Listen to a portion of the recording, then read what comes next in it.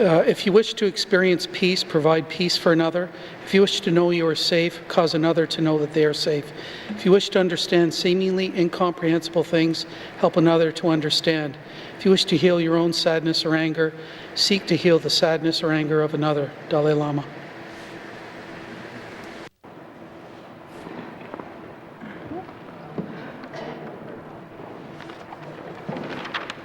Minister statements. Minister for ITI. Members of the 19th Legislative Assembly committed to increase resource exploration and development in the Territory.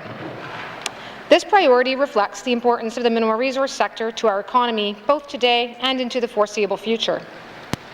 Our efforts to support the mineral resource sector are reflected in our commitments to develop regulations for the new Mineral Resources Act, to develop and implement regional mineral development strategies, and review our mining incentive program, socioeconomic agreements, and our Territory's fiscal regime around mining. Later today, I will table the annual socioeconomic agreement report for mines operating in the Northwest Territories. It will outline and confirm again the benefits of mining to our Territory. With a total impact of 27% GDP, diamond mining was the largest private sector industry in the Northwest Territories and the primary foundation of our economy in 2019. Our diamond mines employed 1,334 Northwest Territories residents last year, more than half of them Indigenous. Over and above the direct benefits of wages, skills training, and capacity building, the Northwest Territories mining industry contributed $1.1 billion to related sectors like construction, transportation, retail, and real estate. The N.W.T also realized revenue from the mining industry in the form of corporate income tax, fuel tax, property tax, payroll tax, and personal income tax. In total, $370 million was spent with Indigenous companies in our Territory.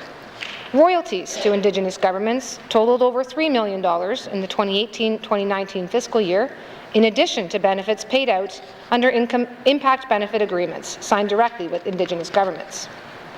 Madam Speaker, big companies can also make big differences in the communities that they are part of.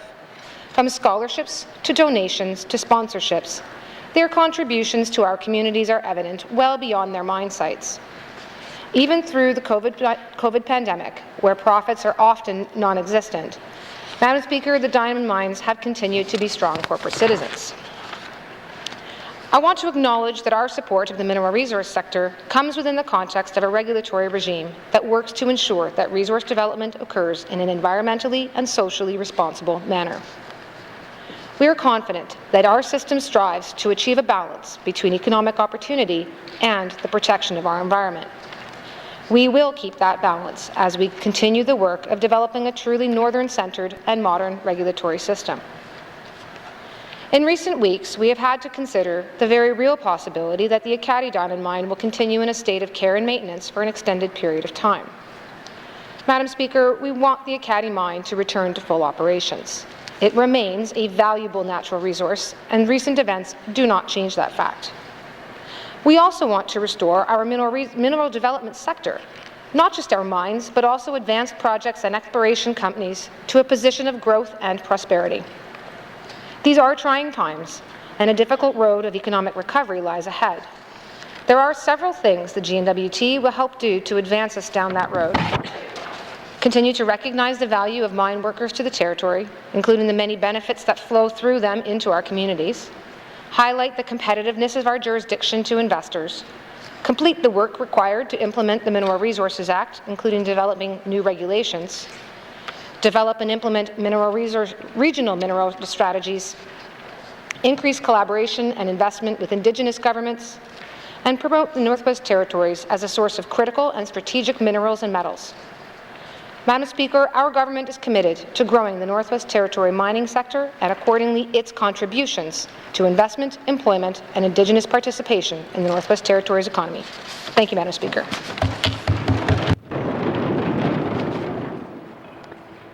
Minister's statements. Minister for EC&E. Thank you, Madam Speaker. Madam Speaker, increasing employment in small communities is an important mandate of our government. This week across Canada, National Skilled Trades and Technology Week will be celebrated, as we raise awareness of the many career opportunities in the skilled trades and technology sectors in the Northwest Territories and across Canada. This week, we also honor the 31 Apprenticeship High Mark Award recipients and the 36 individuals who have obtained Journey Person certification this year in the Northwest Territories. I want to offer my congratulations to all the award recipients on their achievements. The Department of Education, Culture and Employment supports the development of a northern workforce on many levels, including through the delivery of designated trades and occupation certification programs. This year, Madam Speaker, I am pleased to advise that we have 5 new members on the Apprenticeship, Trades and Occupation Certification Board to provide advice and a link between the department and industry to lead, and are finalizing a promotional campaign to reach out to apprentices and inform them of the many opportunities they can access in our territory. We are also working towards issuing a Blue Seal qualification, which will assist journey persons in a designated trade or occupation to have their business skills recognized. To further support the apprenticeship program, the Department of Education, Culture and Employment is also moving forward with the Women in Trades program and Journey Person Mentorship program, both of which will be implemented in 2021. Madam Speaker, the Department of Education, Culture and Employment works in collaboration with many partners to seek out and develop opportunities for residents and organizations in small communities. We have established regional training committees to collaborate on joint training and employment initiatives. These typically include regional Indigenous organizations and economic and labour market stakeholders, as well as the Department of Industry, Tourism, Investment, and Aurora College. There are currently 3 dynamic committees in the South Slave, Decho, and Beaufort Delta, and we are working to establish training committees in any other region that expresses interest. Madam Speaker, the Department of Education, Culture and Employment actively seeks out opportunities with communities, businesses, and government departments and agencies to offer increased opportunities to N.W.T. residents. One of our key partnerships is with the Northwest Territories Housing Corporation, through which we are seeking to maximize the use of journey persons in local housing organizations to target training opportunities for apprenticeships. Currently, there are more than 30 journey persons working in communities. One of the programs we offer is the Small Community Employment Support Program, providing designated community authorities access to annual funding to help address local labour market needs and priorities. From 2018 to April 2020, more than 1,400 jobs have been supported in small communities by this program. Madam Speaker, I am pleased to advise you and this House that to support small communities in addressing the impacts of the pandemic until 2022, designated community authorities can use their funding under the Small Community Employment Support Program to hire local residents to assist in addressing any pandemic-related challenge or need. Madam Speaker, I have some additional good news in relation to our partnership with the Government of Canada. We are currently working with the Federal Department of Employment and Social Development Canada to secure new funding to support economic and labour market recovery in the North. I will have more information to provide to my colleagues and the public in the near future once more details become available. Madam Speaker, over the past number of years, the Department's approach to supporting the labour market and training opportunities in communities across the Northwest Territories has been strategic and collaborative. When the pandemic hit, we mobilized and responded quickly to ensure clients, employers, organizations, and community projects were not penalized or impacted financially as a result of changes in the delivery of education or training programs. Training, skills development, and education are crucial to the Northwest Territories' economic recovery, and our partners and ourselves have demonstrated we are ready to respond quickly with innovation, consideration, and collaboration. Thank you, Madam Speaker. Minister statements. Minister statements. Member statements. Member for Hay River South. Thank you, Madam Speaker. Madam Speaker, the N.W.T's non-renewable resource economy has experienced many changes over the last several decades. The N.W.T has witnessed the development and closure of gold mines around Yellowknife, an oil and gas boom that we eventually saw slowly fade away and give way to diamond mine exploration and production, which appears to also be moving in the same direction.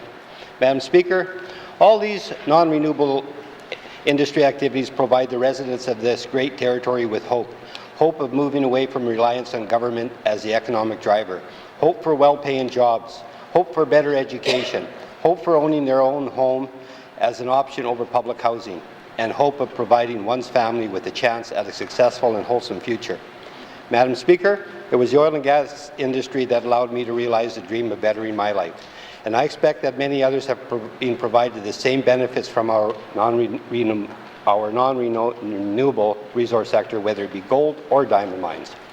Madam Speaker, let us be clear here. The Northwest Territories is rich in renewable and non-renewable resources. I am talking about our forests. I'm talking about wildlife. I'm talking about an abundance of water. I'm talking about the richness of minerals such as gold, diamonds, and rare earth minerals that lie beneath our feet. And I'm talking about the untapped oil and gas trapped below us. Madam Speaker, with the variety and abundance of non-renewable resources present in the N.W.T, we continue to be a have-not territory. We as government must provide and support the exploration and development of our non-renewable resource sector through clear and reasonable legislation and with timely decisions so projects can advance. As government, we must be willing to support our constituents, and that support is to provide them with an opportunity for employment and business opportunities beyond government. Those companies that undertake non-renewable resource development provide jobs, whether directly or indirectly through use of northern contractors. The non-renewable resource sector provides our northern businesses with the opportunity to build capacity and provide us with well-trained individuals. Madam Speaker, with the loss or slowdown in the non-renewable resource sector, we will experience a decline in our GDP. We will experience a loss in our resource royalties. We will experience a loss in a major employer. We have to do all we can to support this sector. Thank you, Madam Speaker. Member statements. Member for Tabasha. Madam Speaker, I rise today to speak once again about the issue of the unreasonable minimum price of lease rent costs for land lease holders on territorial lands in the N.W.T. Madam Speaker, this now marks my third member statement on this topic, and I'm determined to continue to revisit this topic until I see some substantive changes to the current regime of minimum rent costs. The primary reason why I continue to bring up this subject is simply because it's an important issue for my constituents. I know several people with land leases, and they're all very concerned about the new rent minimum cost that came in effect April 1st, 2018. I'm talking about average people who have modest incomes. Madam Speaker, as I stated in my previous statements, the minimum rent cost for territorial land lease went from $150 to $840 annually, rather than side with the more reasonable approach of a gradual increase of these costs over a period of time. The Department of Lands decided to increase the lands all at once by nearly sixfold. Madam Speaker, I don't know what went into this decision to initiate these changes all at once. But the decision-making process for this particular issue was seriously flawed.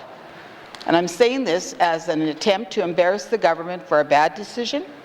And I'm not saying this as an attempt to embarrass the government for a bad decision, which it was. My goal, however, is to stand up for all rights-based land lease holders and all permanent and long-time residents of the N.W.T. to ensure they get the best deal possible in this situation.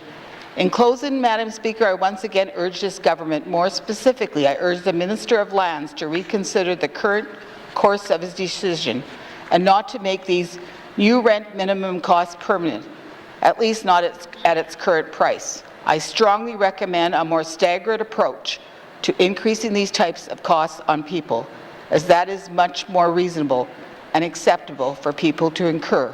I will have questions for the Minister of Lands later today. Thank you, Madam Speaker. Member statements. Member for Montfleet. Merci, Madam Speaker.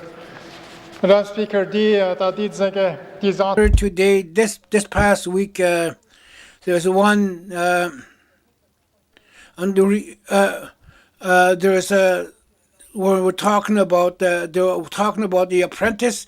Just like my oldest son Edzo Lafferty, he had the receipt, so I know that he has a journeyman paper, and all his brothers and his sisters, his grandfather, we are very thankful for him. While I speak, I'm very thankful for my son, and.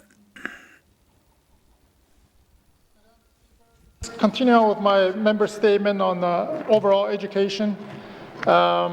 Today I want to talk about one of the greatest treasures in this territory, our Indigenous languages. Madam Speaker, our Indigenous languages are rare, unique in all the world. They are beautiful to hear, yet ever so fragile. Our languages are also carriers of our cultures, a true conveyor of our values and world views. Without the languages, N.W.T. Indigenous community would be lost, and the world would be a lesser place. Madam Speaker, central to the survival of our languages are elders, a true standard bearers of North Slavey, South Slavey, Gochin, Chippewa, Cree, N.W.T,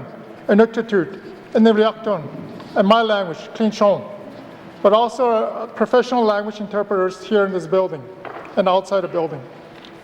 Professional interpreters are essential, Madam Speaker, because they allow Indigenous speakers to coexist in an English-speaking world. Without our interpreters, our language speakers would have no option but to speak English, and our language become marginalized. Madam Speaker, today I want to express my deep appreciation for the hard work and commitment of our Indigenous language interpreters, wherever they are, in hospitals, health cares in our territories, in the courts, in our hospitals, government offices, and right here in the Legislative Assembly. I commend you all and thank you for helping us carry our language to the future. For that, I'd like to say Masi Cho. Madam Speaker, as important as our interpreters are, their profession has been taken for granted by this government. At one time, interpreters was a thriving profession. Now, I believe, Madam Speaker, there are no more than 10 certified Indigenous interpreters in the entire territory. No more than 10. Most of these 10 are near retirement as well. A little has been done to train more, Madam Speaker. There is nothing less than an emergency to this matter. I intend to ask the government on how they are responding to this emergency. Merci. Member statements. Member for N.W.T. Thank you, Madam Speaker. Last week, MAC wrote to the Hamlet of Polituck telling them they have to pay back $53,000 in clean wastewater funding for improvements of Polituck's sewage lagoon. MACA says they gave the Hamlet 2 extensions. There's no way to extend the project deadline. MACA says the only option is to cancel the project for Polituck to pay back the monies. The Hamlet started the work this summer. They can't get the work done by January 31st due to freeze-up, Madam Speaker. MACA did give a deadline to construction to end in the middle of winter. Polituck couldn't start the work in 2019 because it didn't have the appropriate equipment in the community. In 2020, they prioritized the equipment for the drainage that came in off the barge. The sewage lagoon did not get done due to freeze-up. Madam Speaker, when we talk about capacity issues on smaller communities, it's a stark reality.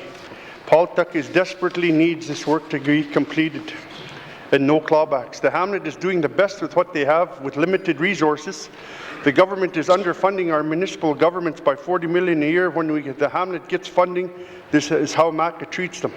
Instead of acting as funding police, maybe MACA should be there being a champion for them and helping them. Why can't the deadline be extended? Why can't the department underwrite to secure the funding on behalf of Polituck? Better yet, the department has to make better for our communities, that the equipment is needed for the work in the appropriate critical for this infrastructure that's needed for the community. Madam Speaker, I will have the questions for the Minister at the appropriate time. Thank you. Member statements. Member for Great Slave. Thank you, Madam Speaker. Madam Speaker, November 1st to 8th is National Skilled Trades and Technology Week, a Canada-wide event that promotes and increases awareness of the opportunities within the skilled trades and the fields of technology. Skilled trades and technology encompass a vast array of specialties. Carpenters, electricians, hairdressers, water monitors, and supply chain managers are all examples of trades that we see in our northern communities. Some trades can start in high school or as on-the-job training, but all trades at some point require some degree of specialized training or education. As a territory built by the hands of tradespeople in support of our resource extraction sector, occupations that support this industry must be of utmost importance for any of our northern academic institutions. The Northwest Territories' future Polytechnic University must incorporate northern economic considerations when developing its curriculum, as there must be programming for northern students that is relevant to the demands of our northern workforce. As a woman in engineering, it is particularly important to me to see women in the North taking on roles in skilled trades and technology. It is important for young people to know that all occupational fields are open to everyone. It is my hope that our Northern University will incorporate a goal towards diversity in all of its work, towards encouraging more women as well as Indigenous students to enter post-secondary studies. This year, physically distant and virtual events will recognize and celebrate the achievements of Northwest Territories apprenticeship, trades and occupational certifications. I encourage all Northwest Territories residents to participate in virtual events to learn more or to provide mentorship about careers in skilled trades and technology. I would like to celebrate all individuals in the North who occupy skilled trades and technology roles in their day-to-day work. Your work is important and your hands are building a strong future for our North. I will have questions for the ITI Minister unrelated to my topic later today. Thank you. Member statements. Member for Frame Lake. Merci, Madame la Présidente. In June this year, the member of Yellowknife Centre, who is now the Minister responsible for seniors, sponsored a motion calling for creation of a seniors and elders strategy. As pointed out in those debates, action on this growing sector of the population is now guided by a 2014 strategic framework that focuses on health-related aspects of aging. The motion called for expanding that vision with an integrated strategy that takes into account issues beyond health care. The successful motion called for a strategy that, quote, provides a whole-of-government approach to enhance and coordinate programs and services to elders, end of quote. Each new demographic report shows the dramatic growth in our seniors population, with 60 and overs growing from 2,787 in 2003 to 5,981 in 2018 and a projected 9,383 by 2035. We need a strategy more than ever and now. The N.W.T. Senior Societies lobbied for a renewed strategy and supported the June motion. They say improvements are needed in housing, home care, transportation, income and market rent supports. Aging in place is especially emphasized as a cost-effective and self-reliant alternative to institutional care, although long-term care also needs attention. We need more than health-specific programs to ensure a decent quality of life for our seniors. Boiled down, the main ask of the motion was for the government to provide resources to bring a broad stakeholder group together for the creation of a new vision and action plan. The former minister responsible for seniors said a new strategy, quote, may not be achievable in light of COVID, end of quote, but that issues such as housing, health supports, community infrastructure, and personal safety are taken up in other mandate goals. I see the new minister's mandate letter. I see from the new minister's mandate letter that the development of a senior strategy is not one of her assignments. I'll have questions later today for the new minister responsible for seniors on what action she will take to develop a senior strategy. Merci, Madam Speaker. Member statements. Member for Cam Lake. Madam Speaker, I have spoken about oral health on numerous occasions in this House. I have focused on the need of the N.W.T. to change the regulatory environment to provide preventative oral health in small communities and the cost of not focusing on preventative oral care. One of the key objectives of the N.W.T.'s oral health strategy calls for establishing systemic supports for improved oral health services, including improving the regulatory environment.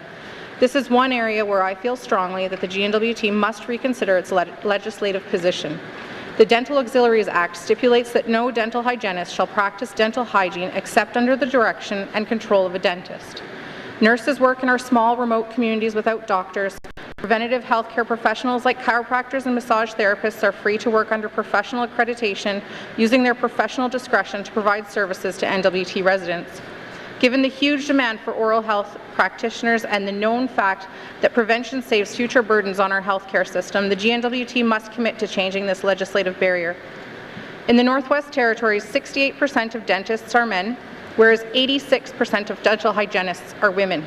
Denying dental hygienists the opportunity to practice outside of the control of a dentist means that the government is inadvertently denying employment opportunities to an employment sector that is largely female. Today, all Canadian jurisdictions except for the 3 territories and PEI have legislation to support dental hygienists to be autonomous and self-regulated to varying levels. For example, some jurisdictions restrict the use of local anesthesia by dental hygienists.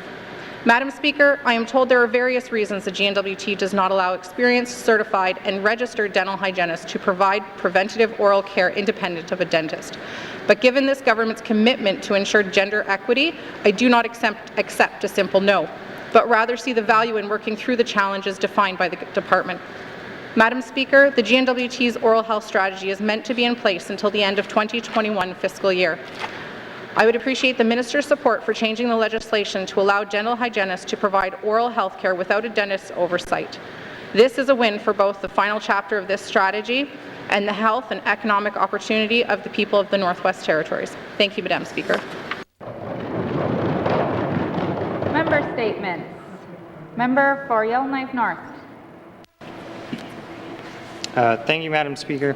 It's been over 4.5 years since the Northwest Territories Power Corporation Board was removed and a Board of Deputy Ministers was replaced. There's been a number of ministerial changes in that time, and I would just like to walk through why this is so important that we create a proper arm's-length power corporation and reinstate the board. This all began in 2014 and 2015 when back-to-back subsidies were needed for the Power Corporation because they simply were not running a sufficient budget for a rainy day, or in this case, a non-rainy day due to low water levels. And in response to that, the board was removed and it came under the control of deputy ministers, perhaps a reasonable response given that that board had failed to keep a surplus and make sure the Power Corporation is running. A proper power corporation will, through its ratepayers, be able to fund its O&M. A good example we see of this is the WSCC, where when they make a rate increase, it is to balance and it's evidence approach, and it doesn't allow political interference to say, no, you're not going to do that. And then at the end of the day, we end up with a power corporation that is not sufficient. However, I believe that is the case we are presently in. The Northwest Territories Power Corporation debt is rapidly increasing, and it doesn't seem that this change to a Board of Deputy Ministers has addressed the underlying root cause. In our capital budget, we have millions and millions of dollars in power infrastructure. Another rate increase is coming, and it doesn't seem that the systemic problem of providing cheap and providing power that is paid for by ratepayers is at all being addressed.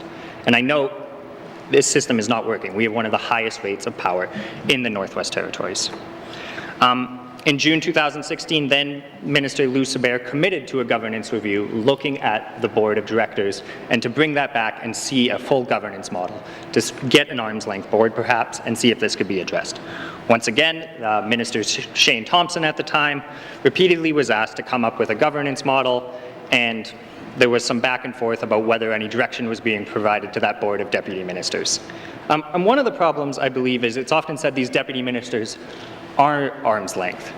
But that's a problem in itself, and they're not completely free from political direction. If I was the Minister of the Power Corp, I would expand their mandate into heating. I would provide ministerial directions to them, and that's failed to happen. Madam Chair, I'm seeking unanimous consent to conclude my statement. The member seeking unanimous consent to conclude his statement. Are there any nays? You may continue your statement.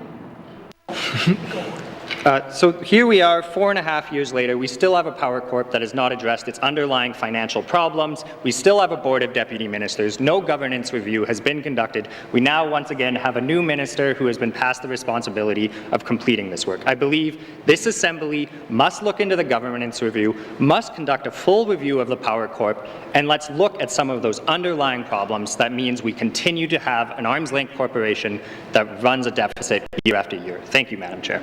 Madam Speaker. Next 4 years. Member statements. Member for Trinidad-Willowday. Madam Speaker. Madam Speaker, today I'm going to talk about dental services in the small communities. Madam Speaker, the COVID-19 pandemic has slowed much of our government's programs and services. Even as simple of services like renewing your driver's license or, for example, or getting a dental cleaning has become much more a difficult task to complete compared to pre-COVID times. Just yesterday, Madam Speaker, there was a CBC article published which described an increasingly dire situation regarding dental services for our small communities in the N.W.T. In fact, 2 out of the 4 communities that were mentioned in this article, Lutsukle and Deninukwe, are directly affected by this, and that's not okay with me. Madam Speaker, the issue is that dentists are simply not being permitted to do the normal work in smaller communities, as they would normally do during prior to COVID. Some patients have not seen a dentist in February. That's almost 10 months ago. This is unacceptable. Madam Speaker, I'm not the only one who's worried about the situation, but the dental community and even the federal government are concerned about it too. Dentists want to see and help their patients because that's what they're there for. They made an oath, and that's what other medical professions do. So why are we forcing some of the most stringent dental guidelines in the country when our small communities have only 1 treatment room? This is something to consider. And I'm realistic. I know there's a capacity issue there as well. Madam Speaker, another aspect of the situation I'm concerned about are the medical travel costs of flying all our referred patients from their home communities into Yellowknife to receive dental services. This current system is not cost efficient and not sustainable for the long term. Therefore, Madam Speaker, I urge our government, our department, to work with the dental community, the federal government, and create a different arrangement for providing dental services to people in small communities. And that's for the remainder of the pandemic. And there's other aspects to think about, such as NHIB, and that's another thing to consider as well. And with that, Madam Speaker, I will have questions for the Minister of Health and Social Services today. Merci. Member statements. Member for Nahende.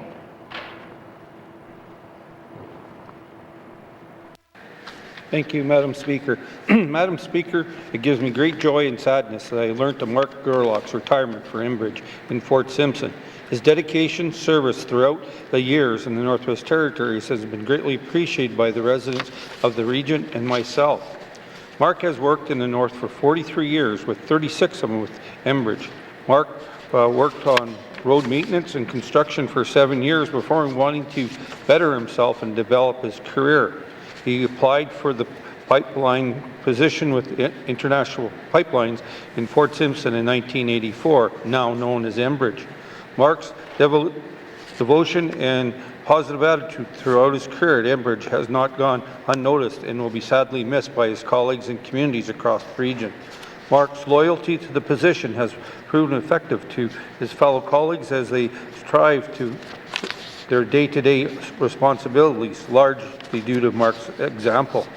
Madam Speaker, Mark is a source of encouragement to help people better themselves and build their strengths, not only professionally but personally.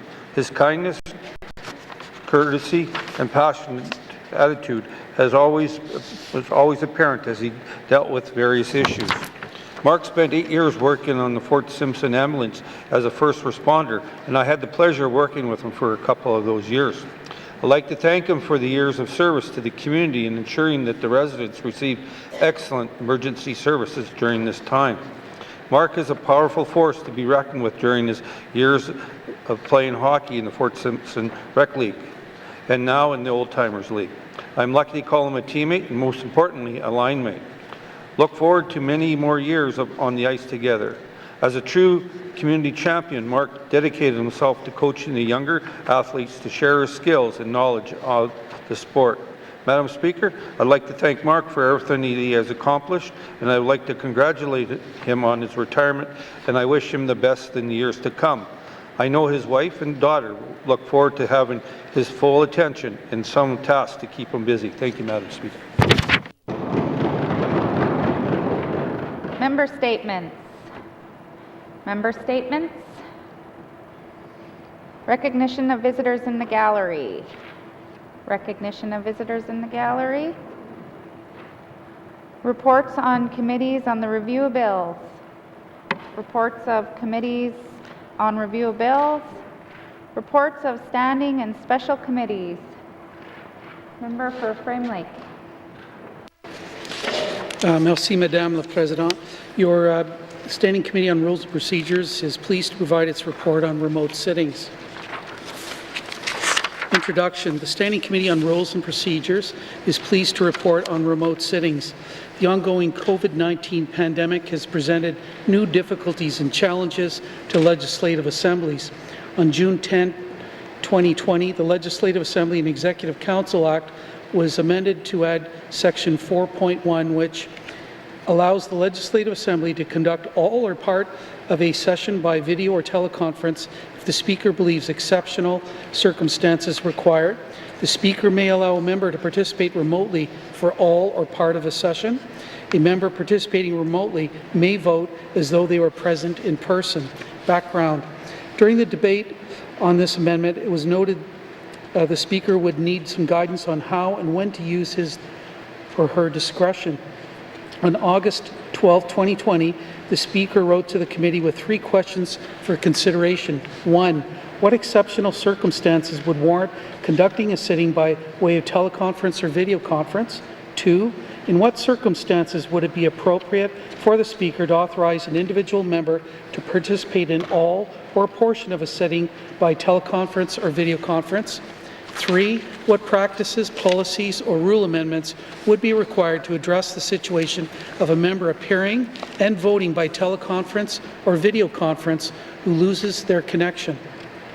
The committee discussed each question at length, and this report lays out the committee's position and recommendations on each question, as well as other changes to the rules that should be considered.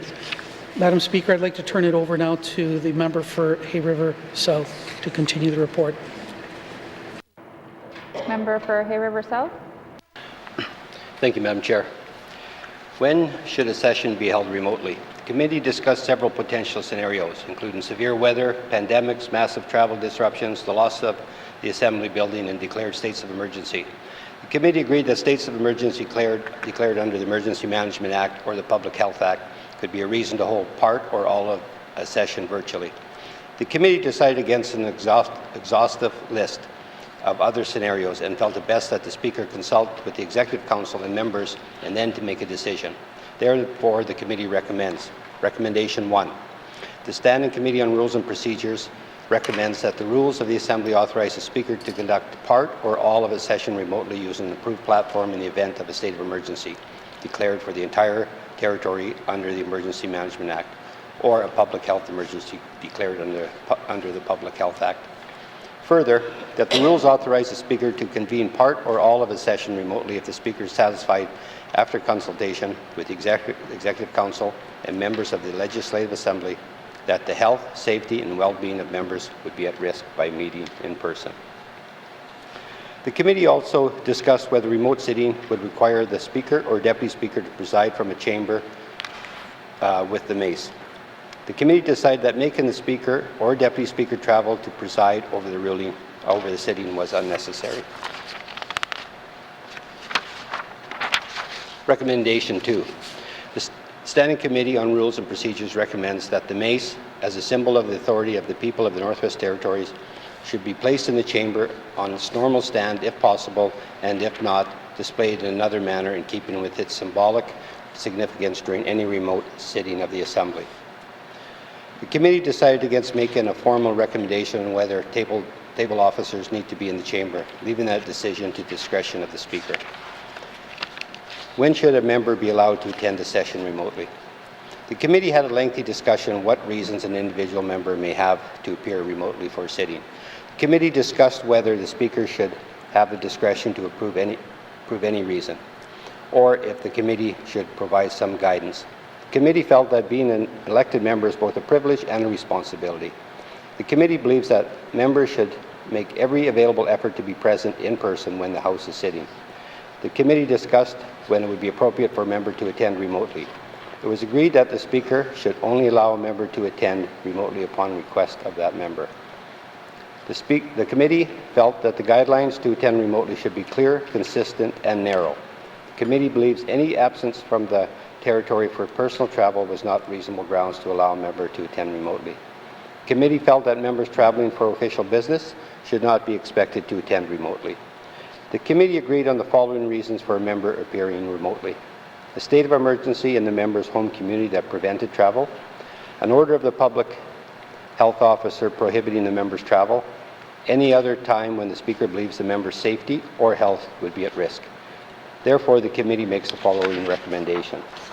Recommendation 3, the Standing Committee on Rules and Procedures recommend that rules authorize the speaker to allow a member to attend all or part of a session remotely when the member is unable to travel due to a state of emergency being declared in the member's home community, the member is under an order of the Chief Public Health Officer prohibiting travel, or the speaker believes travel would put the member's health or safety at risk.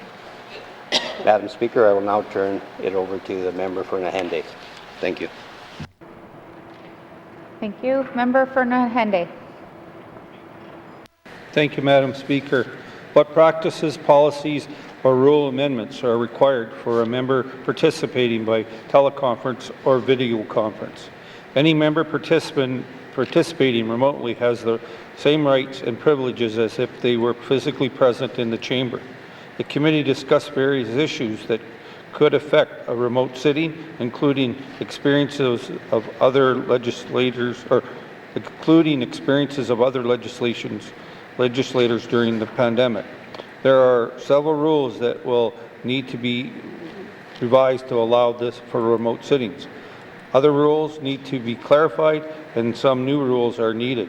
The committee is also recommending revised orders of the day for when the House is meeting remotely. Decorum. Rule 12, brackets 10, states, when in the Assembly, every member shall be attired in traditional Indigenous attire or in a manner that does not offend the dignity of the Assembly. While it should be clear that any member appearing remotely should follow this rule, the committee also believes some flexibility should be used when interpreting this rule, as members may not have their formal business clothing with them. Therefore, the committee made the following recommendation. Recommendation number 4. The Standing Committee on Rules and Procedures recommend that Rule 12, brackets 10, apply when a member is appearing remotely. The committee discussed examples from other legislators and their committees which could have an impact on House proceedings. Those include family members interrupting a member when on a teleconference or video conference, campaign material being visible on screens, pets blocking the camera, and other behaviors that would not be acceptable if happening in the chamber. The committee felt that there should be no unnecessary distraction to the House by a member appearing remotely. To minimize the amount of background noise or to ensure a member is heard as clearly as possible, the committee make the following recommendation. Recommendation 5. The Standing Committee on Rules and Procedures recommend that training and orientation for online settings should be provided. Furthermore, the Board of Management should look at providing a headset to each member to ensure consistency, and any members attending remotely be required to wear a headset.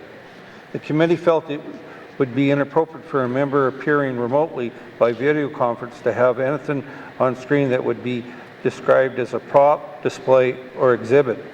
This would include items such as election signs, anything that could be considered commercial advertising or a visual distraction or distracting background. Legislative Assembly staff should investigate a consistent or common background that could be used by all members. Therefore, the committee made the following recommendations. Recommendation number 6. The Standing Committee on Rules and Procedures recommends that members attending remotely by video conferencing be required to have a neutral background on screen. Further, if the Speaker determines a background is distracting to the House, the Speaker is be empowered to order the member to rectify this issue, and if the member refuses, to turn off the member's video and allow the member to participate via audio only. Voting. The committee discussed how best to conduct voting when all or some members are participating remotely. The main concern were making sure that all members are able to vote and what to do if a member is disconnected before or during a vote. As the Legislative Assembly and Executive Council Act allows teleconference or video conference options, the committee felt the best way to vote was by recording the vote instead of relying on a visual count. The clerk would call upon each member to vote. The member would then say how they are voting. The clerk would record the vote and move on to the next member. As there are many routine voice votes during the sitting day, the committee felt that only those votes dealing with bills or motions should be recorded. Recommendation number 7. The Standing Committee on Rules and Procedures recommend that whenever a member is attending session remotely, all votes of reading of bills or any other motions that require notice be conducted as a recorded vote. Thank you, Madam Speaker. At this point in time, I wish to turn the floor over to Tunade-Willity. Thank you. Thank you. Member for Tunade-Willity. Marcy, Madam Speaker. In the event a member loses their connection before voting, that member must contact the table officer on duty as soon as possible to register their vote. If there is no response, when the clerk or designated calls the member, the clerk would call the member 2 additional times, and if the member has still not responded, proceed to the next member and continue the vote. After the clerk has gone through the list, he or she would confirm if the member who had lost connection had submitted a vote through alternative means and announce to the House how that member voted. If a connection is reestablished before the results of the vote are announced by the Speaker, the clerk shall call on the member to cast their vote. The Speaker should allow 3 minutes from the end of the roll call for a member to contact the table officer with their vote before announcing the results. Recommendation 8. The Standing Committee on Rules and Procedures recommends that when a member attending remotely loses their connection just prior to or during a vote, that the member immediately contacts the table officer to register the vote, and that clerk will announce to the House how that member voted at the end of the roll call. 3 minutes will be counted from the end of the roll call to when the Speaker announces the results if a member has lost connection prior to voting, to allow the member time to contact the table officer. The committee also discussed what should happen if a member loses connection and is unable to contact the clerk. Example is if all telecommunications are lost in their community. Another scenario considered was if the member, while still connected, did not respond when called to vote. In both of these cases, the committee determined that Rule 12(5) will apply. Notably, if a member enters the chamber when a question has been put, not realizing this is the case, they shall not vote on that question. In other words, once the Speaker calls for a vote, it is the responsibility of each member to vote. The committee understands the difficulties of remote sittings and therefore makes the following recommendation. Recommendation 9. The Standing Committee on Rules and Procedures recommends that when each conducting a roll call, the clerk call on the mover of the motion, followed by each member attending remotely by order of their normal seat in the House, then each member seated in the chamber. For members attending remotely, they will be called no more than 3 times for the vote before the clerk moves on to the next member. Oral or written questions. The committee discussed what would happen if a member attending remotely lost connection partway through asking a minister a question. The committee felt that if the member was able to reconnect before the end of the oral questions, the Speaker would allow the member to continue their questions. If the member could not connect before the time allowed for oral questions expired, the member should be allowed to submit the question up to 3 supplemental questions in writing and to have the question included and answered, with a note that the question was submitted in writing due to lost connection. The minister would have 2 sitting days to respond under returns to oral questions. The committee felt that this would not be treated as taking the question as notice, as that would prevent another member from asking a related question. The committee also felt that the submitted question should not count towards the member's limit of written questions on the order papers. Excuse me. And recommendation 10. The Standing Committee on Rules and Procedures recommends that during oral questions, if a member attending remotely is disconnected while asking a question, if the member is successful in reconnecting before the allotted time expires, the Speaker will allow the member to continue their questions. If the member is not able to reconnect before the allotted time expires, the member may choose to submit the full question up to 3 supplemental questions in writing, and that the minister would have 2 sitting days in which to respond. If a member of the Executive Council attending remotely loses their connection during all questions, and a member asks a question out of that minister's portfolio, the committee felt that the Premier, or in her absence, the Deputy Premier should take the question. The Premier or Deputy Premier could choose to try to answer the question or may take it as notice. Recommendation 11. The Standing Committee on Rules and Procedures recommends that if a minister attending remotely loses their connection when a question has been asked to that minister, then a question shall be directed to the Premier or designate to respond. The committee discussed the process for written questions. As all written questions must be filed with the clerk prior to the sitting date, the committee had no concerns with the established process being conducted remotely. The only issue committee would identify was in the event that a member lost their connection before being able to put their written question to the House. The committee felt that the question should be announced but not read by the clerk and added to the order papers, as well as being printed in full and answered. Therefore, the committee makes the following recommendation. Recommendation 12. The Standing Committee on Rules and Procedures recommends that when a member files a written question with the Office of the Clerk, the member should note if the member loses the connection, the written question can be announced by the clerk and be printed in its entirety and answered. And with that, I'll turn it over to the member for Nunavut. Thank you. Member for Nunavut. Thank you, Madam Speaker. Ministers and member statements. The committee discussed that what rules needed for members and minister statements during remote sittings. For minister statements, the committee felt that were well circulated on government website, social media, in the event of the minister was unable to conclude the statement due to lost connection. No special provisions were required. As members, we do the same level of support to make public aware of the statement.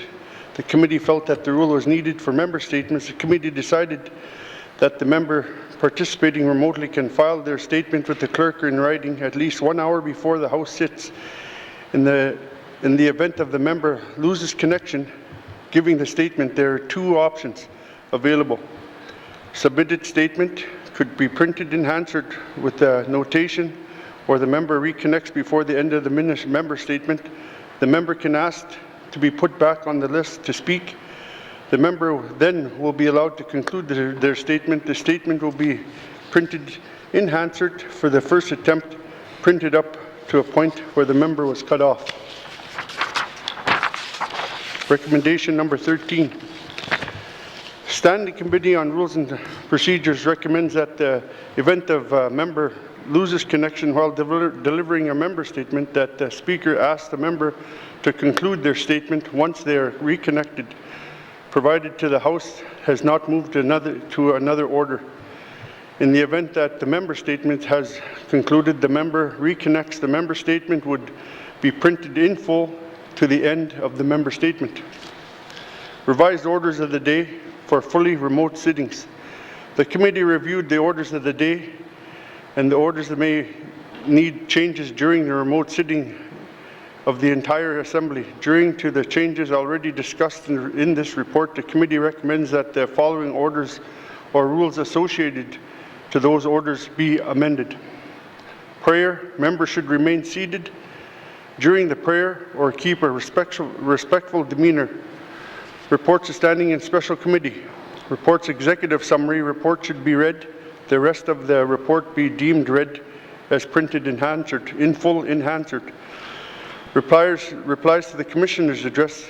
This allows members to speak with no limit on the topic. The committee felt that they could present issues during a remote sitting, since the members can make a reply at any time during session. The committee felt it was reasonable to drop replies to the Commissioner's address off of orders of the day to fully remote sitting Legislative Assembly. Replies to the budget. In the event of a budget address given during the remote sitting under the rules, there are only 7 possible days for a member to reply. The committee discussed that best deal with replies with the event that the member is disconnected while giving reply to the member who can resume their remaining clock on the orders of the day on the next day. The member was cut off at the last day. The member would submit full statement in writing to be printed in full into Hansard. Motions during remote sittings of the Assembly Committee felt allowing motions to be called for 3 days rather than 2, therefore dropped off from orders of the day if the members disconnected during a debate.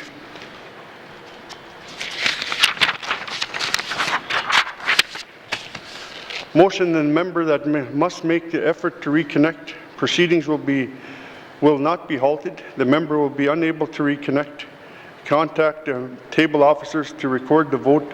All votes will be recorded votes conducted pursuant to recommendation number 9.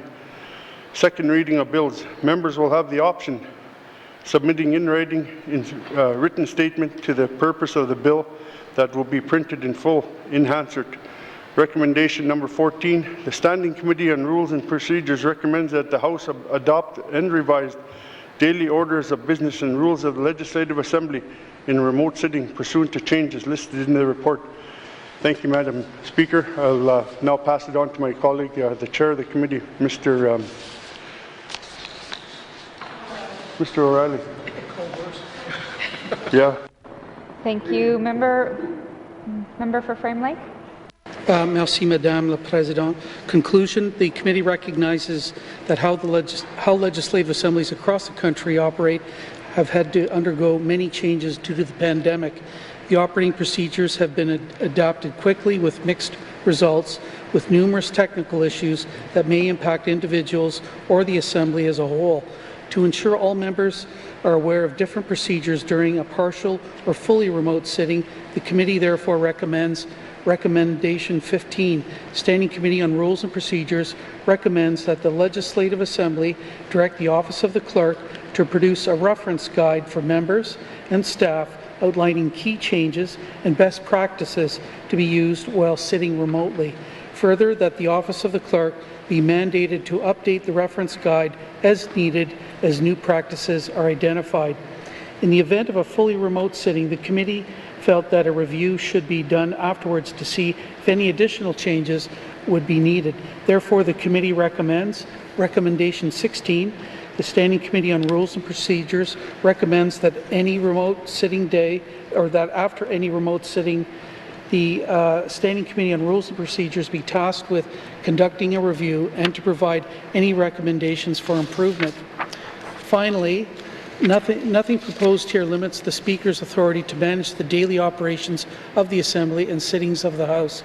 The Speaker must retain discretion to apply the rules of the House to accommodate any members participating remotely and to ensure the dignity of the House is upheld. This concludes the committee's report. The committee thanks the Speaker for the opportunity to provide recommendations on this timely and important matter. Merci, Madam Speaker.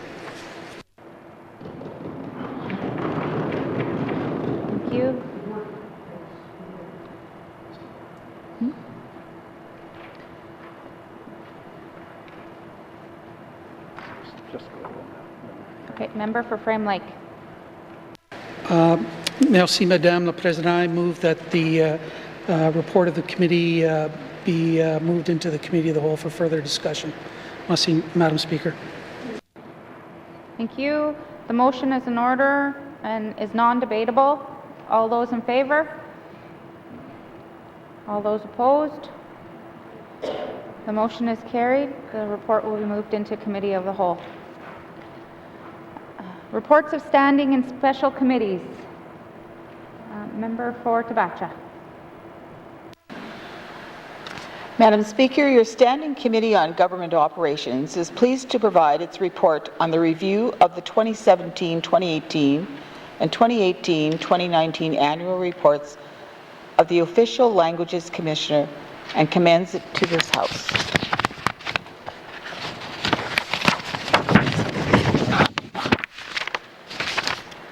Standing Committee on Government Operations has reviewed the 2017-2018 and 2018-2019 annual reports of the Official Languages Commissioner. The committee thanks Mrs. Sharon Goldberg, the Official Languages Commissioner, for her appearance on October 26, 2020. The Official Languages Act requires the Commissioner to prepare annual reports. These reports include information on the numbers of complaints filed. It can also include recommendations. The Speaker tables the report in the Legislative Assembly. Once tabled, committee reviews the report.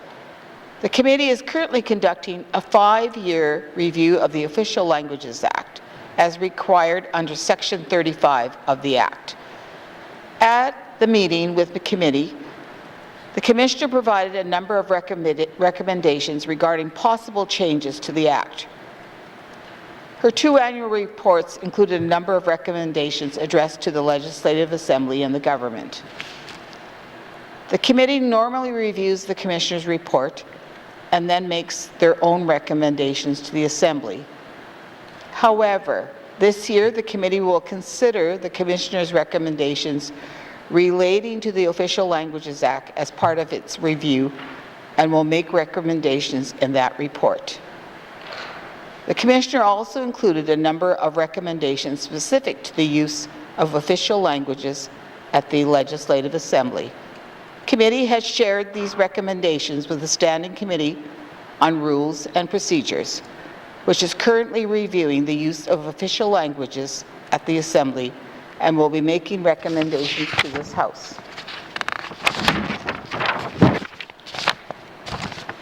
The committee wishes to thank Mrs. Goldberg for her service as Official Languages Commissioner.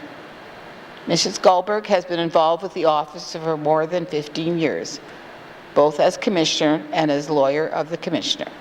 Mrs. Goldberg has been a strong advocate of the language rights provided for in the Act and has served the residents of the Northwest Territories well. Committee looks forward to working with her replacement. Thank you, Madam Speaker. Thank you. Reports of standing and special committees. Reports of standing and special committees. Returns to oral questions. Returns to oral questions. Acknowledgements. Acknowledgements. Oral questions. Member for Tabacha. Madam Speaker, can the Minister explain if there are any plans to change or delay the current minimum land lease rent costs for territorial land lease holders? Thank you, Madam Speaker. Thank you. Minister of Lands. Thank you, Madam Speaker. Due to COVID-19, no lease fees are being charged for the 2020-2021 fiscal year. Public land and N.W.T is one of our most valued resources and assets and must be priced accordingly. I can confirm that any changes will be considered and analyzed as we undertake the necessary work on developing the new Public Land Act's regulations. Thank you, Madam Speaker. Thank you, Minister. Member for Tabacha. Madam Speaker, can the Minister explain why his department decided to initiate the new minimum rent costs for land lease holders all at once, rather than a gradual approach as done with taxes? Thank you, Madam Speaker. Thank you, Minister of Lands.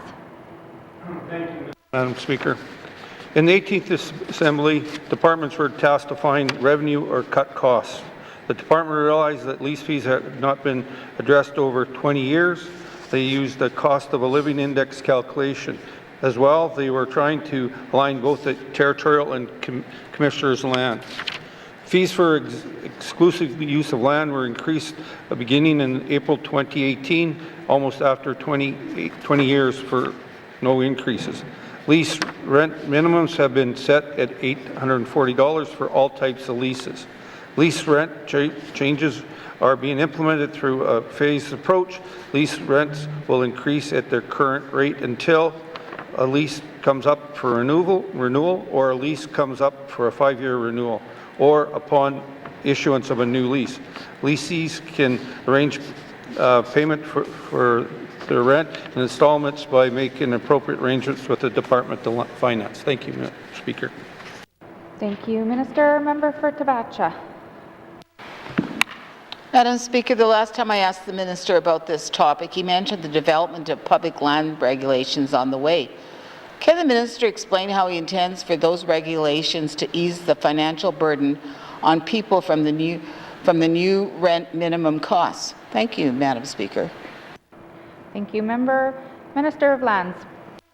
Thank you, Madam Speaker. To ease the financial burden during COVID-19, a regulatory amendment was put in place so that no lease fees are being charged for the 2020-2021 fiscal year. I've heard concerns about the increases, and I'm working with the department on a way forward. Reviewing the pricing for exclusive use of public land is a key piece of Public Land Act regulatory work. We will be engaging IGOs, municipalities, committee, and residents have that opportunity as well. Thank you, Madam Speaker.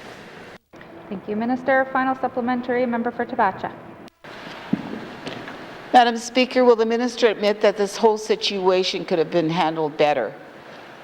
And will he commit to improving the decision-making process for future decisions like this issue? Thank you, Madam Speaker. Thank you, Member. Minister of Lands. Thank you, Madam Speaker. I would like to thank the member for that question. Simply put, yes.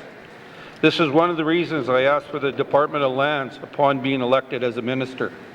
I'm happy to advise the House that we have identified a team who will focus on regulatory process. I've committed previously to this to engage regular members in the development of the public land regulations so that there will be opportunities to review and provide comments on any changes to public land pricing or administrative fees as part of the process. And I again would like to thank the member for her hard work and advocating for all residents of the Northwest Territories. Thank you, Madam Chair. Thank you, Minister. Oral questions. Member for Montfouille. Merci, Madam Speaker. Madam Speaker, the N.W.T. I have talked about regarding the interpreters. So in the Northwest Territories, there was less than 10 interpreters in the Northwest Territories. Some of them are ready for retirement. Some of them will be retiring pretty soon. The Minister of Culture, I would like to ask a question to the Minister of Culture regarding the interpreters, like the courthouse, like medical interpreters, and they all need interpreters. So I have a question for the Minister. For Minister of Education, Culture, and Employment. Madam Speaker, could the Minister of Education, Culture, and Employment explain the process currently in place for training and also certifying professional interpreters in the territory? What is our current system? Merci. Thank you, Member. Minister of Education, Culture and Employment. Thank you, Madam Speaker. There's currently no accreditation body in the territory for accrediting translators. I have a list of translators here that the department uses. I think there's 33 names on there. I think 16 of them have interpreter translator certificates from bodies like Aurora College, and a number also have qualifications in linguistics and things like that. And you know what, I don't say it enough, but I do want to take this opportunity to thank the translators.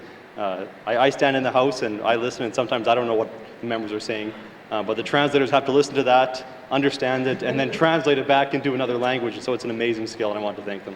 Thank you, Madam Speaker. Thank you, Minister. Member for Montfouille. Madam Speaker, 1990s, the Language Bureau. In 1990, we had a language bureau. There were a lot of interpreters then there were a lot of interpreters with the N.W.T at that time, but today we do not have, I'd like to ask the minister that question. How many today, are there any training, are there any interpreters to be trained at this time? Thank you, Member for Montfouille. Minister of Education, Culture and Employment. Thank you, Madam Speaker. The efforts of the department right now are focusing on revitalization because we realize that there is a need to revitalize languages so that they can be in wider use, and then so that we can start utilizing interpreters more.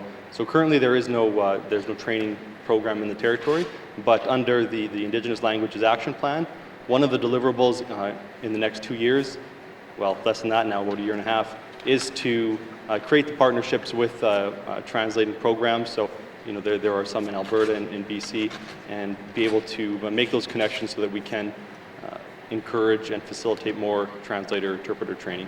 Thank you, Madam Speaker. Thank you, Minister. Member for Montfouille. Merci, Madam Speaker. Madam Speaker, just regarding the interpreters training. We do not have interpreters training as of today. You can see there are interpreters are here. They all have, most of them are white. They have white hair, and now that in terms of their job, they are ready for retirement. We know that they're ready for retirement. What if they retire? What if they retire? Do we want to have another interpreter to take over? So at this time, Madam Speaker, I have a question for the Minister. How essential interpreters are for the use and survival of our official languages. Could the Minister describe the government's plan for building and also sustaining our strong core of interpreters here in the Northwest Territories? Merci, Madam Speaker. Thank you. Minister of Education, Culture and Employment. Thank you, Madam Speaker. And there is a plan. I think it's too big to talk about right now because it starts when children first enter school. I was looking just a few minutes ago at a framework or a strategy from 2010 when the member from Montfouille was the Minister of Education, Culture and Employment. And I'm happy to say that a lot of the actions identified in there are things that have now been completed. And so there is progress being made. Just the other day, I released or officially launched the Our Languages curriculum. So that now there is a curriculum, a solid curriculum in schools that can be implemented across the territory. That is one of the things we're doing in the early years. There's also immersion programs. We have a mentor apprenticeship program where language speakers are paired up with elders and with fluent speakers to help them learn and become more fluent. We're working on an adult immersion diploma program so that we can get more speakers to the point where they can become interpreter translators. So there's a lot of work, and it's one of the bright spots of the government, I would say.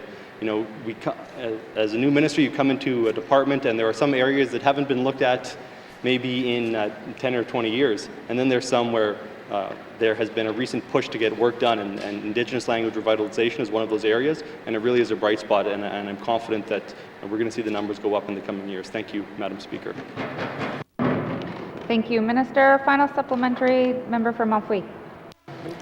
Merci, Madam Speaker. Madam Speaker, I'm glad that Minister is confident that there is work in place, hopefully to develop some more or establish more of interpreters here in the Northwest Territories. Madam Speaker, I'd like to ask Minister of Education, Culture and Employment. I'm more focused on expediting the process. What he talked about is this 2 years or could be less. Will the Minister commit to developing a fast-track program for development of a new generation of professional Indigenous language interpreters here in the Northwest Territories, which is badly needed as we speak, Madam Speaker? Merci. Thank you, Minister.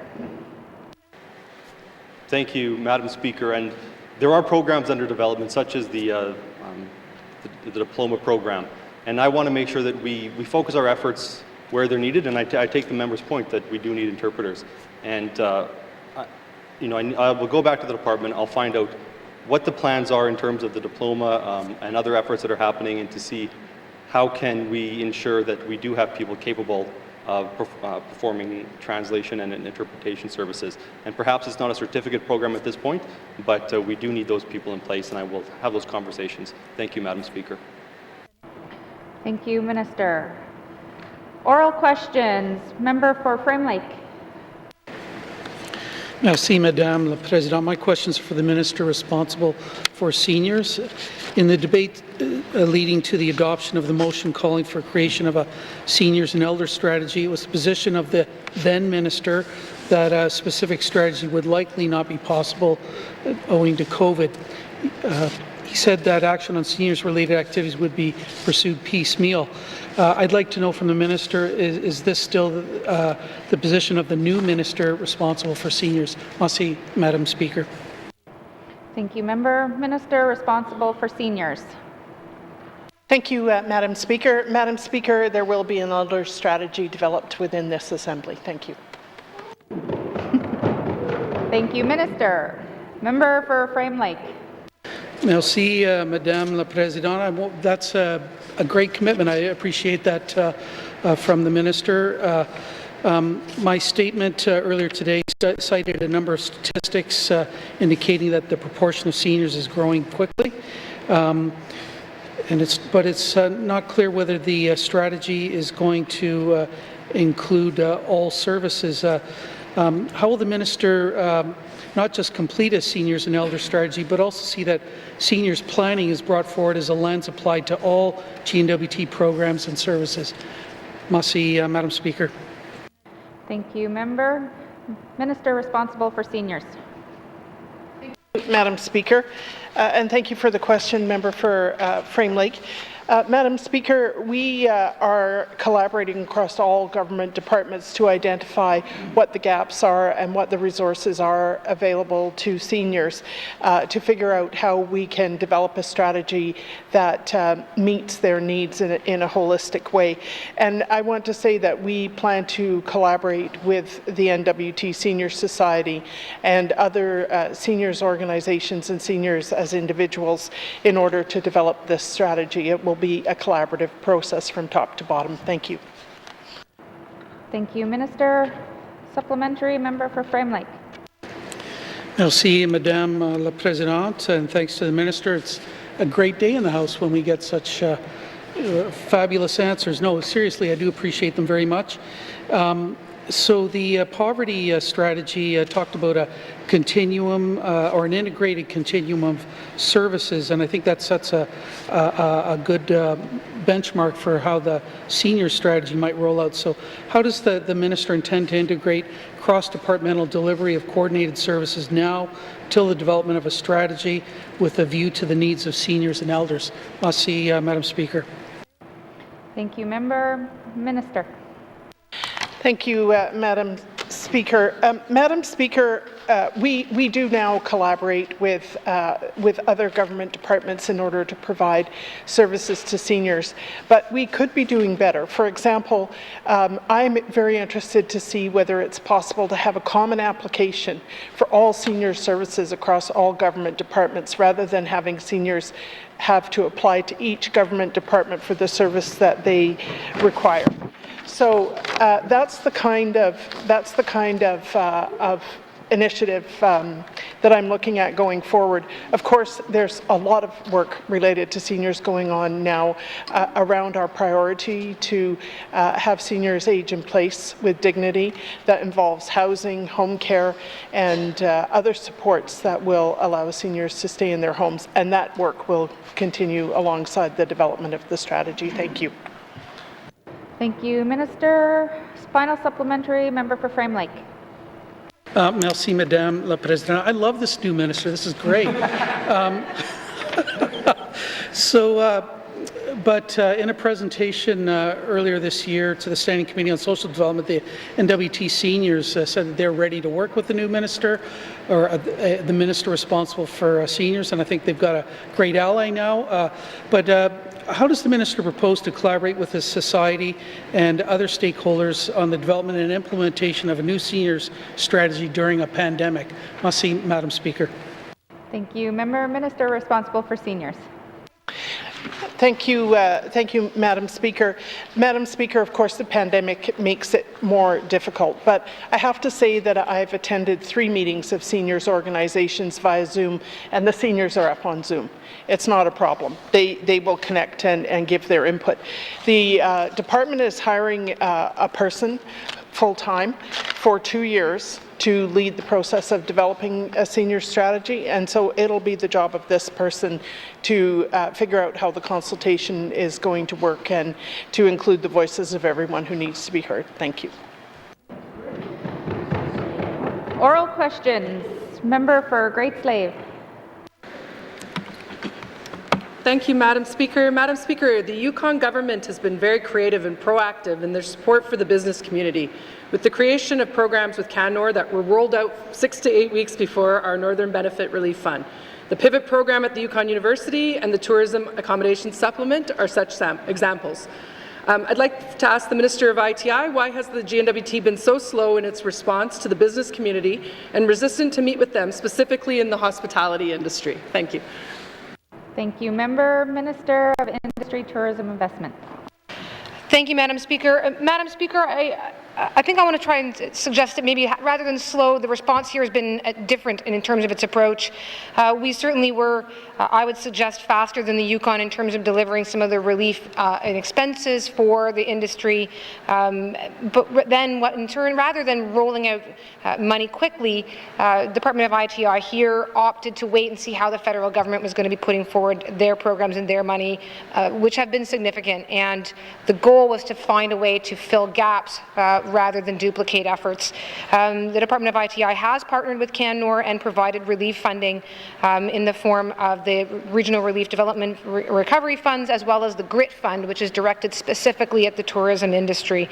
Madam Speaker, I am also quite happy to say that one of the first things I had done as Minister of Industry, Tourism and Development was to actually co-host a tourism conference for all national, federal, provincial and territorial ministers of tourism to discuss the shared challenge we're all facing in this industry. I've also had the opportunity to meet with our local tourism association, and we're collaborating with them in terms of developing the GRIT funding, in terms of developing marketing programs that are obviously going to have to change for the short term. And again, we'll actually be attending tomorrow to the AGM put on by the Northwest Territories Tourism Association. So the Department of ITI is very much involved with the tourism industry and looking for ways to fill those gaps. Thank you, Madam Speaker. Thank you, Minister. Member for Great Slave. Thank you, Madam Speaker. Madam Speaker, for the most part, both the GNWT and the federal government have failed to provide the hospitality industry with relief funding that works. In order to apply for the Northern Benefit Relief Fund, businesses can only break even on a monthly basis, which is not sustainable given they have gone months with little to no revenue. We have heard that taking on additional borrowing from the various loan programs is not suitable. Many of our hospitality businesses operate on such fine profit margins that they would go further into debt trying to pay off the loans. How will the GNWT support this vital sector to make sure we do not lose any further businesses? Thank you, Madam Speaker. Thank you. Minister of ITI. Thank you, Madam Speaker. Madam Speaker, I'm glad that the dire situation that is facing hospitality is being spoken of here. I think in the Minister of Finance at one point under that hat, I had spoken of the fact that we're seeing a recovery in so much of our employment sector, but that is not true in the hospitality sector, in the tourism industry. That is an area that is going to continue to be struggling for some time. And really the response has to be able to fill those gaps. So the Business Advisory Council that was brought about by ITI to assist us in figuring out what the best ways are to support relief and recovery, they are coming out just now, or have come out just now, with identifying some of the gaps. By looking at that, by speaking to them, and as I've described in my last response, engaging with the tourism sector directly, we'll be able to make sure that we're best helping them fill those gaps while acknowledging the vast amount of needs that are being created by the COVID pandemic. Thank you, Madam Speaker. Thank you, Minister. Member for Great Slave. Thank you, Madam Speaker. Madam Speaker, the GNWT is the largest client for the accommodation sector, but without any of the duty travel and no tourists coming in, their future is very bleak. We are currently slated to spend more than half of the COVID Secretariat budget on isolation centres, but that contract was sole sourced. Will the GNWT look at creating a program similar to the Yukon's Tourism Accommodation Supplement? Thank you, Madam Speaker. Thank you. Minister. Thank you, Madam Speaker. Yes, Madam Speaker, I am actively looking at that. That material came across earlier on, and it's right now looking at through the department at what we can do and whether or not there are some elements of what's happening in the Yukon that we can adapt here. And similarly, with respect to the isolation centres, we are using to some degree some of the hospitality industry here with the isolation centres, and are continuing to look at whether or not there's ways to better support the hospitality industry while having the isolation centres up and running. So that is a very active question, and I'm glad to have that question here on the floor. Thank you, Madam Speaker. Thank you, Minister. Final supplementary, member for Great Slave. Thank you, Madam Speaker. Madam Speaker, I'm going to read something that was issued by the government yesterday. And this is a quote from the Business Advisory Council. With the hard work that the N.W.T, the business community and the residents of the Northwest Territories have put in over the last 6 months, we are optimistic that the Territory will not have to go back to the restrictions required during Phase 1 of Emerging Wisely. The Business Advisory Council will continue to work with the COVID Secretariat and will be vigilant in the monitoring its efforts to achieve the objectives of greater transparency, efficiency and cost reductions. Not exactly a ringing endorsement of the COVID Secretariat. Can the Minister tell us what she has been hearing from the business community with respect to spending these funds on the COVID Secretariat? Thank you. Thank you. Member Minister.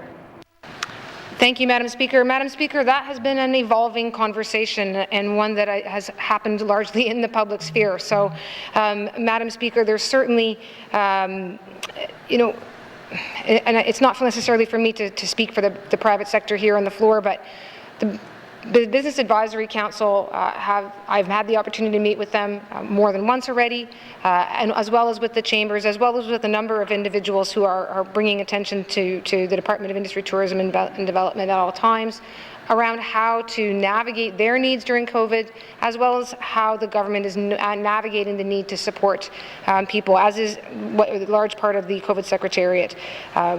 And again, once there's an understanding of what the Secretariat is designed to do, why it is designed to do that, and a recognition of the supports that it's providing to the residents of the Northwest Territories, I believe not only the Business Advisory Council, but other business entities have actually come around and said that they indeed support the work of the Secretariat, want it to continue, and recognize that it's because of the Secretariat and because of all of the efforts in COVID that we are not returning to a full lockdown, that we're not returning to the doors closed, and that we're not shuttering the businesses, as is so sadly happening across much of Canada right now. Thank you, Madam Speaker. Thank you, Minister. Oral questions. Member for Yellowknife North. Thank you, Madam Speaker. For years, a governance review of the Power Corporation since its board was removed and replaced with deputy ministers has been requested. It's been promised by previous ministers, but it has not been delivered. We now find ourselves with a new minister asking a board to review themselves. So my question for the minister responsible for the Power Corp is, what has happened in the last 4 years since the board was removed in regards to a governance review, and how much longer is this going to take? Thank you, Madam Speaker. Thank you, Member. Minister responsible for Northwest Territories Power Corporation. Thank you, Madam Speaker. Madam Speaker, I recognize that this is a long-standing issue, and I and the member will be happy to know that I'm committed to looking into and completing the governance review of the Power Corporation. You know, the last 4 years have been critical in gaining hands-on understanding of NTPC's governance structure and also options for some improvement. Work has been underway to identify and assess the governance options to further advance this work, ultimately towards a goal of improving the accountability and framework for this important organization. Thank you, Madam Speaker. Thank you, Minister. Member for Yellowknife North.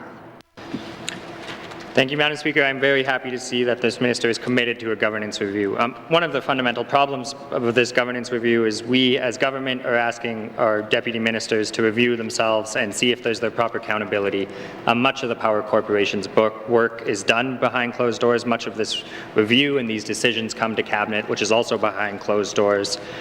So my question is for the minister is, given the just inherent conflicts and trouble navigating accountability of a non-arm's length corporation that's supposed to be, will the N.W.T do any public engagement on this review? Thank you, Madam Speaker. Thank you, Member. Minister. Thank you, Madam Speaker.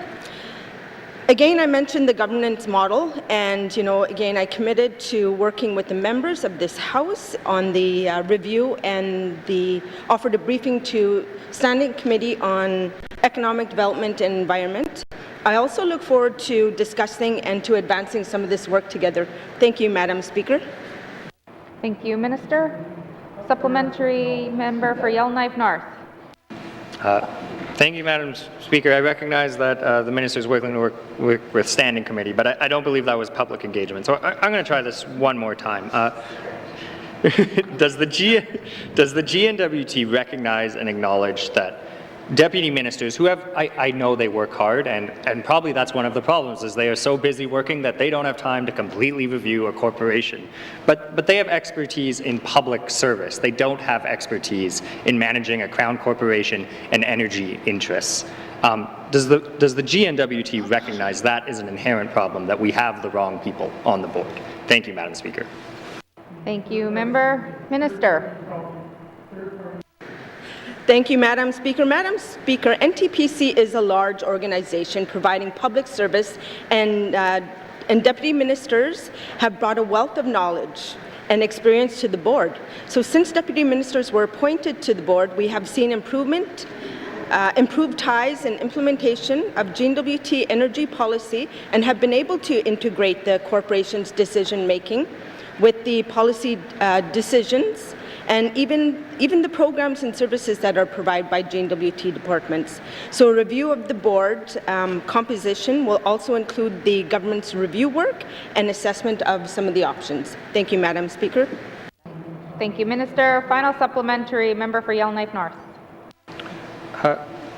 Madam Speaker, perhaps the deputy ministers have been doing a good job, but we've asked them to serve on a board at the expense of their other work, and we all know that that senior management is overworked. But there is some serious work that needs to be done here. There is a level of expertise that is not necessarily found in the public service. I believe a third-party review needs to be done. I believe there needs to be scholarly research. We really need someone who is not the N.W.T or its senior management to look at the Power Corp. Is the minister willing to conduct a third-party review of the Power Corp? Thank you, Madam Speaker. Thank you, Member. Minister. Thank you, Madam Speaker. Madam Speaker, the N.W.T has completed many studies of this corporation over the past 10 years. Many aspects of the corporation have been studied in great depth, from rating settings to governance and accountability aspects to the economic viability of the corporation. You know, these studies have formed the basis of the review that's currently underway. I look forward to discussions with the committee on this matter and advancing this important work. Thank you, Madam Chair. Speaker. Thank you, Minister. Oral questions. Member for Trinidad-Willowday. Madam Speaker, and I hope I could get on the roll that my colleague from Frame Lake was on here earlier, the Minister of Health. So going back to my member statement on dental services in small communities, you know, I also, in my research on this, I found out that the I-teams are going out in the communities and still providing that service, so that's something to think about. And I'm hoping, you know, that we have some common sense approaches and get this crucial service, dental services, done in the north, in our small communities. And with my first question, can the Minister explain, Madam Speaker, what the restrictions are for dental practice in small communities? Mr. Chair. Thank you. Member, Minister of Health and Social Services. Thank you, Madam Speaker, and thank you for the question. The department doesn't restrict dentists from going into small communities. The issue at the moment is about infection control in some of the health center where they are not adequate to meet the challenges of COVID-19. And so there hasn't been as much travel as there was previously. As an alternative, emergency cases are being flown to Yellowknife for service. Thank you. Thank you, Minister. Member for Trinidad-Willowday.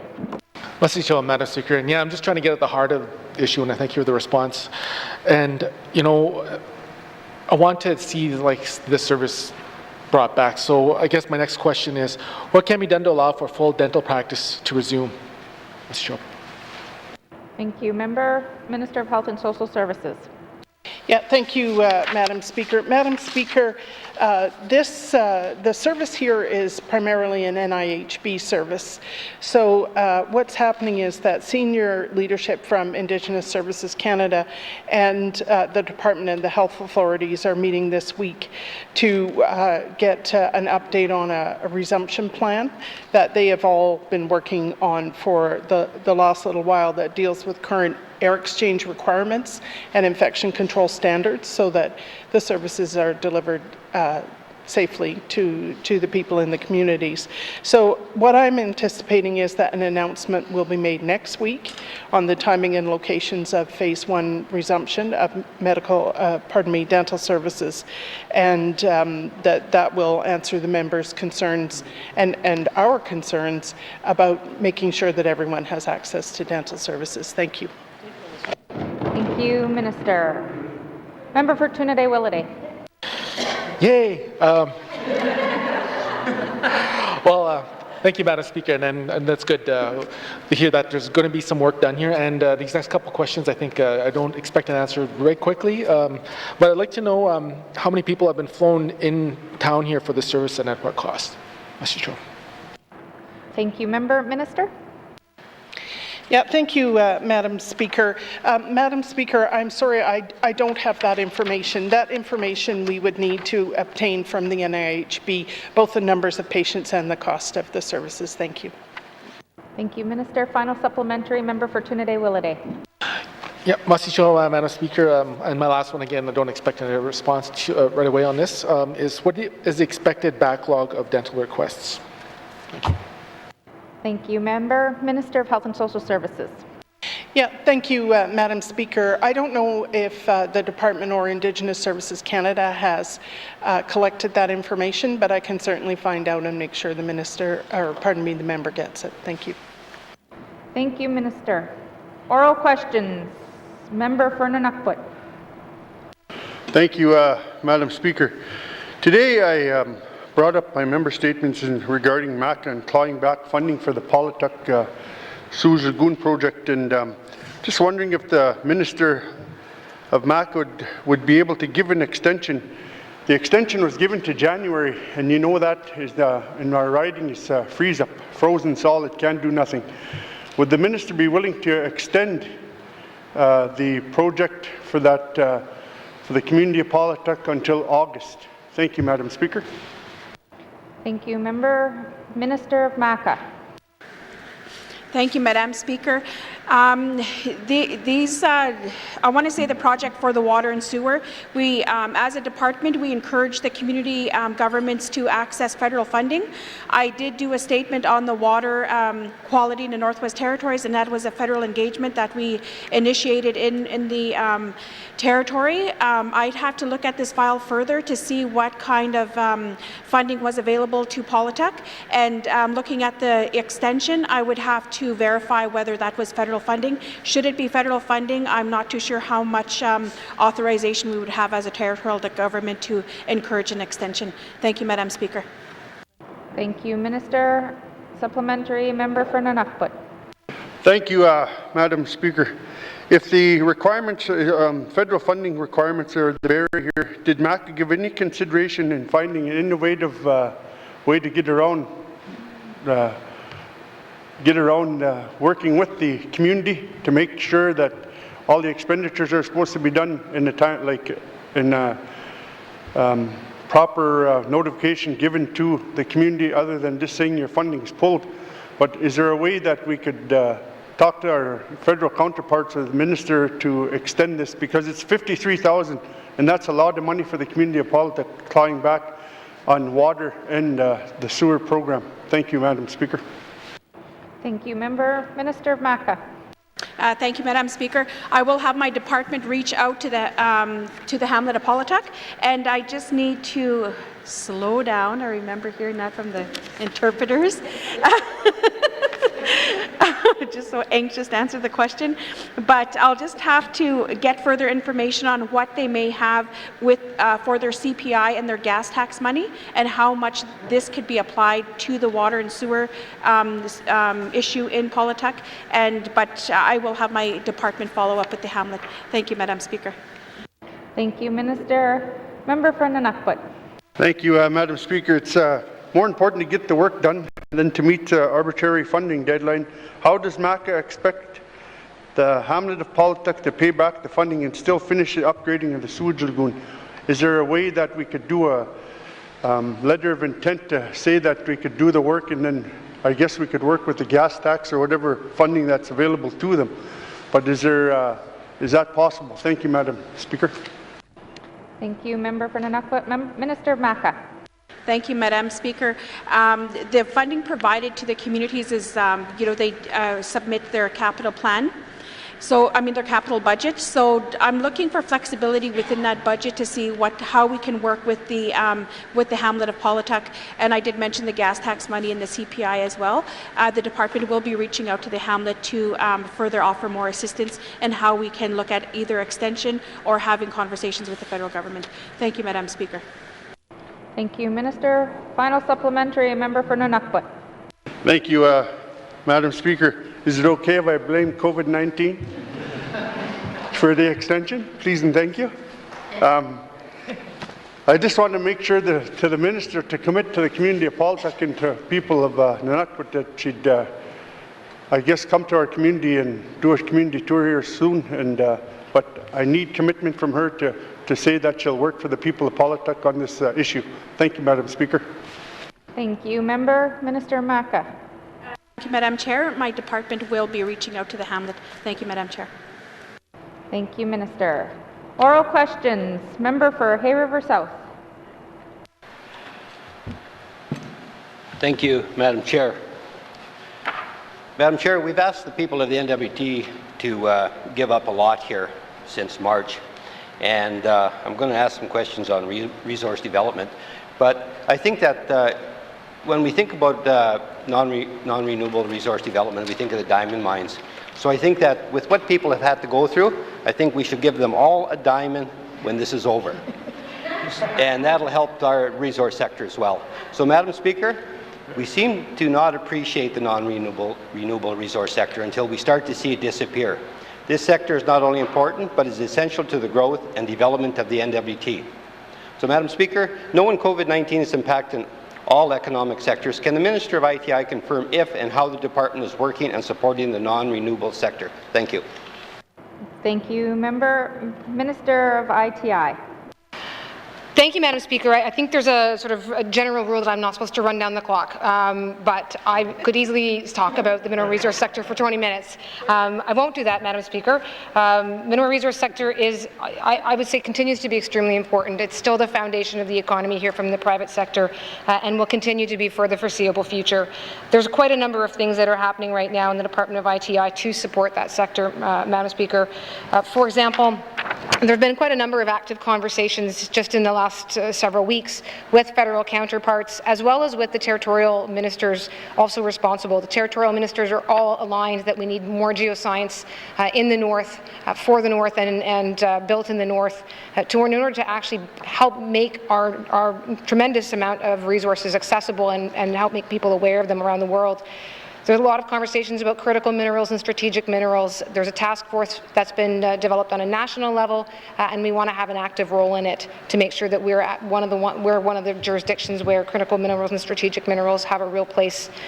There's obviously well remediation, Madam Speaker. There's a huge amount of funding that was announced for some of the provinces in that regard, but it's an area where we have a number of shovel-ready projects where hopefully we'll be able to participate with that area of funding. Madam Speaker, there's also, as a part of COVID-19, there's been a working group developed with the Chamber of Mines, and we're continuing to work with them to identify whether there are gaps in areas where we can help provide more direct relief. Another major area, Madam Speaker, I'm happy to speak about it here, is with respect to regional mineral development strategies. So this is where funding is provided directly into Indigenous governments for them to develop their own regional strategies.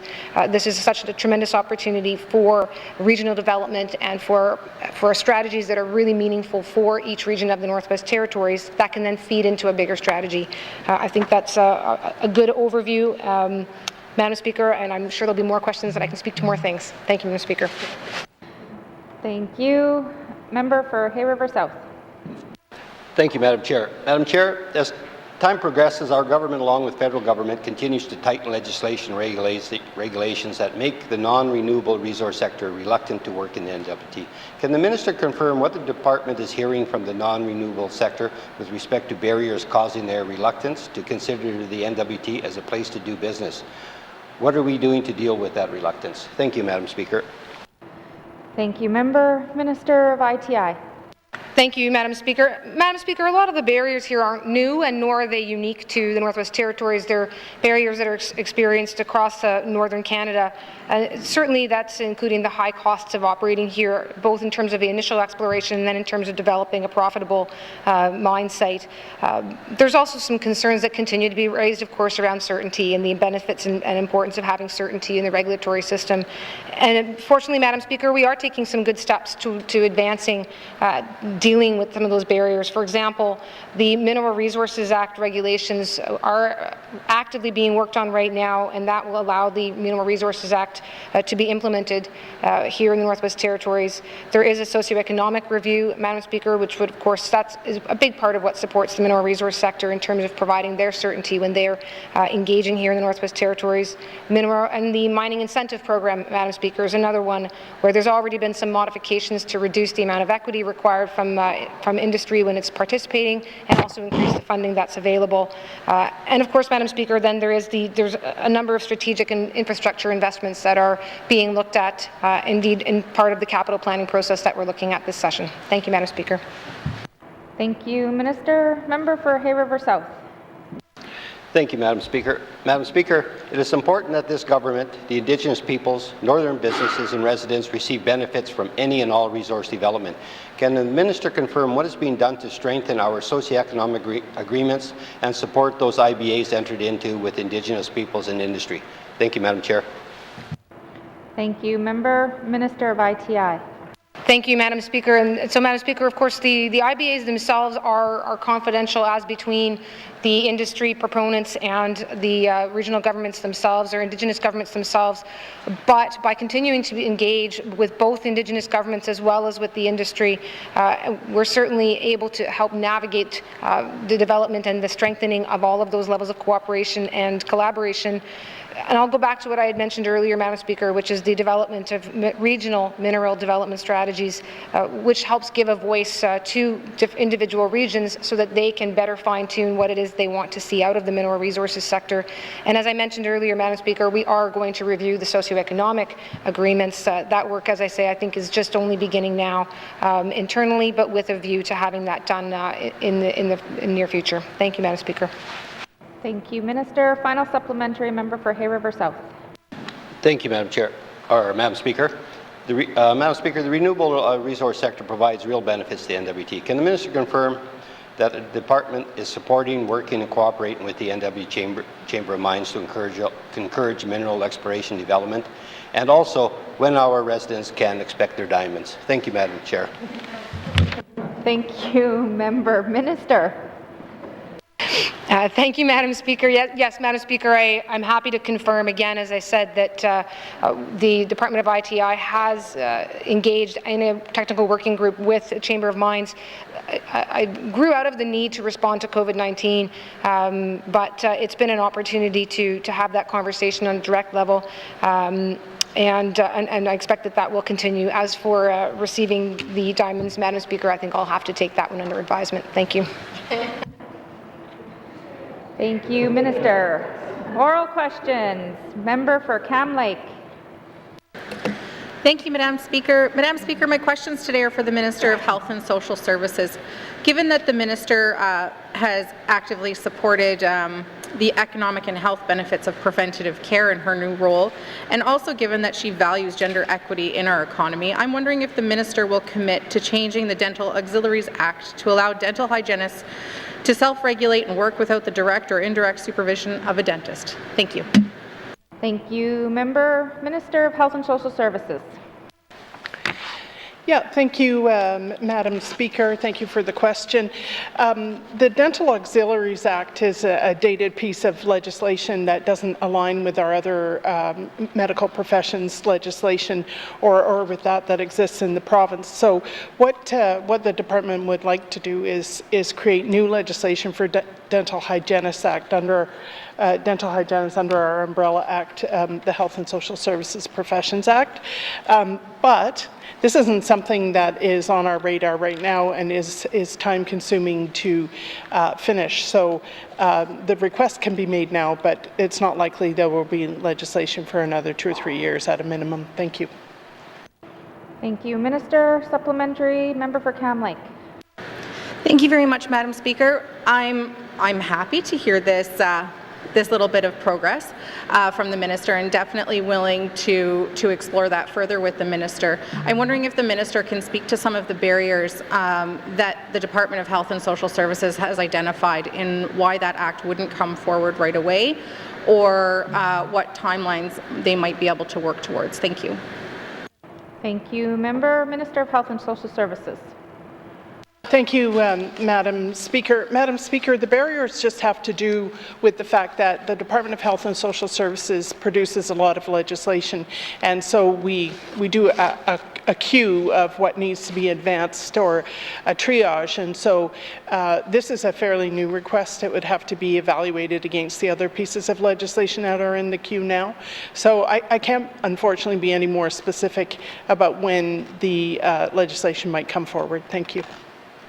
Thank you, Minister. Supplementary, member for Cam Lake. Thank you very much, Madam Speaker. Madam Speaker, I'm wondering if the department has hired a Chief Oral Health Officer as identified in their oral health strategy. Thank you. Thank you, Minister. Yeah, thank you, Madam Chair. No, we haven't done that. Unfortunately, there's no funding available for this position at this time, and we're concerned about funding for this position going forward because the Territorial Health Investment Fund expires on March 31st next year, and the federal government has not yet recommitted to funding this pot of money, which would provide for the oral health coordinator. Thank you. Thank you, Minister. Final supplementary, member for Cam Lake. Thank you very much, Madam Speaker. Madam Speaker, given that the current oral health strategy expires in March of 2021, and also given the drastic health effects of people not having access to preventative health care, what are the go-forward plans for the Department of Health and Social Services as far as oral health and prevention in the Northwest Territories? Thank you. Thank you, Minister of Health and Social Services. Yeah, thank you, Madam Speaker. Madam Speaker, there is in fact launching next month an oral hygiene campaign which will include the distribution of toothbrushes, toothpaste and dental floss to all N.W.T residents through the regional health centres. That's accompanied by a preschool book written by the author Richard Van Camp, and it has been translated into all 11 official languages, and it's been available since March of this year. There's also there are 4 dental therapists who work in the department, and they are in the regional centres, Inuvik, Fort McPherson, Fort Smith. There's usually one in Fort Simpson, but unfortunately that person is, or fortunately for her, she's now on mat leave. There is also a territorial specialist who works here out of Yellowknife. So clearly with the department there is a focus on oral health. There's an understanding of its importance, and there are plans in the short term to highlight that, and in the longer term, obviously, if we, with the strategy or action plan expiring, we will need to look at renewing that. Thank you. Thank you, Minister. Oral questions. Member for Yellowknife North. Thank you, Madam Speaker. There has no doubt been a lot of talk about the COVID Secretariat and its budget. I'd like to speak specifically about the isolation centres today, considering they make up over half of the COVID Secretariat budget. I believe that there's a consensus that the spending in this area is too liberal, and that there's a number of ways we could save money on the isolation centres, whether that's increasing the number of hub communities, shortening isolation periods, increasing rapid testing, making sure people have kitchens so they can cook their own food instead of be catered. Each of these pros and cons, solutions come with some pros and cons, and I'm not suggesting we have to do all of those, but my question for the Premier is she committed to finding some cost savings in the isolation centres, a portion of the COVID Secretariat budget? Thank you, Madam Speaker. Thank you, Member. Madam Premier. Thank you, Madam Speaker. I will start by saying yes, because we've been on a roll, so I just want to say yes.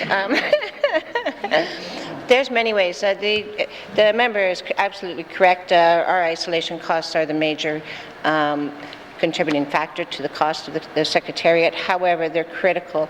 So we're just doing that work right now. We're talking with Indigenous governments, municipal governments, other stakeholders in the communities to look at ways that, do we pay for discretionary travel? Do we look at RFPs or other options? But the other thing too is also we've been working with the federal government to ask for more support for our costs related to COVID-19. So we're looking at all options. Thank you, Madam Speaker. Thank you, Madam Premier. Member for Yellowknife North. Thank you, Madam Speaker. I'm glad to hear that. And considering this is $17 million projected for this fiscal and ongoing, we plan to be running these isolation centres for a number of years. They're quite big contracts. And my question for the Premier is, did these isolation centre contracts go out for tender? Thank you, Madam Speaker. Thank you, Member. Madam Premier. Thank you, Madam Speaker. Again, when we first started addressing the issue of COVID-19 back in March, we didn't have time to put it out to tender. We just kind of grabbed what we could, trying to get people in safe isolation spaces. So we've been operating that. And again, one of the issues that we had when we didn't have a Secretariat is all different departments were taking on different aspects of it. Now that we've formed the Secretariat, Madam Speaker, we are currently actually looking at an RFP process so that we can provide better services, more efficient and more effective services. Thank you, Madam Speaker. Thank you, Madam Premier. Member for Yellowknife North.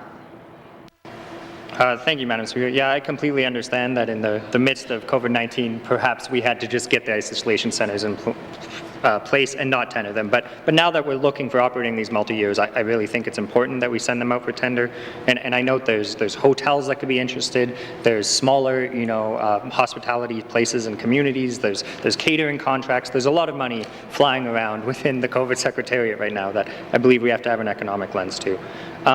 One of the other suggestions I've heard is whether apartment rentals were considered, and I know many people would in fact prefer to stay in an apartment where you have access to a full kitchen and it's perhaps a little nicer stay than 2 weeks in a hotel. So my question for the Premier is apartment rentals something we're considering, and perhaps this would even save us money? Thank you, Madam Speaker. Thank you, Madam Premier. Thank you, Madam Speaker. And just because we want to wrap it up on a good note, again, apartments are being considered. We are looking at all options. So yes, Madam Speaker, we are looking at apartments as well as all options to provide support. Thank you. All right. Thank you, Madam Premier. Oral questions. Oral questions. Members, we are going to take a break and we'll resume with the remainder of the orders of the day after that.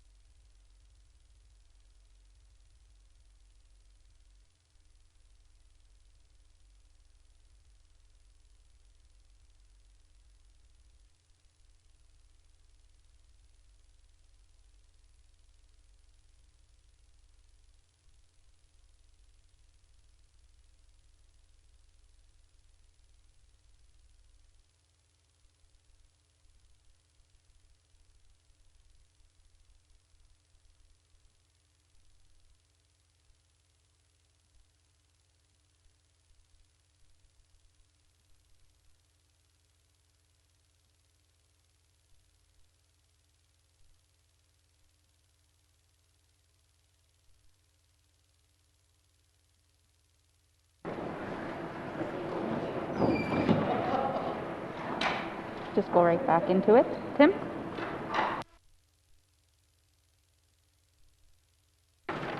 Okay. All right, we'll continue with the orders of the day. Written questions. Written questions. Returns to written questions. Returns to written questions. Replies to Commissioner's address. Replies to Commissioner's address. Petitions. Petitions. Tabling the documents.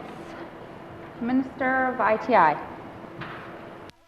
Madam Speaker, I wish to table the following 4 documents. 2019 Socioeconomic Agreement Report for mines operating in the Northwest Territories. Economic context of the Ekati Diamond Mine closing. The 2019 Survey of Mining Employees in Northwest Territories Bureau of Statistics. And the 2019 Ekati Diamond Mine Socioeconomic Agreement Report. Thank you, Madam Speaker. Thank you, Minister. Tabling of documents. Minister of EC&E. Madam Speaker, I wish to table the following document, Aurora College Corporate Plan 2020-2021. Thank you, Madam Speaker. Thank you. Tabling of documents. Member for Frame Lake. Merci, Madame la Présidente. I wish to table the following 3 documents. Government revenues as reported by Anglo-American under the Federal Extractive Sector Transparency Measures Act Annual Reports 2016-2019. Government revenues as reported by Dominion Diamond under the Federal Extractive Sector Transparency Measures Act Annual Reports 2016-19. And third one, government revenues as reported by Rio Tinto under the Federal Extractive Sector Transparency Measures Act Annual Reports 2016-2019. Merci, Madam Speaker. Thank you. Tabling of documents. Tabling of documents. Notice of motion. Member for Cam Lake. Thank you, Madam Speaker. Madam Speaker, I give notice that on Thursday, November 5th, 2020, I will move the following motion. Now, therefore, I move, seconded by the Honourable Member for Saw-2, that the Legislative Assembly recommends the appointment of Ms. Sheila McPherson as Law Clerk and Mr. Toby Kruger as Deputy Law Clerk, as recommended by the Board of Management, and further that the Speaker be authorized to communicate the effective date of appointment to the Commissioner. Thank you, Madam Speaker. Thank you. Member for Cam Lake. Notice of motions. Member for Yellowknife North. Thank you, Madam Speaker. I give notice that on Thursday, November 5th, 2020, I will move the following motion. Now, therefore, I move, seconded by the Honourable Member for Hay River North, that the following persons be approved by the Legislative Assembly as sole adjudicators. The Honourable Maurice Haroff and Jeffrey Schnorr, QC. Thank you, Mr. Speaker, Madam Speaker. Thank you, Member for Yellowknife North. Notice of motions. Member for Frame Lake. Merci, Madame la Présidente. I give notice that on Thursday, November 5th, 2020, I will move the following motion. Now, therefore, I move, seconded by the Honourable Member for Decho, that the appointment of Mrs. Frida Martellus to the Standing Committee on Economic Development and Environment be revoked. And further, now, therefore, I move, seconded by the Honourable Member for Hay River North, that Mr. Steve Norn be appointed as an alternate member to the Standing Committee on Government Operations. Merci, Madam Speaker. Thank you, Member for Frame Lake. Notice of motions. Member for Yellowknife North. Thank you, Madam Speaker. I give notice that on Thursday, November 5th, 2020, I will move the following motion. I move, seconded by the Honourable Member for Hay River North, that notwithstanding Rule 4, when this House adjourns on Thursday, November 5th, 2020, it shall be adjourned until Wednesday, February 3rd, 2021. And further, that at any time prior to February 3rd, 2021, if the Speaker is satisfied, after consultation with the Executive Council and members of the Legislative Assembly, that the public interest requires that the House should meet at an earlier time during the adjournment, or at a time later than the scheduled resumption of the House, the Speaker may give notice, and thereupon the House shall meet at the time stated in such notice, and shall transact its business as if it had been duly adjourned to that time. Thank you, Madam Speaker. Thank you, Member for Yellowknife North. Notice of motion. Notice of motions. Motions. Motions. First reading of bills. Minister of Education, Culture and Employment. Madam Speaker, I move, seconded by the Honourable Member for Nunavut Lake, that Bill 20, an Act to amend the Employment Standards Act, be read for the first time. Thank you, Madam Speaker. Thank you, Minister. The motion is in order and non-debatable. All those in favour? All those opposed? Abstentions? Motion is carried. Bill 20 has had first reading. First reading of bills. First reading of bills. Second reading of bills. Minister of Justice. Madam Speaker, I move, seconded by the Honourable Member for Nunavut Lake, that Bill 17, an Act to amend the Corrections Act, be read for the second time. The bill amends the new Corrections Act, which is not yet in force.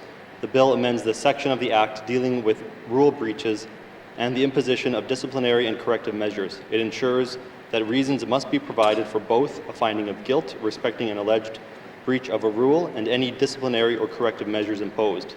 It ensures that an inmate can appeal both a finding of guilt and any measures imposed.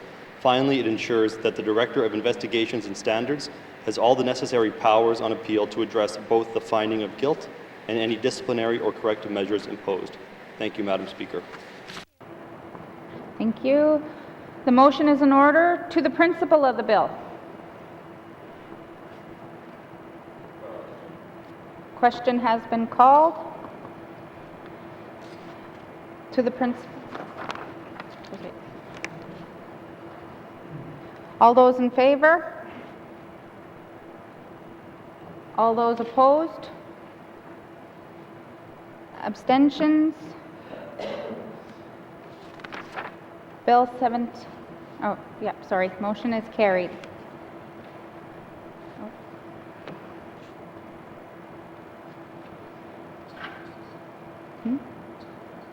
Oh, sorry, Minister of Justice.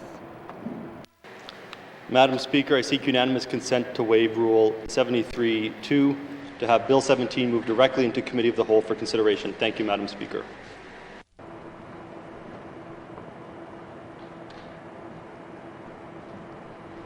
The Minister of Justice is seeking unanimous consent to refer Bill 17 directly to Committee of the Whole for consideration later today. Are there any nays?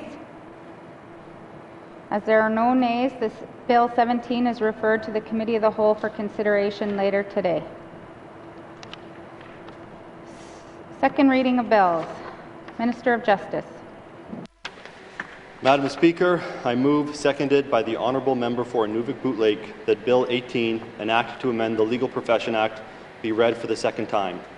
This bill amends the Legal Profession Act to remove the requirement that an applicant for admission as a member of the Society must be physically present in the Northwest Territories to take and sign the oath or affirmation that is required before engaging in the practice of law in the Northwest Territories.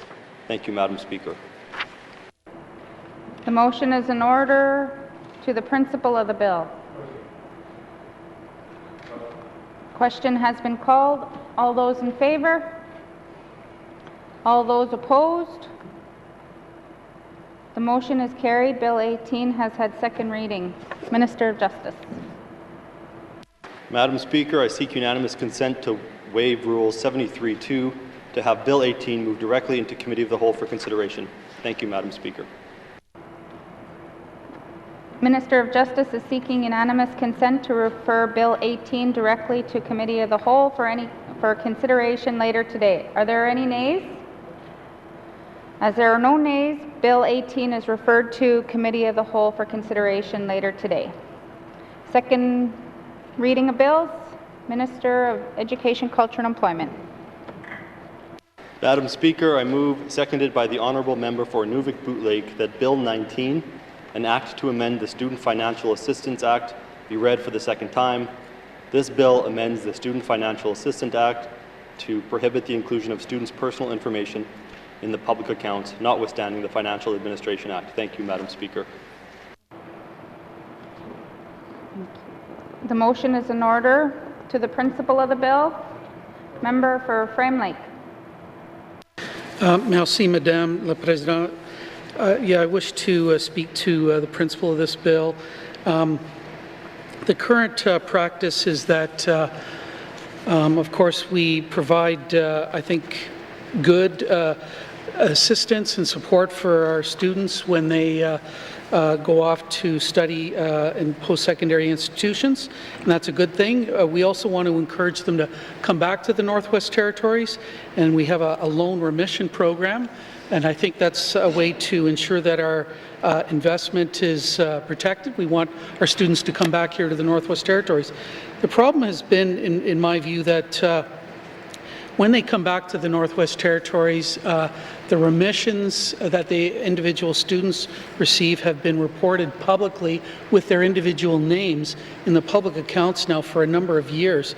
And that practice takes up space in the public accounts and has been characterized by some as an invasion of the students' privacy. So the Standing Committee on Government Operations in the last Assembly reported several times and recommended that this practice stop, that it was an unnecessary disclosure of the students' private information. There was a correspondence between the Information and Privacy Commissioner and the Comptroller General that I tabled in the last Assembly as well on this matter.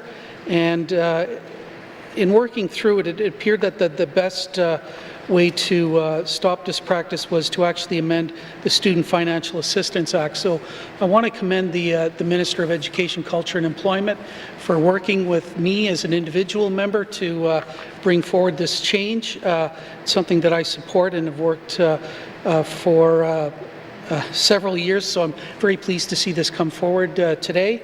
I want to commend the Minister again, and I think this is an illustration of how consensus government can truly work. Merci, Madam Speaker.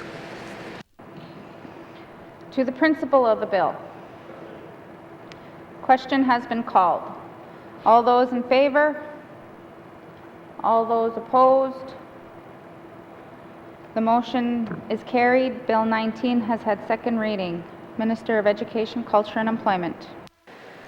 Madam Speaker, I seek unanimous consent to waive Rule 73.2 to have Bill 19 moved directly into Committee of the Whole for consideration. Thank you, Madam Speaker. Thank you, Minister. Minister of Education, Culture and Employment is seeking unanimous consent to refer Bill 19 directly to the Committee of the Whole for consideration later today. Are there any nays? As there are no nays, Bill 19 is referred to Committee of the Whole for consideration later today. Second reading of bills. Second reading of bills. Consideration on Committee of the Whole of bills and other matters. Minister Statement 77-19 brackets 2. Table Document 165-19 brackets 2. Table Document 166-19 brackets 2. Table Document 167-19 brackets 2. Table Document 181-19 brackets 2. Table Document 217-19 brackets 2.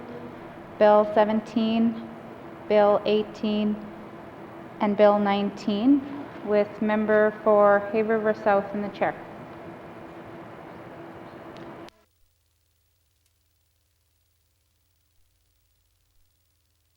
By motion 1-19-2, I hereby authorize the House to sit beyond the daily hours of adjournment to consider the business before the House. Thank you.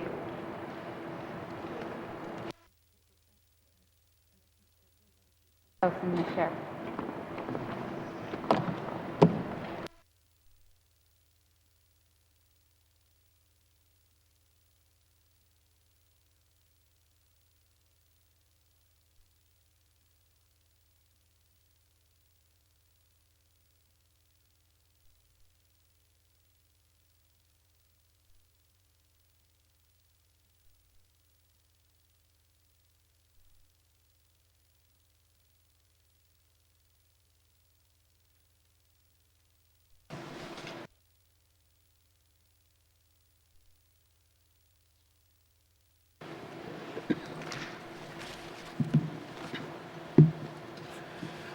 Okay, I call the Committee of the Whole to order. What is the will of the committee? Mr. Norn? Mr. Chair, committee wishes to consider the following documents: Bill 17, an act to amend the Corrections Act; Bill 18, an act to amend the Legal Profession Act; Bill 19, an act to amend the Student Financial Assistance Act; and lastly, table document 217-19 bracket 2 supplementary estimates operations expenditures number 2 2020-2021. Mr. Chair. Thank you. Thank you, committee. We will take a short 5-minute break. Thank you.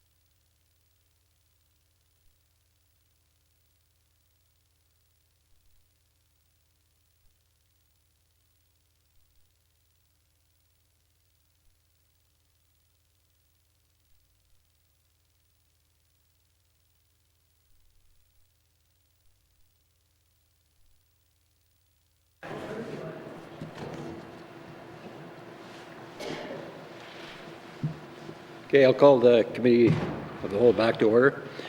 Committee, we have agreed to consider Bill 17, an act to amend the Corrections Act. I will ask the Minister of Justice to introduce the bill. Thank you, Mr. Chair. I am here today to present Bill 17, an act to amend the Corrections Act. I would like to thank the Standing Committee on Accountability and Oversight for their review and for members supporting the expedited consideration of this bill. As work progressed on the development of regulations to support the coming into force of the new N.W.T. Corrections Act, the Department concluded that Section 42 of the Act lacked clarity. This section deals with the process for when the rules of a correctional centre are believed to have been breached by an inmate and when disciplinary or corrective measures are subsequently taken. The amendment will ensure that inmates are properly informed of the reasons for both a finding of guilt and the imposition of a disciplinary or corrective measure.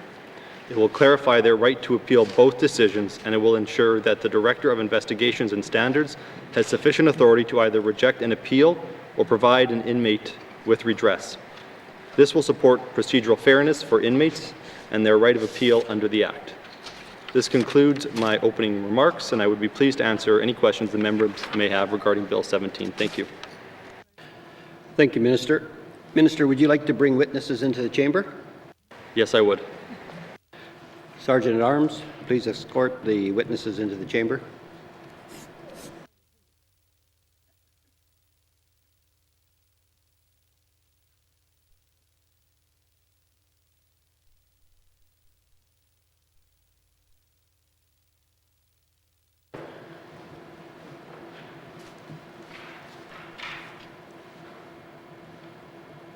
Minister, please introduce your witnesses. Thank you, Mr. Chair. We have Mr. Mike Reddy, Director of Legislation, and Mr. Blair Van Meter, Director of Correction Services. Thank you. I will now open the floor to general comments on Bill 17.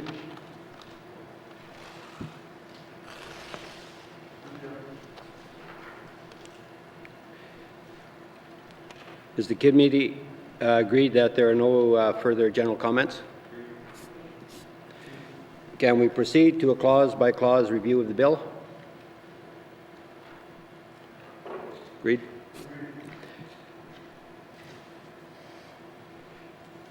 Committee, we will defer the bill number and title under the consideration of the clauses. Please turn to page 1 of the bill.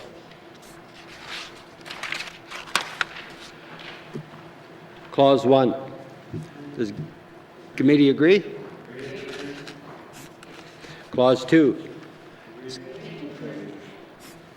Clause 3. Does committee agree? Committee, to the bill as a whole, does the committee agree that Bill 17, an act to amend the Corrections Act, is now ready for third reading? Thank you, committee. Bill 17, an act to amend the Corrections Act, is now ready for third reading. Does the committee agree that this concludes our consideration of Bill 17, an act to amend the Corrections Act? Thank you, Minister, and our thanks to your witnesses. Sergeant at Arms, please escort the witnesses from the chamber.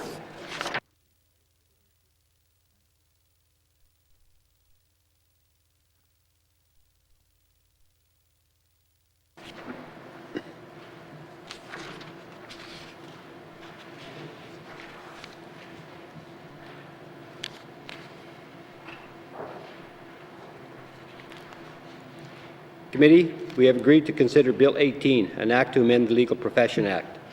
I will ask the Minister of Justice to introduce the bill. Thank you, Mr. Chair. I'm here today to present Bill 18, an act to amend the Legal Profession Act. I'd like to thank the Standing Committee on Accountability and Oversight for their review and for members for supporting the expedited consideration of the bill. The purpose of Bill 18 is to remove the requirement that an applicant for admission as a member of the N.W.T. Law Society must be physically present in the N.W.T. to take and sign the oath or affirmation before a judge that is required before engaging in the practice of law in the N.W.T. This amendment is expected to remove unnecessary costs to lawyers associated with the current requirement and to increase the pool of lawyers that can be accessed to provide services in the Northwest Territories. This issue was raised by the Law Society, which has indicated its support for the bill. This concludes my opening remarks, and I would be pleased to answer any questions members may have regarding Bill 18. Thank you. Sir, Minister, would you like to bring witnesses into the chamber? Yes, please. Sergeant at Arms, please escort the witnesses into the chamber.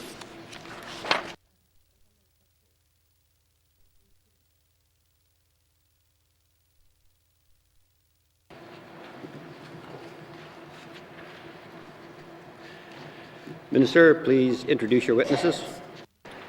Thank you, Mr. Speaker. Again, we have Mr. Mike Reddy, Director of Legislation. Sir, I will now open the floor to general comments on Bill 18. Oh.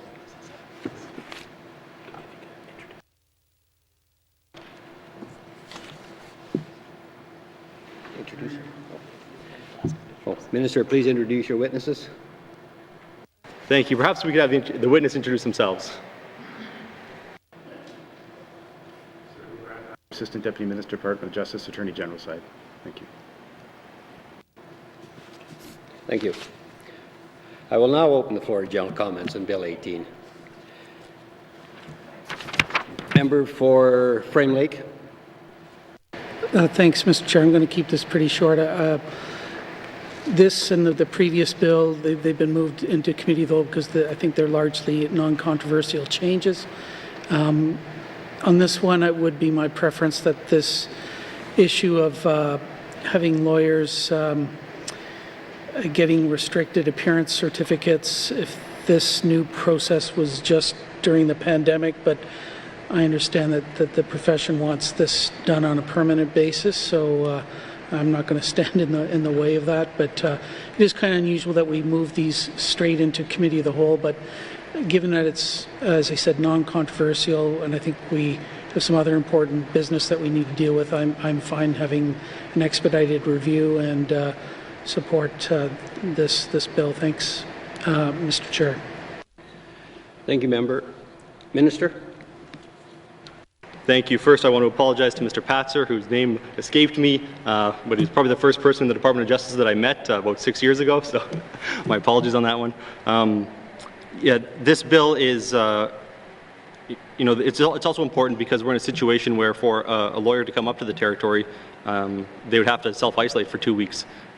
And we're in a situation where there is a backup of cases, and we need this service. So, I thank the committee for working with the department to move this along. Thank you. Thank you, Minister.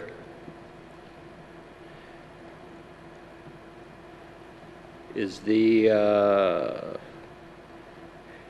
committee agreed that there are no further general comments? Can we proceed to a clause-by-clause review of the bill? Committee, we will defer the bill number and title until after consideration of the clauses. Please turn to page 1 of the bill. Clause 1, does the committee agree? Clause 2, does the committee agree? Committee, to the bill as a whole, does the committee agree that Bill 18, an act to amend the Legal Profession Act, is now ready for third reading? Thank you, committee. Bill 18, an act to amend the Legal Profession Act, is now ready for third reading. Does the committee agree that this concludes our consideration of Bill 18, an act to amend the Legal Profession Act? Thank you, Minister.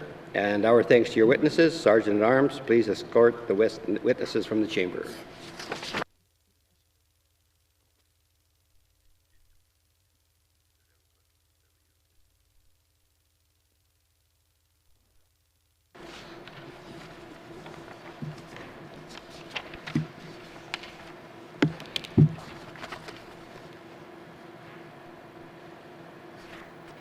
Committee, we have agreed to consider Bill 19, an act to amend the Student Financial Act. I will ask the Minister of Education, Culture and Employment to introduce the bill. Thank you, Mr. Chair. I'm here today to present Bill 19, an act to amend the Student Financial Assistance Act. This bill seeks to amend the act to prohibit the disclosure of personal information of individuals who have successfully applied for remission of student loans. The proposed amendment, by forbidding the publication of personal information, will protect the privacy of successful applicants to the student loan remission program. This will allow residents to take advantage of the remission program without having their names published in the public accounts or any other public documents. I am pleased to bring forward this amendment that addresses the recommendations of stakeholders, including the Standing Committee on Government Operations in 2017. I want to thank the member for Frame Lake in particular for raising this issue time and time again, and thank committee for fast-tracking the bill this sitting. This concludes my opening remarks, and I'm pleased to answer any questions members may have regarding Bill 19. Minister, would you like to bring witnesses into the chamber? Yes, I would. Sergeant at Arms, please escort the witnesses into the chamber.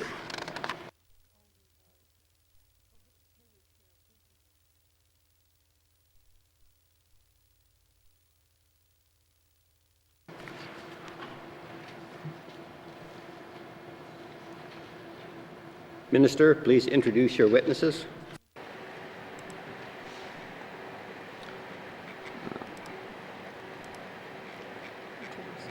Yep, one moment, sorry.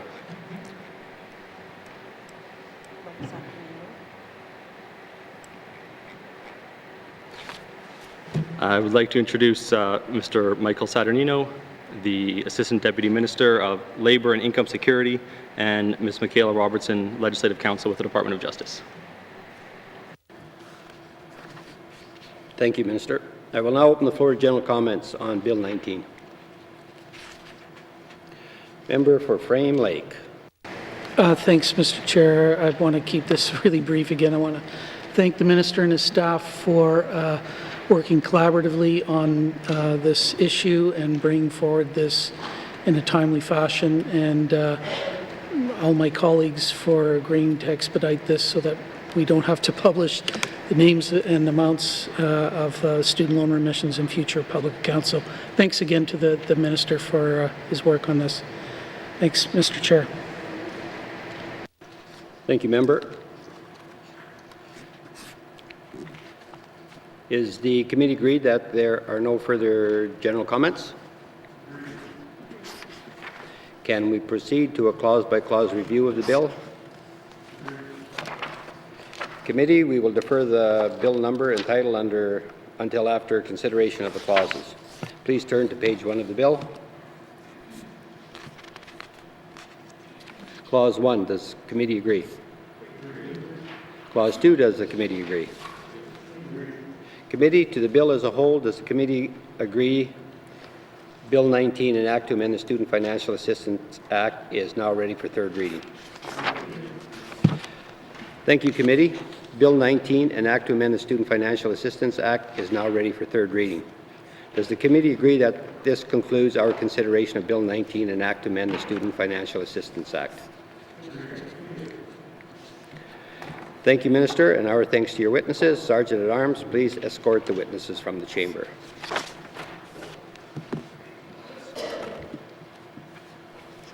Break. Yeah.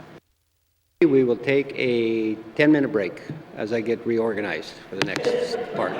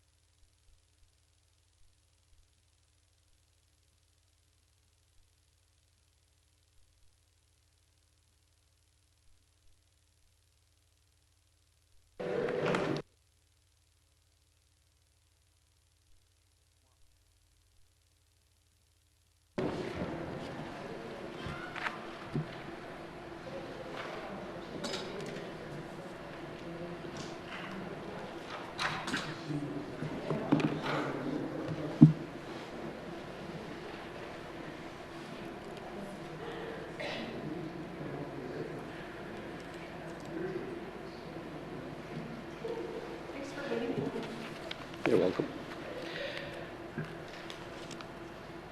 We'll call the Committee of the Whole back to order. Committee, we have agreed to consider table document 217-19, bracket 2, supplementary estimates, operation expenditures, number 2, 2020 to 2021. Does the Minister of Finance have any opening remarks? Mr. Chair, I'm here to present supplementary estimates, operations expenditures number 2, 2020-2021. The supplementary estimates document proposes to add $88.7 million to the 2020-2021 operating budget, comprised of the following major items. $79 million to support the N.W.T's health and economic response to COVID-19, including $31.7 million under the umbrella of the COVID Secretariat to help protect the territory from COVID-19.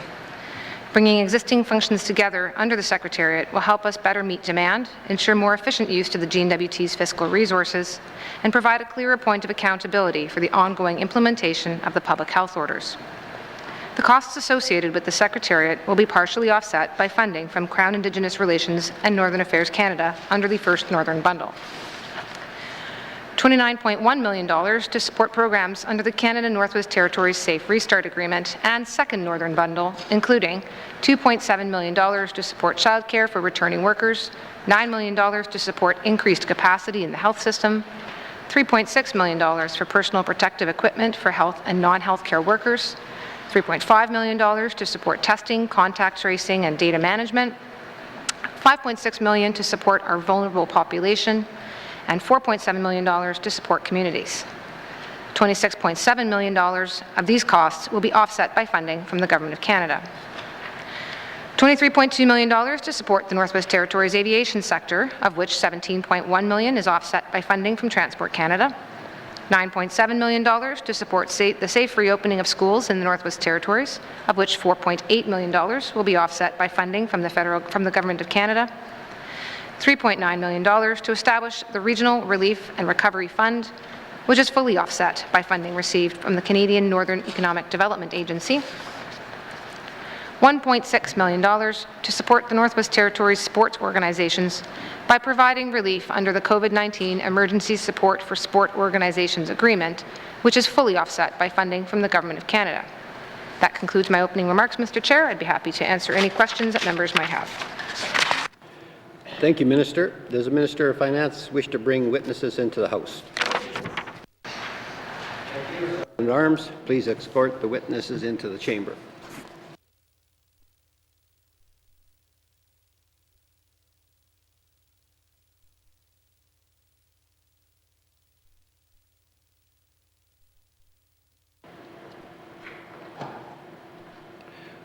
Would the Minister please introduce her witnesses? Thank you, Mr. Chair. Mr. Chair, today we have the Deputy Minister of Finance, Sandy Kalgatkar, and Jamie Cooey, Deputy Secretary to the Financial Management Board. Thank you, Minister. I will now open the floor for general comments.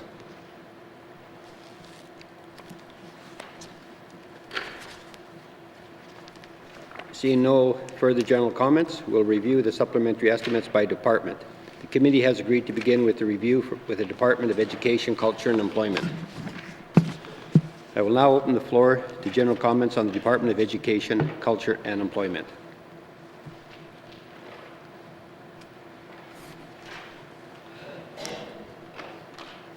If there are no further comments, does the committee agree to proceed to the detail contained in the table document?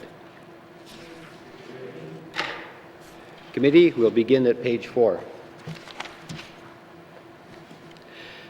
Supplementary estimates, operation expenditures, number 2, 2020-2021, Department of Education, Culture and Employment, Early Childhood and School Services, not previously authorized, $10,901,000. Does committee agree? Please turn to page 5.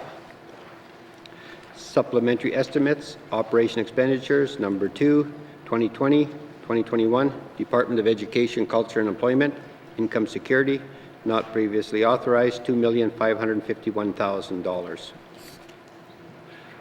Member for Yellowknife North.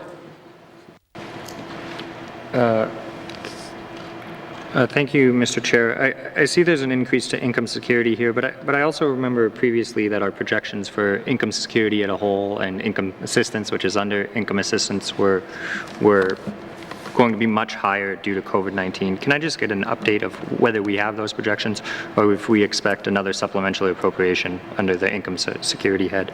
Thank you, Mr. Chair. Thank you, member. Minister? Thank you, Mr. Chair. Mr. Chair, I don't have any information. I don't have those numbers in front of me, but I can would ask that you check if the Deputy Minister might have those numbers. Thank you. Thank you, Minister. Deputy Minister? Thank you, Mr. Chair. So we're in the process of updating our departmental variance reports for the second quarter. And then as we go through the year and look at our third quarter variances and some departments, if some departments are showing some pressures in specific areas, then we might be looking at doing a sub for some of those areas, and the uptake in income security might be one of those areas. Thank you, Mr. Chair. Thank you, Deputy Minister.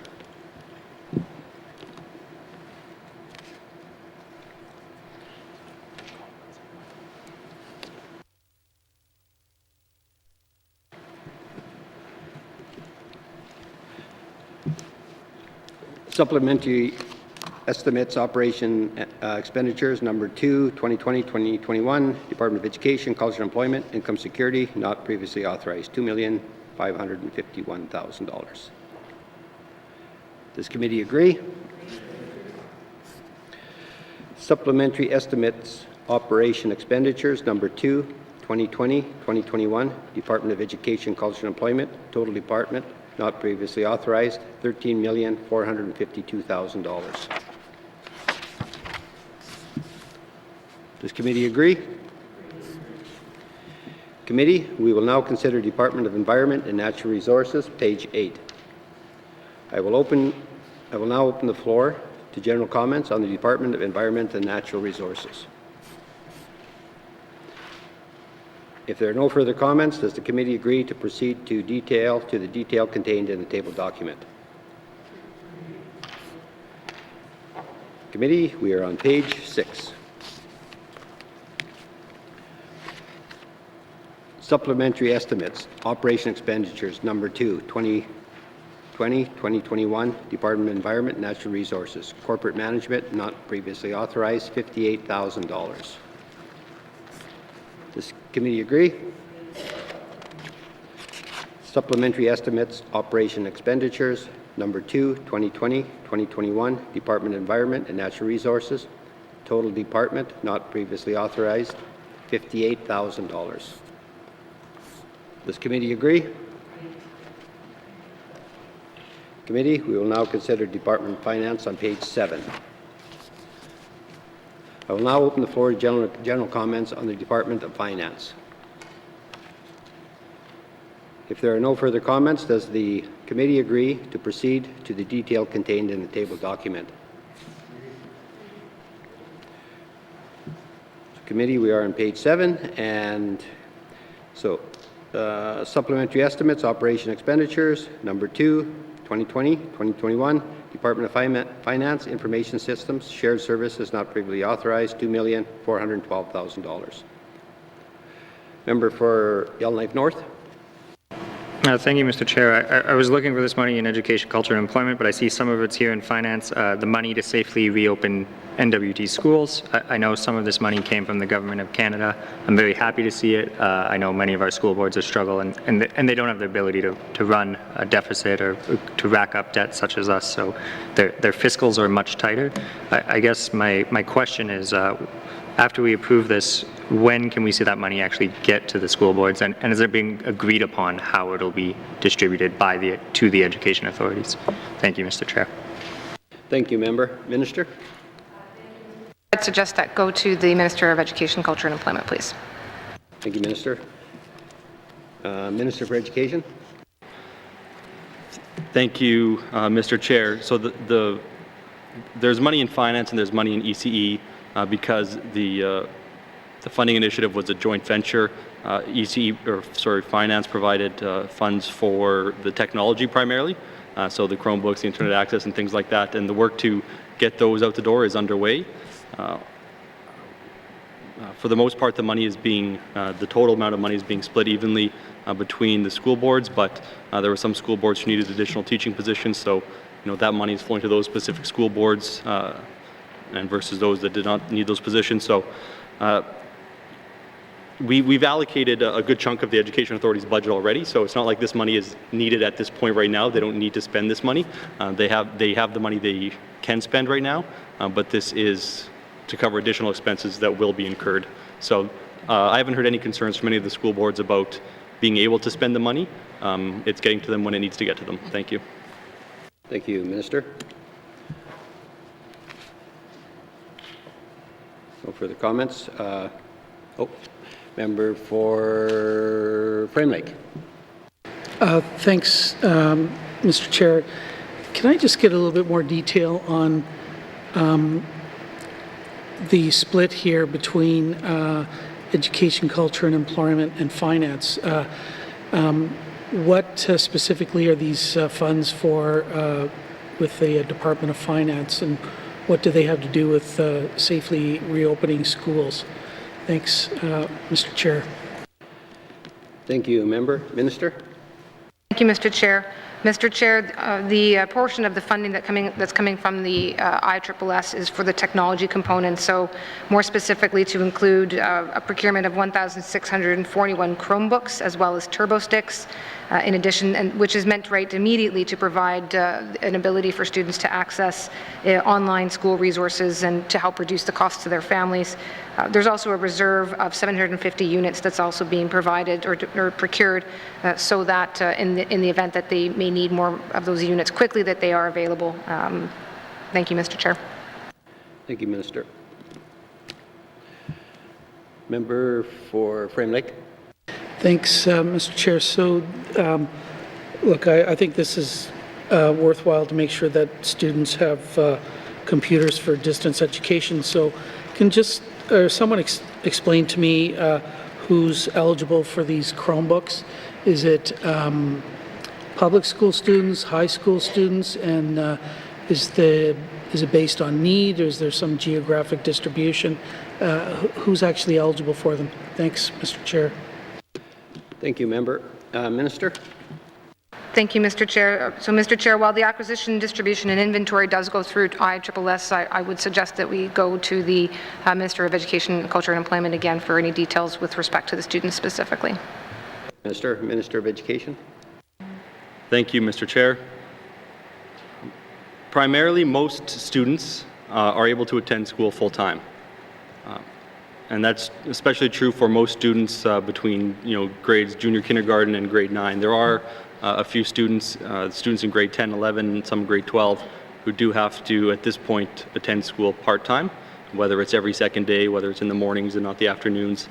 And those are the students that are being targeted. There's also students who are over 19 who aren't allowed back in the schools by order of the Chief Public Health Officer.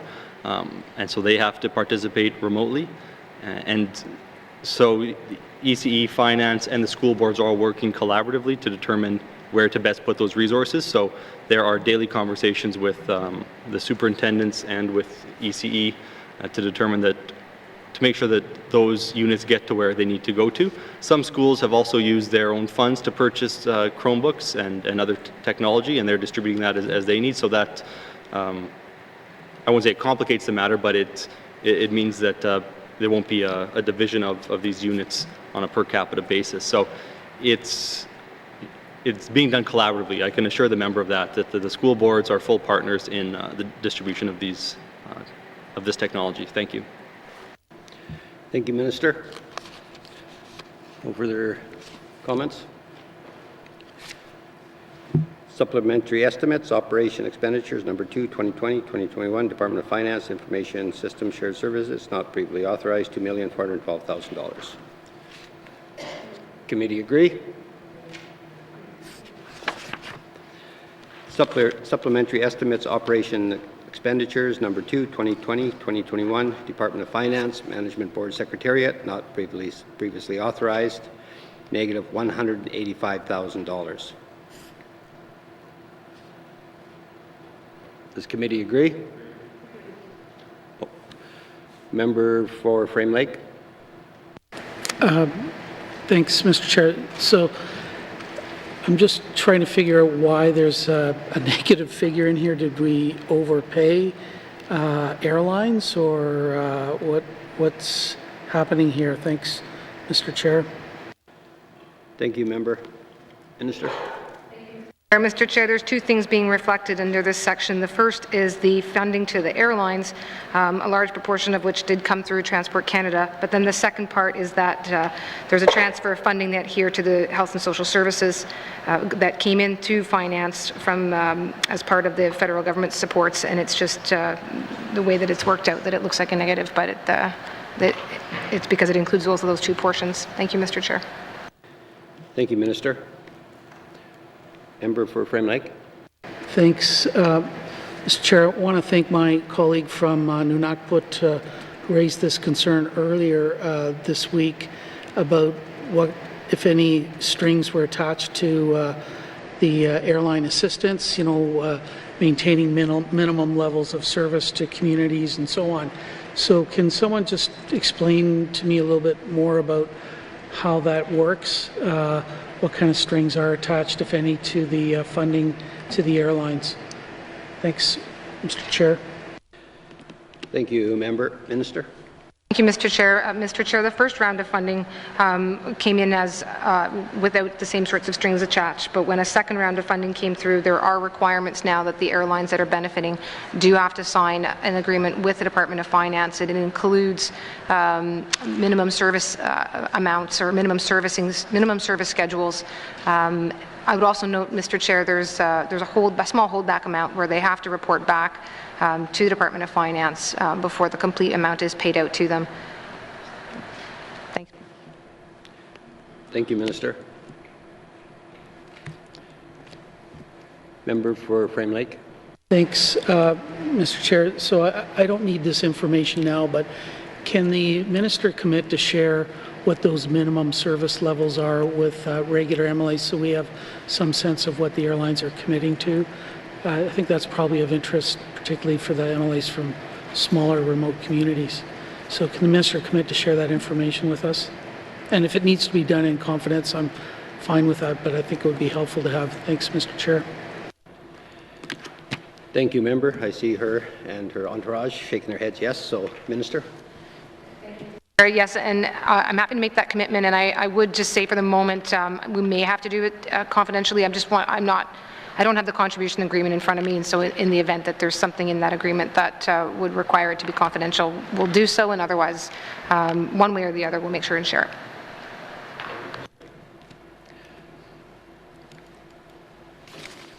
Supplementary estimates, operation expenditures, number 2, 2020-2021, Department of Finance, Management Board Secretariat, not previously authorized, negative $185,000.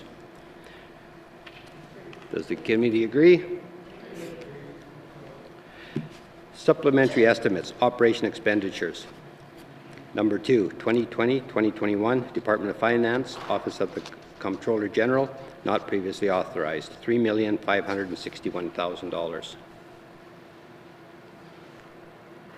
Does the committee agree? Supplementary estimates, operation expenditures, number 2, 2020-2021, Department of Finance, total department, not previously authorized, $5,788,000. Does the committee agree? Committee, we will now consider the Department of Health and Social Services, starting on page 8. I will now open the floor to general comments on the Department of Health and Social Services. If there are no further comments, does the committee agree to proceed to the detail contained in the table document? Supplementary estimates, operation expenditures, number 2, 2020-2021, Department of Health and Social Services. Administrative and support services, not previously authorized, $589,000. Committee agree? Oh. Member for Frame Lake. Thanks, Mr. Chair. I see in the estimates here that this is for virtual care, And can I just get some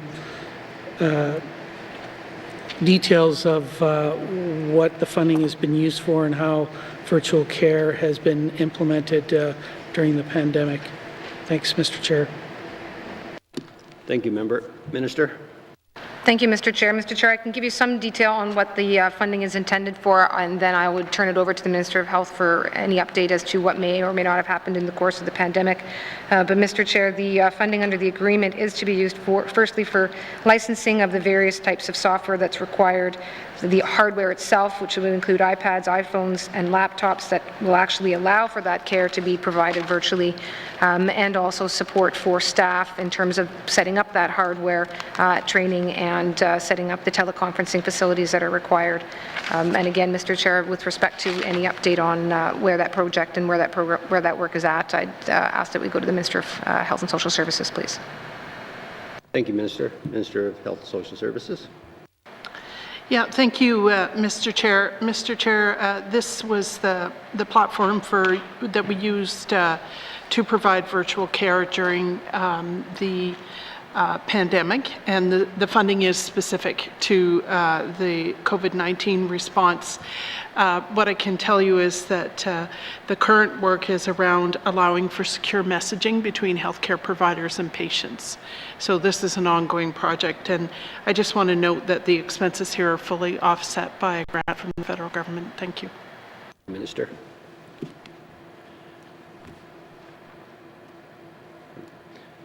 Supplementary estimates, operation expenditures, number 2, 2020-2021, Department of Health and Social Services, Administrative and Support Services, not previously authorized, $589,000.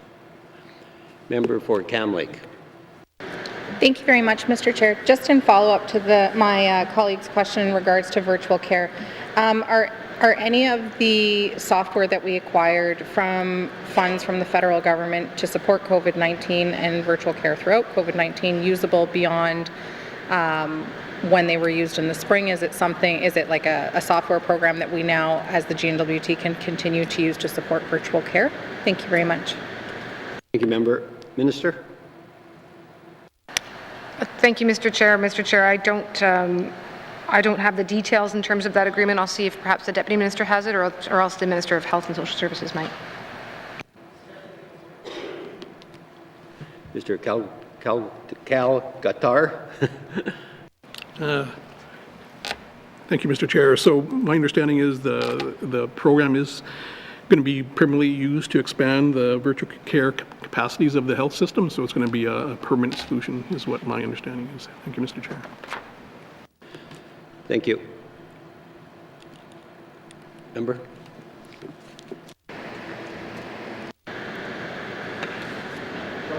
Supplementary estimates, operation expenditures, number 2, 2020-2021, Department of Health and Social Services, Administrative and Support Services, not previously authorized, $589,000. Does committee agree?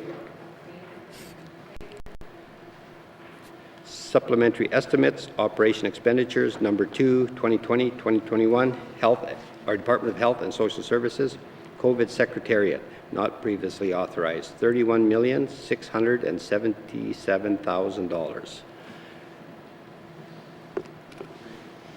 Committee agree? Member for Montfouet. Mr. Chair. Mr. Chair, this is a whopping millions of dollars here. We can't just approve it just like that. In this House, maybe Minister or the Premier can explain. Premier did indicate that there was a strong support from Indigenous leaders across the North. And I did make a call to my leadership. I don't see the same note as Premier alluded to. And just wondering if the Minister or the Premier can elaborate more if there's overall support from Indigenous leadership across the North and also the mayors, N.W.T. Are they in support? If so, can I have those in writing, if they do have that in writing, Mr. Chair? Merci. Thank you, Member. Minister. Thank you, Mr. Chair. Mr. Chair, I know that the Premier's office has engaged in a pretty wide variety of conversations and engagements over the last little while, so I'd ask that we direct that to the Premier, please. Thank you, Minister. Premier? Thank you, Mr. Chair. Absolutely. We had an initial meeting with the Indigenous governments. I can't remember, it was Friday. I believe eight Indigenous governments were there. Out of the 8, 7 accepted. The Clecho government was not there at that time. We did reach out to other governments as well. Unfortunately, not all governments have had a chance to get back to me on that, so I can say that the Clecho government hasn't given their support, but they haven't said they were not supportive as well, and that is because we haven't had the opportunity to talk to them on that. I can say also that 31 million is a lot of money for this year, absolutely. 23 million is covered by the, or almost, is covered by the federal government, so that leaves almost 9 million. And we have asked the federal government for more support for the COVID Secretariat. And the federal government, talking to Prime Minister Trudeau, has promised to support us further. So we've just put in the ask for the additional monies, and once we hear back, which will probably take a little while, I'll report to committee on what that looks like. Thank you, Mr. Chair. Thank you, Premier.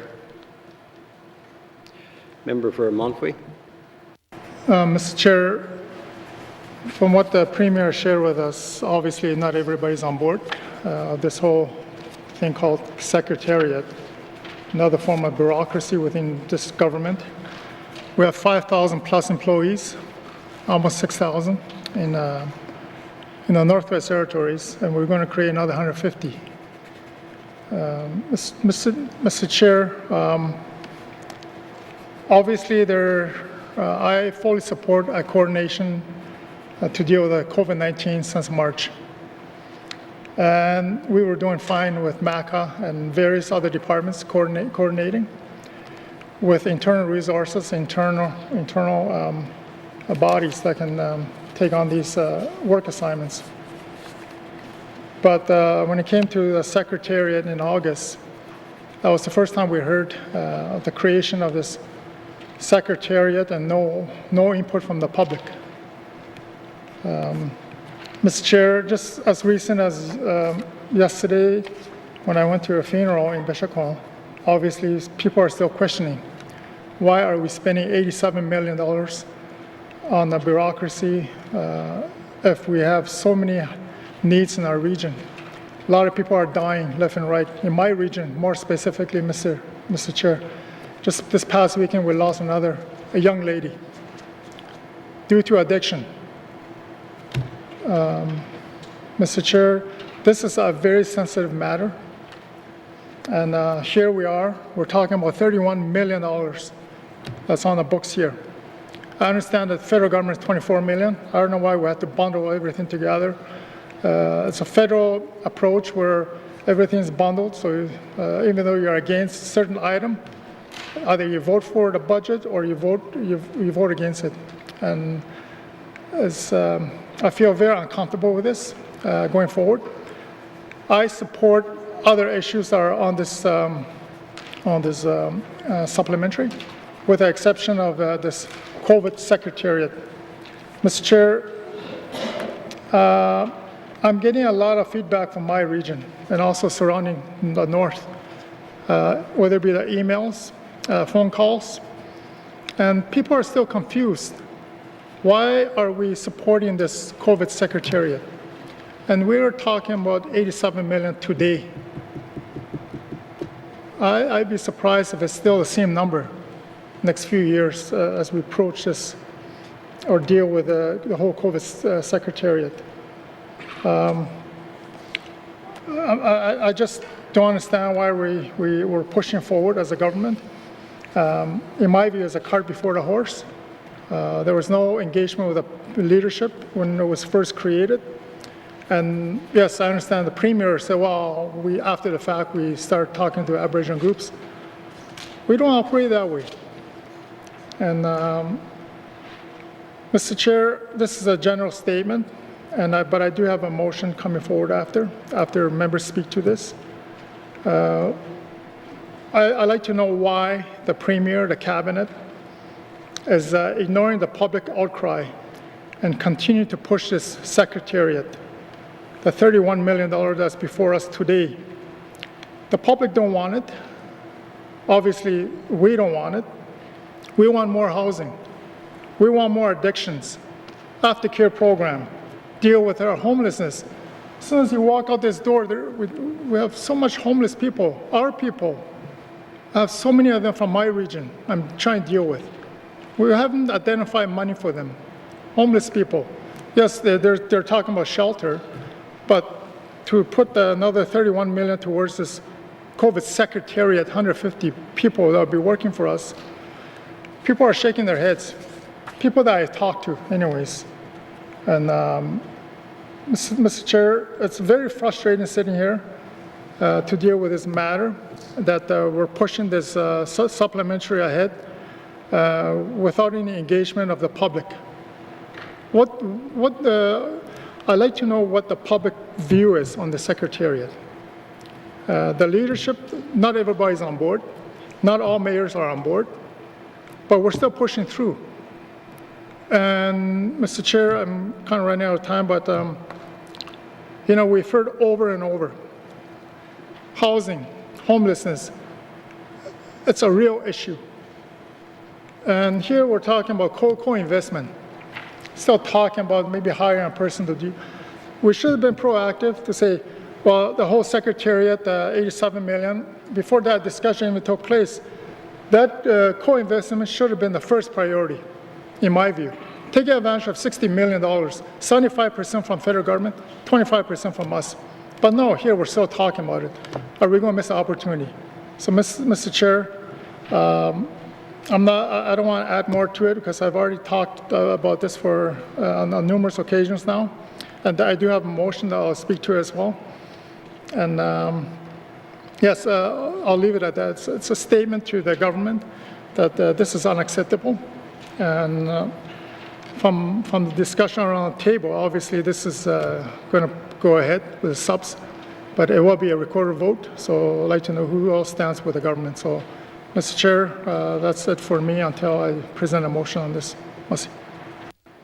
Thank you, member. I guess I'll take that as a statement, but if the minister has any comments.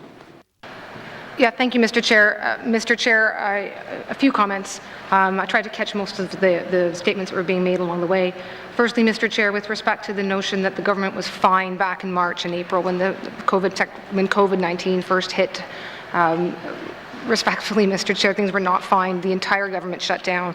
So at one point, I think we peaked with 188 staff who were redeployed in the course of the entire fighting of the pandemic. When 188 staff are redeployed, those staff members are not working in housing, they are not working in addictions, they are not working in social services, they are not working in some of the other departments where they are needed, and much of the work that needs to get done in the course of government does not get done. And this is why you hear in the course of this session, and I think the point was made, stop using COVID as the excuse, but the excuse was that the entire government was shut down and staff are being asked to do other work and other things. So obviously, and at the same time, we're being asked, why aren't there more people at the border? Why aren't there more people at the airports? Why isn't there more enforcement? Why isn't somebody answering the phone line at N.W.T. Protect? So the response to that was to create temporary positions, term positions, not permanent positions within the N.W.T. to help fill up or to maintain some of those redeployments, but to ensure that the other work still gets done by having people available. Within the COVID Secretariat, the contemplated 150 positions right now includes 22 at N.W.T. Protect as of the moment. Or 16 over at N.W.T. 811, 23 at the isolation centres, 21 in regional compliance, 44 at border compliance. And Mr. Chair, that is one of the areas that does distinguish the response here in the Northwest Territories as compared to other jurisdictions, which right now are all facing a very serious second wave of the pandemic, with the exception really of a lot of the jurisdictions who, like us, have actually made an effort to have border compliance, to have isolation in place, and to really avoid bringing a lot of waves of travel. So, Mr. Chair, that is really the positions that have been created here is what answers that, is what provides the actual ability to implement the orders of the Chief Public Health Officer. And so to the extent that this is now before the House, Mr. Chair, it's here because that's our ability to actually continue to do the things that the Chief Public Health Officer has put in place. It's our ability to actually implement those orders. And Mr. Chair, as far as engagement, I'll likely, the Premier may want to speak to it, but I can also assure the House that, Mr. Chair, I was involved in a lot of those calls in the early days. There was weekly calls in the early days of the pandemic. Those calls have slowed down over the summer, but to my knowledge, they have actually begun again. And no, not everyone's going to agree on exactly the right way to fight the pandemic, but not everyone's agreeing across Canada or across the world either, Mr. Chair. What we are doing is following the Chief Public Health Officer and ensuring that her orders are being implemented, and the Secretariat is one part of making sure that we are doing that. It is one, and it's the part that is obviously right here, but there is over $175 million being spent on the pandemic, a large proportion of which has funding coming from the federal government, including a large proportion of which is being funded from the COVID Secretariat for the pandemic. Or from the federal government, with the result that we wind up with only around $8 million that's actually required right now to the COVID Secretariat to maintain the functions that are happening as border compliance, regional compliance, isolation centres. The calls that I was on, Mr. Chair, around the COVID Secretariat, around the COVID response, do not want people back in a lot of the communities. Some of the communities continue to be quite afraid of having travel across the borders. With respect to the question of whether the public and what the public reaction has been, Mr. Chair, I'm sure we've all heard different things from our constituents, but Mr. Chair, I've certainly heard a lot of people saying that they are happy with the response that the territorial government has initiated and maintained, and are not looking to have a reopening particularly quickly. Thank you, Mr. Chair. Thank you, Minister. Premier, you have a comment? Thank you, Mr. Chair. Absolutely. I mean, before I'll talk about the engagement. The MLA is correct that we didn't have a good engagement at the beginning. We did offer AOC a briefing on it back in April. That never happened. We offered one again a couple of months later, and it got deferred. When we finally did get in, it was open camera, and so it was our first chance to present to AOC, and it happened to be public.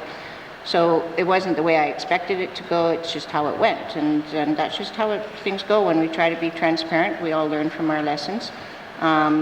Since then, I did engage with the Indigenous governments. I talked to the municipal governments. We talked to the business community. More and more people are getting on board when they understand what it is. Mr. Chair, it's $87 million, but people always make the assumption that that's for this year. That's not for this year. That's for 2.5 years. We were asked to provide a 4-year budget. So if the pandemic goes on, we're projecting $87 million, worst case. However, as stated in the Assembly today, we are already looking at the major costs are isolation centres, Mr. Chair. And I think that although I didn't reach all Indigenous governments, I think most Indigenous governments, I stand to be corrected if so, but I think most Indigenous governments would say that our isolation centres are one of the key things, and our Border Patrol is one of the key things. Again, I can stand to be corrected because I haven't gotten to them all. The other thing too, Mr. Chair, is that we don't have a choice. The $23 million that's been allocated to the COVID Secretariat isn't an option. We can just say to the federal government, we want to take that money back and give us money for housing or use it for homelessness or addictions. That money had earmarked. It had defined areas that we were allowed to use it for. Within the speech from the throne, and I think that members would know that COVID-19 is an item within the speech from the throne. It's not an afterthought. There will be more money coming for COVID-19 is my assumption, and there will be more money for the other areas. But if we didn't use the money, this was money specifically to address COVID-19 in specific categories, and we didn't have the option to say we wanted it for addictions or any other thing. Thank you, Mr. Chair. Thank you, Premier. Member for Frame Lake.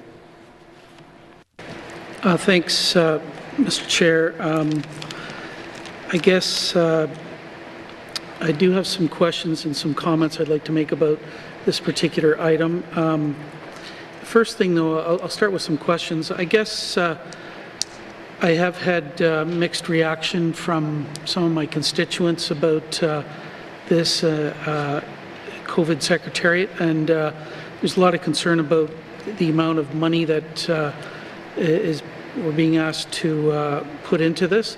But I want to get a commitment out of the Minister of Finance or the Premier about some kind of regular reporting of the expenditures for the COVID Secretariat functions to year end and maybe into the new year as well. So can I get some kind of commitment about what kind of periodic reporting that can be made to regular MLAs and to the public about the expenditures for the COVID Secretariat functions from now till year end? Thanks, Mr. Chair. Thank you, Member. Minister? Thank you, Mr. Chair. Mr. Chair, I'm happy to make a monthly commitment. The Department of Finance will be collecting monthly variance reports on the COVID Secretariat spending and can make those public as they are available. It does take some time, so September 30th doesn't mean we necessarily put it out on September 30th, Mr. Chair, but when it does get gathered and reported and analyzed, it can take a couple of weeks, but we will be getting them and putting them out on a monthly basis. Thank you, Mr. Chair. Thank you, Minister. Member? Thanks, Mr. Chair, and thanks to the Minister for that commitment. In the monthly variance reporting, presumably it's not just going to be a bunch of numbers, that there would be some attempt to explain the changes or differences from what is anticipated in terms of places where there might be extra spending that was unanticipated, or hopefully reductions in spending moving forward. Was that going to be kind of documented in these monthly reports? Thanks, Mr. Chair. Thank you, Member. Minister? Thank you, Mr. Chair. Mr. Chair, I'm inclined to just give a simple answer of yes, but rather than use hand signals, perhaps I'd suggest I'll turn it over to the Deputy Minister and he can describe in a little more detail what the contents of the report might be. Deputy Minister. Thank you, Mr. Chair. So what we'll do for members on a monthly basis, then we'll post it on the Department of Finance website, is a very detailed variance report on the COVID Secretariat by every major category area.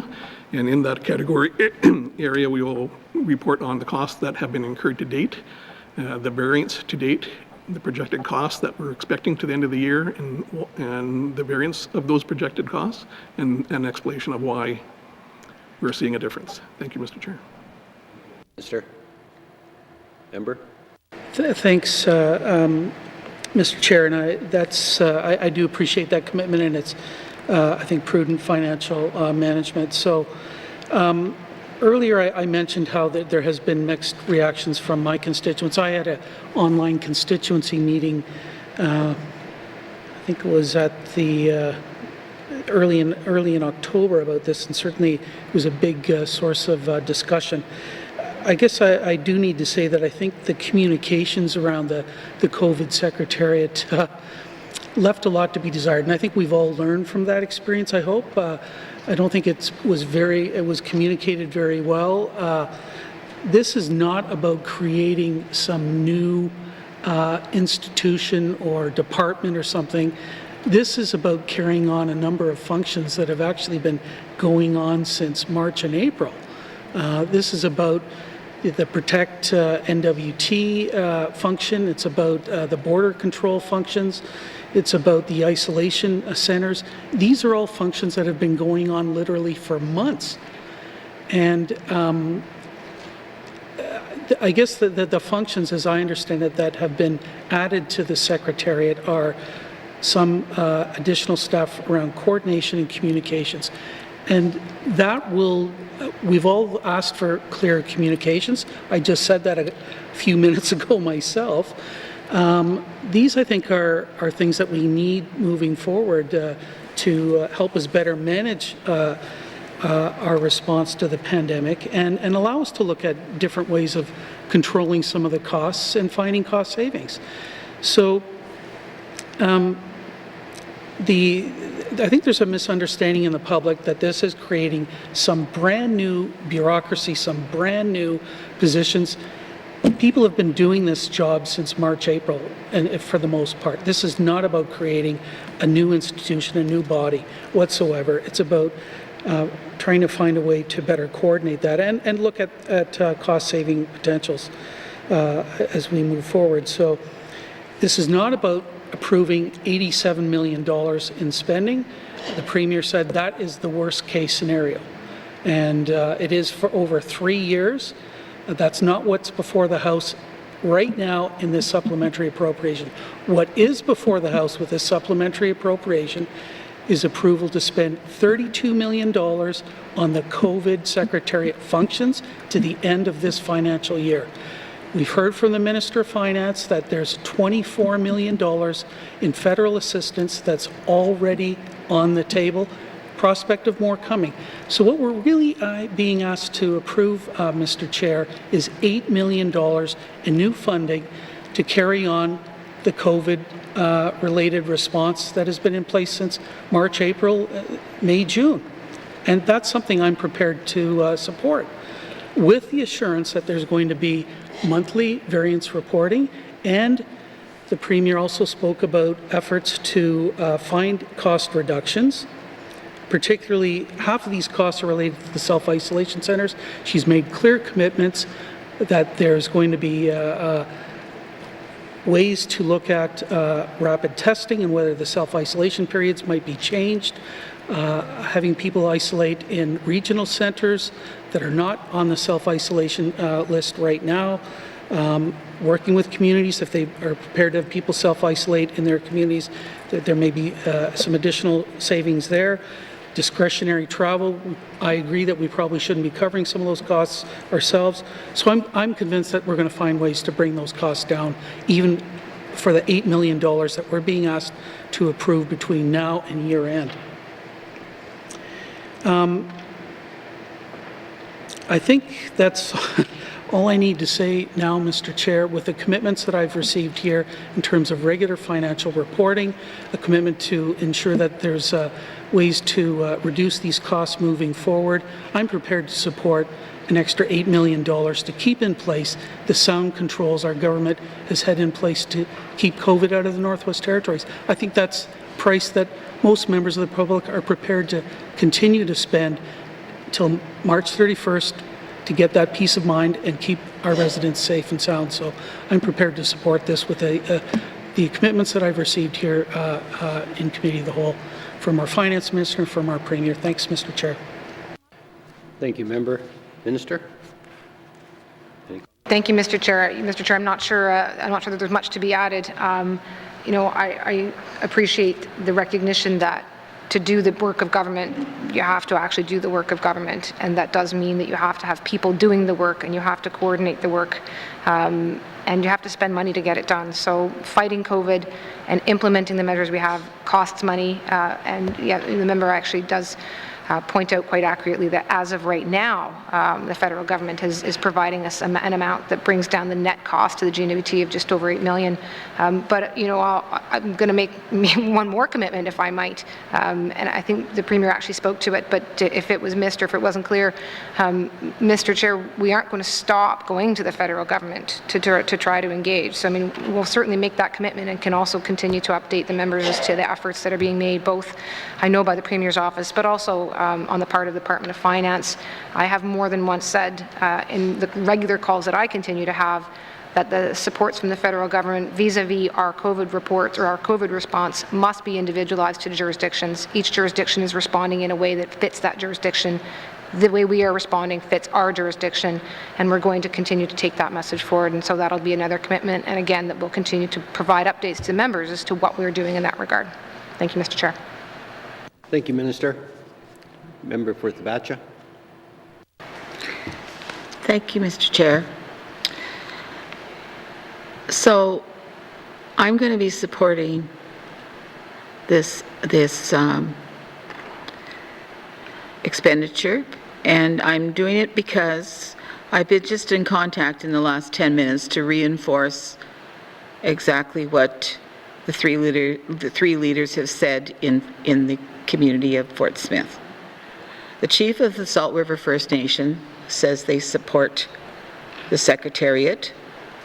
The Fort Smith Métis Nation support the Secretariat, and I was also in contact with the mayor of the town of Fort Smith.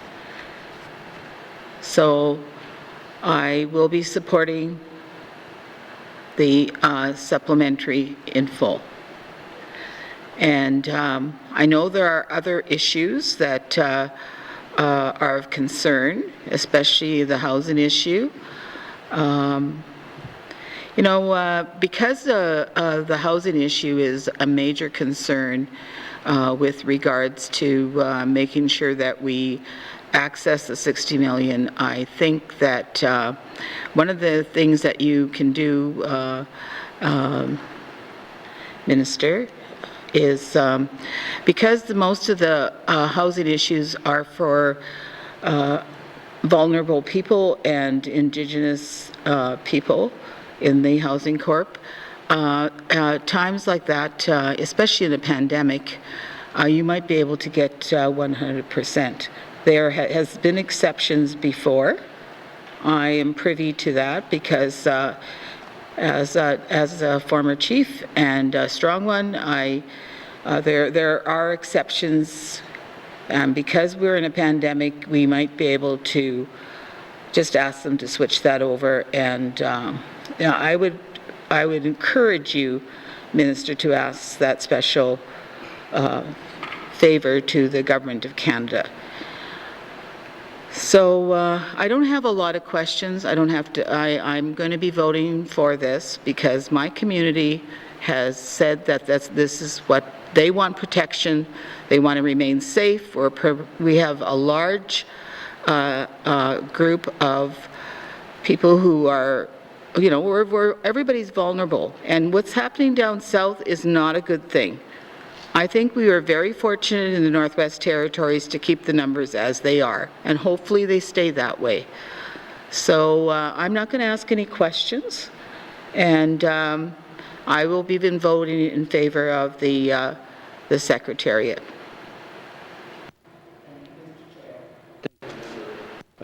Minister, do you have any comments? Or okay. Tune a day, will a day. Mr. Chair, and I've been thinking about this for a long time and consulting with the leaders of my riding, and the general consensus is that there's not a lot of support for this. And right off the hop, I was reluctant and I was very skeptical. But like I said, you try to make the best decision possible. You look at all the stats, you try to look at all the benefits, and I just can't, the rationale behind this, and I thoroughly believe this is a mistake. And there is a better way through than allocating the way we're allocating. I think throughout, so far in this sitting, we've mentioned various issues that we were having throughout during this pandemic. You know, everything from addictions and you know, there's gaps in services. Those breadcrumbs that were spread out through the floor here, and we've talked about them.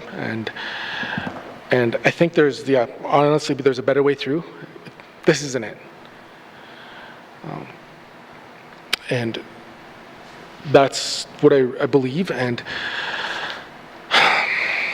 again, like just a lot of, it's frustrating for me.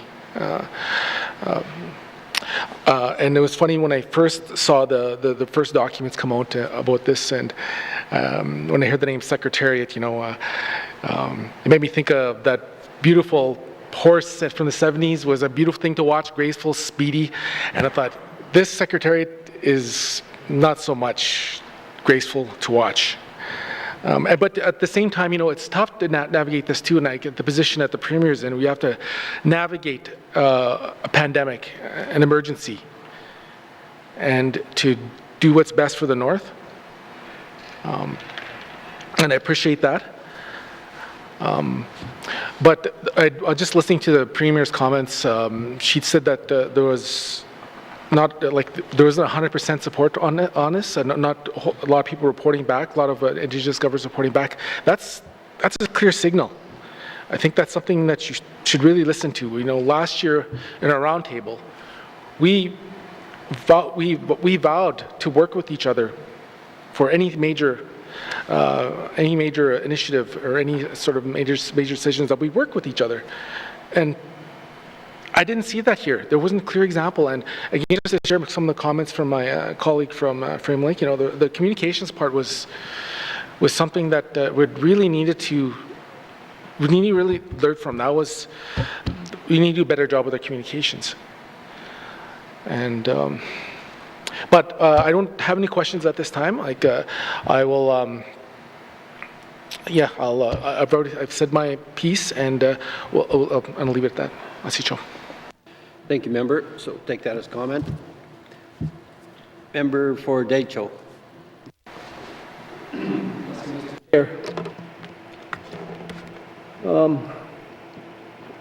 Yeah, initially when this was brought to our attention back in, I think it could have been June or this past summer, I think I was totally surprised about what was forming in terms of a COVID for $87 million. That was a price tag put to this project at that time. And then in subsequent questioning to the Premier on the floor of the House, I wasn't getting answers to many of my questions.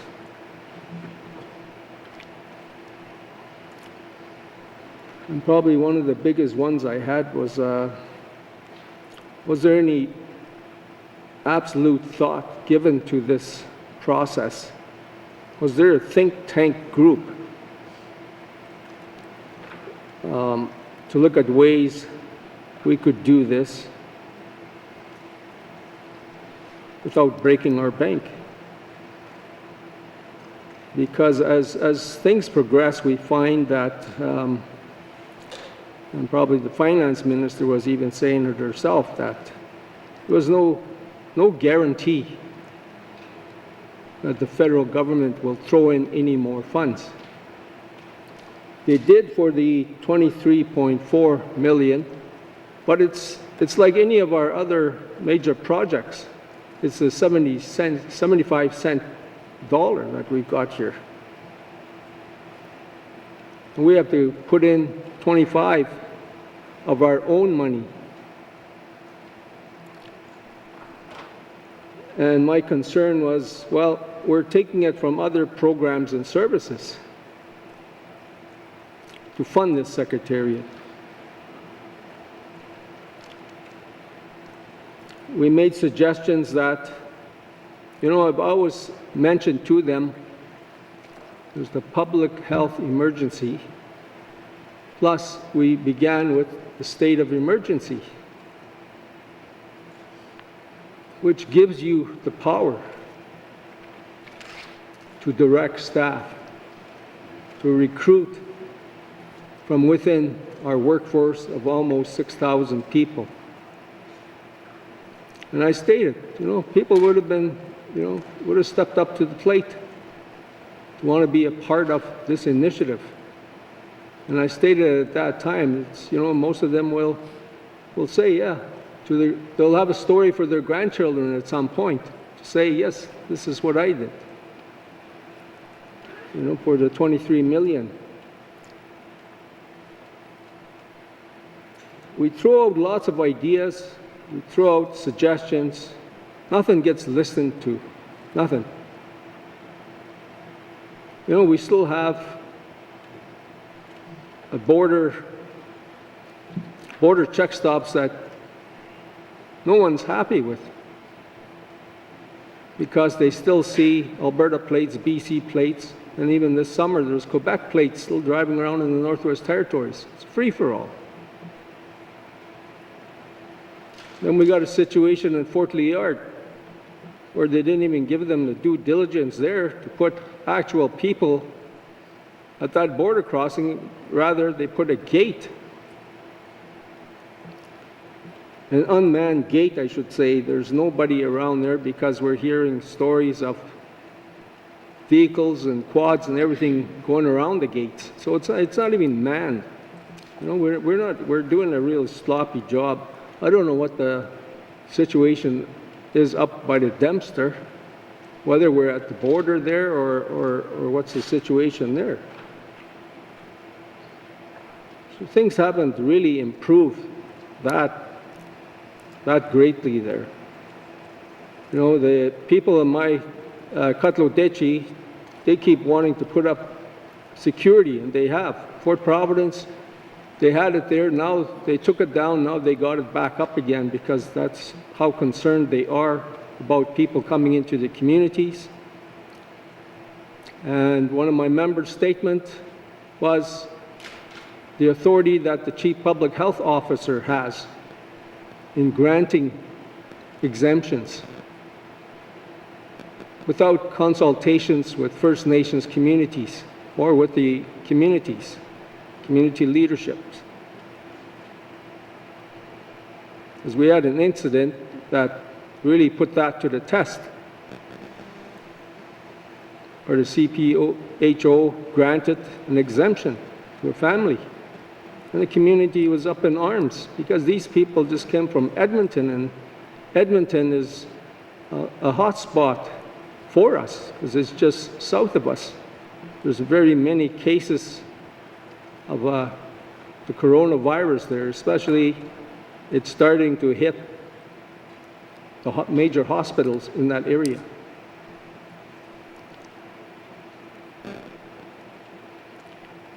We're not, you know, I'm not going to say that I'm totally against having something in place. Like I said before, we could have used the local workforce. You could invoke, and I think I mentioned it too in my member's statement, that Pierre Elliott Trudeau, to enforce something, one time there was an incident in Quebec, he invoked the War Measures Act so that he had the authority to do what he wanted to do with his people.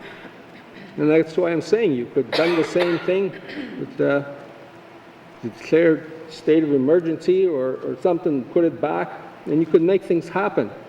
Let's try to look at ways we can keep our costs down so we're not affecting other programs and services. These are the type of things that we don't want to have to negotiate between what's good for, you know, for the people. But it can still be done, and I still believe that we should look at what the federal government gave us was $23 million. Let's make it work within that budget.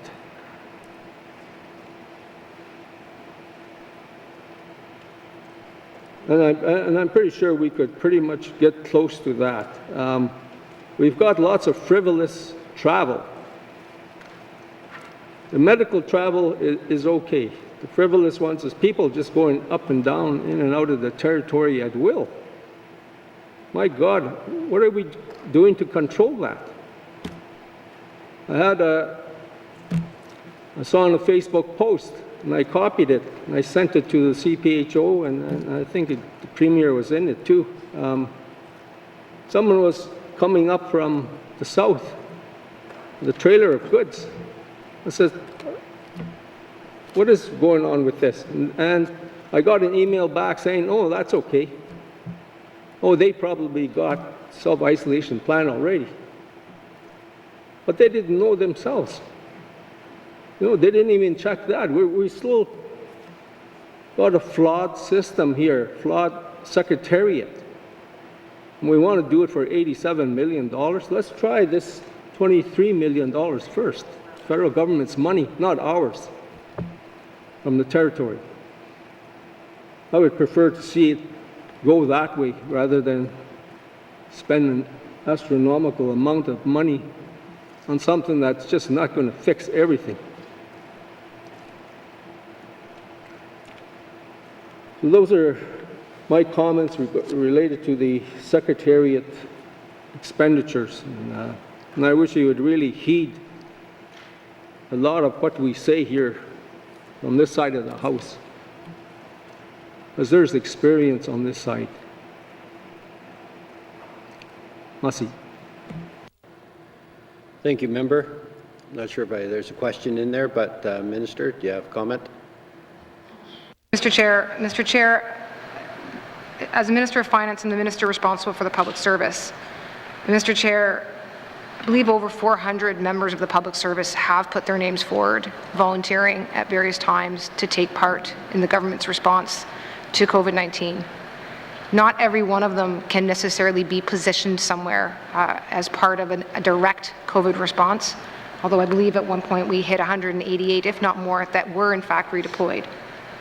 But again, every time you redeploy someone, you take them away from their home position, and you take them away from the programs and the services that I understand the member is wanting us to be so mindful of. And I agree with the MLA that we cannot interrupt the programs and services that people of the Northwest Territories are depending on and relying on, which is why you can't simply redeploy everybody without filling those positions or without finding a way to otherwise provide those services. And so that's, again, part of the reason why there have to be new positions created to respond to COVID-19, which was, you know, I think a lot of people are tired of hearing it, but it is unprecedented. It is something that no one in the world knew what to do with or how to respond to, and different governments in different jurisdictions are still figuring that out. But it takes new positions to do it. Otherwise, you wind up interrupting the programs and the services of government. Mr. Chair, I want to make one last comment, again, with that lens of being responsible for the public servants, is that it's not only those that were deployed under the front lines or deployed to respond under the Secretariat's functions. Every single public servant, in my view, over the last several months, have been responding to COVID-19, and every single one of them should take pride in the work that they've done. Every single one of them should take pride in being on the front lines of a response from the government, whether they were working at a desk to ensure that invoices were paid to governments or to businesses that were struggling, or whether it's people who are working in the health department. So, you know, I know the member is concerned about, has spoken more than once, and I think I made a statement in the House speaking about, you know, people's desire to be involved, and I just wanted to acknowledge that indeed I do think the public servants really have risen to that occasion. So I appreciate that he's bringing attention to that. Thank you, Mr. Chair. Thank you, Minister. Member for the N.W.T. Thank you, Mr. Chair. No, this we could look back and say this wasn't rolled out properly, but at the end of the day, it happened so fast. It shut down it shut down our territory, shut down our global. It was global. I didn't agree with it at the start, but you know, when I think about it, I have to be here to represent my people as the MLA for the N.W.T. And supporting this, I am going to support this in regards to priority one, safety of the people of the Northwest Territories. And you know, when you look back, like this past week, I asked in the House, like, you know, our community bubbles, we need to be supporting. I mean, the funding that we're getting, I hope they could really look at helping our community, local community governments in regards to what's happening here. With everything that's been going on, money from the start in April, when the local community government, like for instance in Tuck, they did a roadblock. I wish that they could get their funding back, that they did outreach, because everybody was scared. As an invalid beneficiary, we did have a pandemic. Kitty Gaz with 3,000 families, 3,000 invalid beneficiaries died there in Kitty, 17 miles away from Tuck. And for this, when they say pandemic, it means a whole different thing from where I'm from. And from what we did, sure, yeah, the government didn't roll out as properly as they should, but they did do something. They acted on it. And we, like, shooting from the hip. But we're dealing with it now. So right now, we're in a whole COVID-19 world. So basically, I'm like, the safety of the people are a priority. Don't care about the money. Community or the local community bubbles that we should be looking at in regards to helping our local community governments again with funding that they expended upon COVID-19. That should be looked at and should be helped. Riding our elders in my riding, and the youth, you know, we should be funding them. They're doing a good job, like our local community governments or the community corp and stuff like that. They're doing good work with helping sewing kits and stuff like that to keep people busy, but dark days are coming. We got nothing happening in the communities because of COVID. So we should be looking at, and we should be looking at helping them more. I know the federal government's really been doing their best, and they've been doing a pretty good job. And I'm not a Liberal. So, and I'm, and that's the truth though.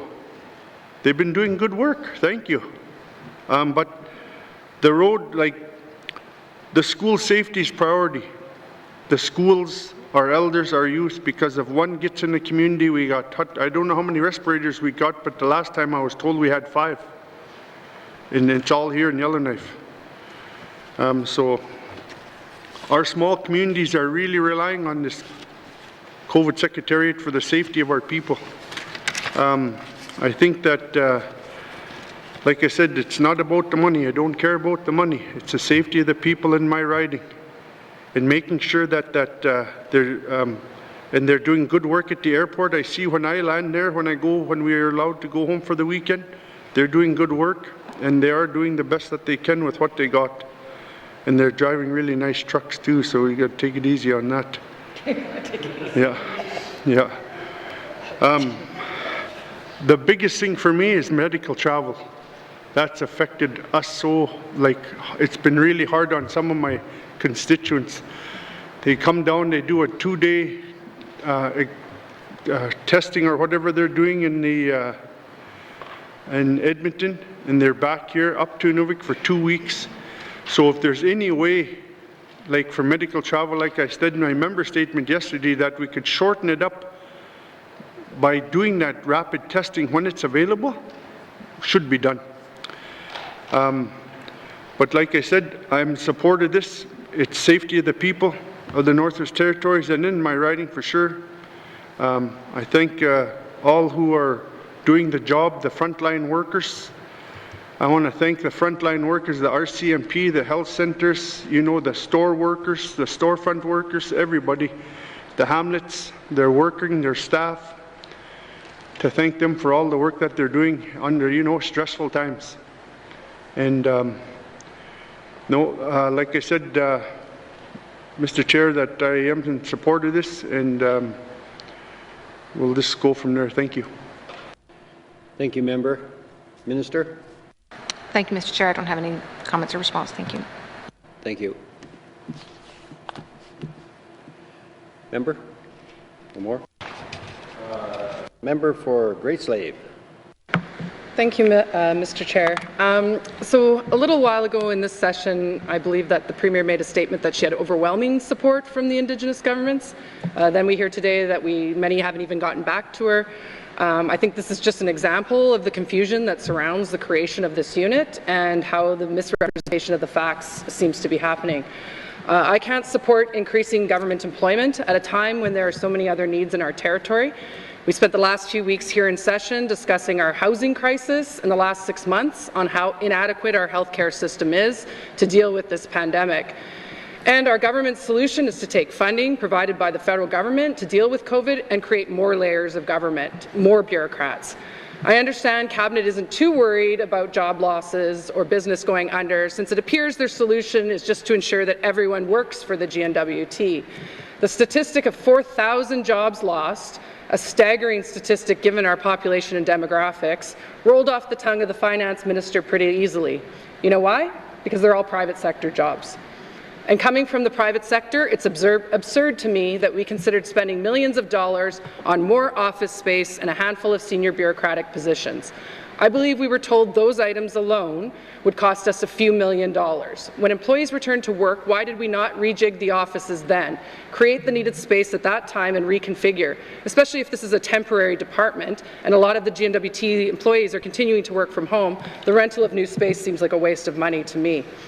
I'd like to see the federal COVID money used to hire nurses, purchase equipment and personal PPE, support the private sector, create a public safety department instead of this secretariat, bring together all the varying departments that protect our people under one department so that when another crisis hits, we'll already have all our services coordinated.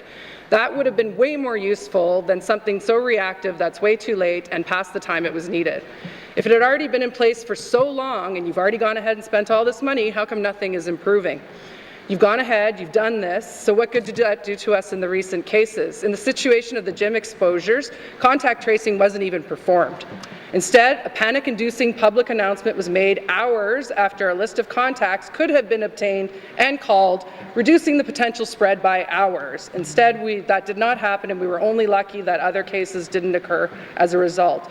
The Cabinet hides behind the CPHO in deflection of any questions around contact tracing and such. I don't understand then why creating more N.W.T employees and more more bureaucracy is supposed to improve that, when really that's where we want to get our answers from. That's where the issues lie. There's no communications between you as the Cabinet and the CPHO, and I don't see that creating more bureaucratic layers and crap is really going to do any good. Thank you. Thank you, member. Minister? Thank you, Mr. Chair. Mr. Chair, I also came from the private sector before I arrived here. This is the longest I've spent working in the government, other than a stint when I was about 20 years old as an intern. So I do also take seriously the situation that's being faced by the private sector right now. That said, Mr. Speaker, Mr. Chair, let me go through some of the other items that I heard. Increasing government employment, again, Mr. Chair, it is very difficult to fight a pandemic when you are redeploying staff who have other jobs to do. The money that we received from the federal government was not money that we could take and drop down wherever we chose to drop it down. The federal government was extremely specific about the types of things they wanted us to do with the funding that they were providing, and not only to us, to every province and territory across Canada. They had very specific intentions. For example, PPE for health workers and non-health workers, support for vulnerable populations, testing, contact tracing, and data management. These were the ways in which the bundles of funding that received from the federal governments were to be allotted.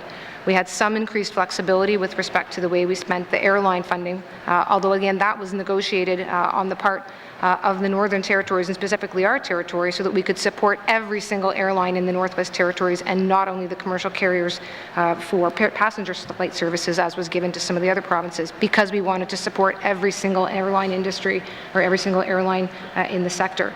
We've been trying to negotiate that kind of flexibility, and the federal government, to their credit, Mr. Chair, have been doing a lot in terms of trying to ensure that funds are flexible. The wage top-up is another example, for instance, where even though the way things work here, the wages are higher, and therefore some of the wage top-up wasn't necessarily working the way it was envisioned in Ottawa, we were given the flexibility to adapt it to our needs. But that's not the case across the board. The money that's come in from the federal government, significant amounts of money, $90 million of funding that's come in from the federal government. A lot of it has come in for specific purposes. And the money that's being put towards the work in the COVID Secretariat is no different. It's not that we can go in and just spend it on more nursing positions. It's not that simple. I wish it were. As for the job losses, Mr. Chair, we've experienced job losses, so has everywhere else in Canada or the world experienced job losses. We're quite fortunate here in the Northwest Territories to be comparably insulated, such that by the end of this particular calendar year, we're expecting to be back up at around 90% of our previous pre-COVID job numbers. The exception to that is in the tourism and hospitality industry. I said that earlier today, Mr. Chair. That industry is going to continue to be struggling and suffering, and that is not new or different here than it is anywhere else. That is the message I've heard from other ministers across Canada. And all of those ministers across Canada are asking for funding specific from the federal government and are looking for ways that we can use best practices one to the next. That doesn't change the fact that we have to continue to respond to COVID-19. Doesn't change the fact that we have to continue to keep the people in the Northwest Territories safe. And nobody's going to have jobs in the way that they want to have jobs if we have to shut everything back down because there's a community spread that develops. So far we have not had community spread in the Northwest Territories, Mr. Chair, and it is our intention to do everything we can to continue that. Thank you, Mr. Chair. Thank you, Minister. Premier. Thank you, Mr. Chair. I just want to talk about the reporting back from Indigenous governments and make that very clear. It's not that the Indigenous governments did not report back to me. It's that I didn't get a hold of all of the Indigenous governments. I had a meeting and 8 Indigenous governments were there. 7 of the Indigenous governments on that call vocally stated they support the Secretariat once I explained what it was. I had one in that call that said I need more information. That chief actually, once we gave the information, replied back to me and didn't say I didn't support it. All she said was you need to get this out more. You need to communicate more. Since then, I met with 2 other Indigenous governments, and both of those Indigenous governments gave me support for the Secretariat. So 9 out of 10 Indigenous governments that I connected with gave me overwhelming support for the Secretariat. One I don't know because she just said communicate better. And then the other ones, it's not that they didn't reply back, it's that I hadn't had the chance to get back to them because the Secretariat has only been operating for less than a month and I've been in session. So my time is being really tight too. The other thing I want to say is about stepping up to the plate. We had people stepping up to the plate. I almost took every one of you enforcement people. And I heard, and I believe them. If we would have had a forest fire this summer, we would have had to make a choice. Fight the fire or protect or do the enforcement. That's the decisions that we would have had to make. So it's not about just as easy. We took out most of MACA. We took out most of health. Those departments stepped up and they can't keep doing it. So about stakeholder engagement, yes, I didn't engage with everyone, but I did talk to the staff. And I wish that MLAs would also talk to the staff because they said it wasn't sustainable. So sometimes we have to listen to the people that are providing the services as well. So, and as for coordinating, that's what we're trying to do. The Secretariat has only been in place for less than a month now. So I don't know what kind of miracles you're wanting. Before that, absolutely it wasn't coordinated well. That's why we said we had to do this. It's only been in place for less than a month and we are hoping that we'll get more efficient. It is, like I said, for this year, it's around $9 million, and we are hoping the federal government will give us more money. And also we're looking at ways to save money on the isolation units that you'll see coming forward very soon because we already presented to committee on our plans to do that. So we will bring down the costs, but you have to remember that this is for the people. Thank you, Mr. Chair. Thank you, Premier. Member for Great Slave. Thank you, Mr. Chair. So as my colleague explained, there's $8 million extra that has not come from the federal government that you are asking us to approve, and I would like to have actually seen that money spent on better things than Russ Newdorf's his salary and some office space. So, sorry, my apologies. I apologize. That being said, also I do recognize and understand what the Finance Minister explained about payments around what the money was used for. However, as mentioned, you are asking us to approve other and additional funding, which I think could be better spent to all of the myriad of issues that we've been raising for the last 3 weeks in session. When it comes to the Indigenous governments, I've heard from many. I've heard from a chief that says they don't support this. I don't hear that comments or any of those discussions coming from Cabinet or any explanation of that side of things. You've been talking about the COVID Secretariat for a very, very long time, so if you didn't have time before session to reach out to the Indigenous governments, then you clearly don't know how to do consultation. Thank you. No questions, Mr. Chair. Thank you, Member. Member for YK North. Thank you, Mr. Chair. Can I just get some more information on the parameters of the COVID Secretariat federal funding? What exactly we could and could not spend it on? Thank you, Mr. Chair. Thank you, Member. Minister. Thank you, Mr. Chair. Mr. Chair, so there's been quite a number of funding pots with respect to the Canada Northwest Territories Safe Restart, which is the dollar funding that's coming towards the COVID Secretariat. Funding under this agreement was to be used for testing, contact tracing, and data management, healthcare system capacity, vulnerable populations, municipalities, and on that one I'll note with respect to the municipalities, Mr. Chair, this is one area where we were required to put in a 50-50 contribution to match the amount that was allotted from the federal government, so that's one area where there was an additional amount that went in from the N.W.T. PPE for both health workers and non-health workers, child care for returning workers, and the beginning of some sick leave availability. Mr. Chair, and I'm happy to provide a costed breakdown rather than reading out the numbers, or I can certainly read out the numbers to the House. Thank you, Mr. Chair. Thank you, Minister. Member for YK North. Thank you, Mr. Chair. Yeah, I think that's a pretty expansive list, and I heard support for vulnerable persons in there. I'm confident that this money is removed and it's up today, that the smart folks at Health and Social Services and the Department of Finance will find a way to spend it in one of those categories. In regards to the $8 million that is the N.W.T contribution, is that required to receive the rest of the funding? Are we under any contribution agreements such that we had to put up that money? I note the minister mentioned that if we wanted to give money to municipalities, it was 50% funded, but is that why we're seeing a N.W.T contribution here for other reasons? Thank you, Mr. Chair. Thank you, Member. Minister. Thank you, Mr. Chair. So, Mr. Chair, first, I'm going to turn it over to the Deputy Minister because I think I just read out the wrong listing of items, and I just want to make sure that I'm not getting that wrong. So I'm going to send it over there while I make sure I'm on the right page. So, sorry, Mr. Chair. And then I can come back to the $8 million. Thank you, Minister. Deputy Minister. Thank you, Mr. Chair. So the $8.7 million is the residual amount that has to be funded. So as members know, the total projected cost of the Secretariat to the end of the year is $31.7 million, of which 23.4 is going to be funded from the first Northern Bundle, which is being transferred, as members saw in an earlier page, from the Department of Finance. The remaining $8.7 million is the forecasted gap that is going to be funded from the Consolidated Revenue Fund of the government. Thank you, Mr. Chair. Government has to make up the difference. Thank you, Mr. Chair. Thank you, Deputy Minister. Member for YK North. Thank you, Mr. Chair. Yeah, so I think I first heard these figures back in August, September. It's been a while when I remember the COVID Secretary was first announced, and I hear the Deputy Minister saying that the gap there is the projected cost of the COVID Secretary.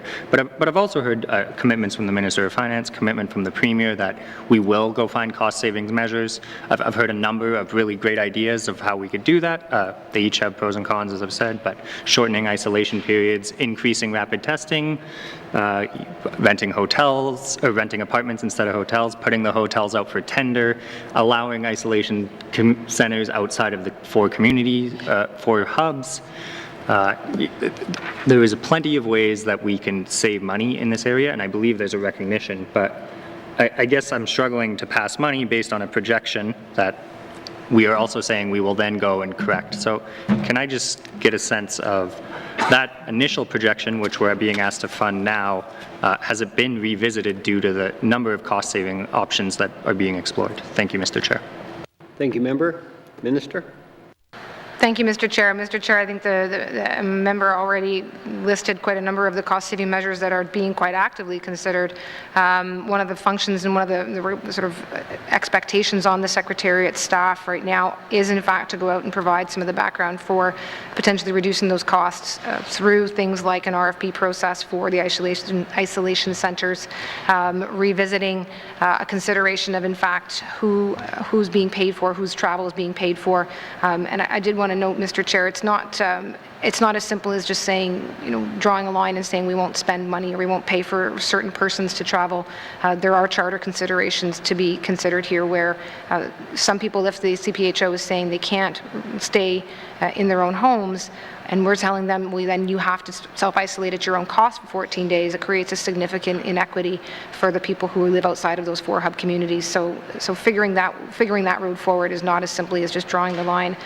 There are some fundamental rights at issue here and decisions that are going to need to be made. But all of which is to say is that work is exactly what is happening right now with the COVID Secretariat staff, and indeed those decisions are coming forward and being worked on right now. So, it will have to keep continuing to come forward and evolving, just as our response to COVID-19 is evolving, just as the reality of this of the pandemic is evolving. But I think it's already been, the point's already been made that we need to be better at sharing that information earlier and more often. Thank you, Mr. Chair. Thank you, Minister. Member for YK North. Yeah, thank you, Mr. Chair. Yeah, I want to begin by saying I'm very happy with our COVID response to date. We have one active case right now, and it was a scary case a couple weeks ago when we were risking community spread, and by all accounts, it looks like our response and our borders has been great to date. We're one of the best jurisdictions in testing. I am very grateful we are getting these staff. I have no issue with the COVID Secretariat as a whole. I think it is needed. I do have issues asking the Legislative Assembly to pass the costs projected for the isolation centers when there seems to be a consensus that those costs will not actually be what we are passing today. And I've heard a number of options, and I'm happy to see the commitment of variance reporting. And I think maybe, an accountant would say, well, MLA Johnson, the appropriation is just an estimate, and then the actuals are what actually matter, and the reporting and the variance reporting is what actually matters. But the Minister of Finance has often told me if I want to ask for more things, then I got to ask what I would remove from a budget. And I, at the very beginning of this session, said I wanted to see more money for housing, and I want to see more money for our municipal infrastructure cap. And I recognize we are dealing with a supplemental appropriation, and that's not the capital estimates, but those things are related. If we move $5 million from the operations budget, that means there's more money in capital. It gives us money to work. I will do my best as an MLA that when I ask for something, I give Cabinet an idea of where I'd like it removed from. I've asked for $5 million for municipalities. I know they took a beating due to COVID. I'm happy to hear that this funding pool could actually be used by them if we match the dollars.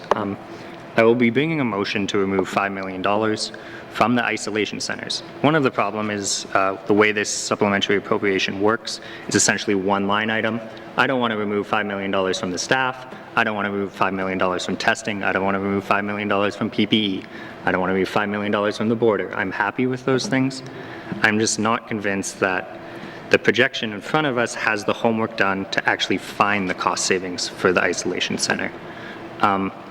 I heard from my colleague MLA Lafferty that he will be bringing a motion. I believe procedurally the best way for me to do this would be to wait until his motion and then bring mine to remove $5 million after. And I guess one more comment.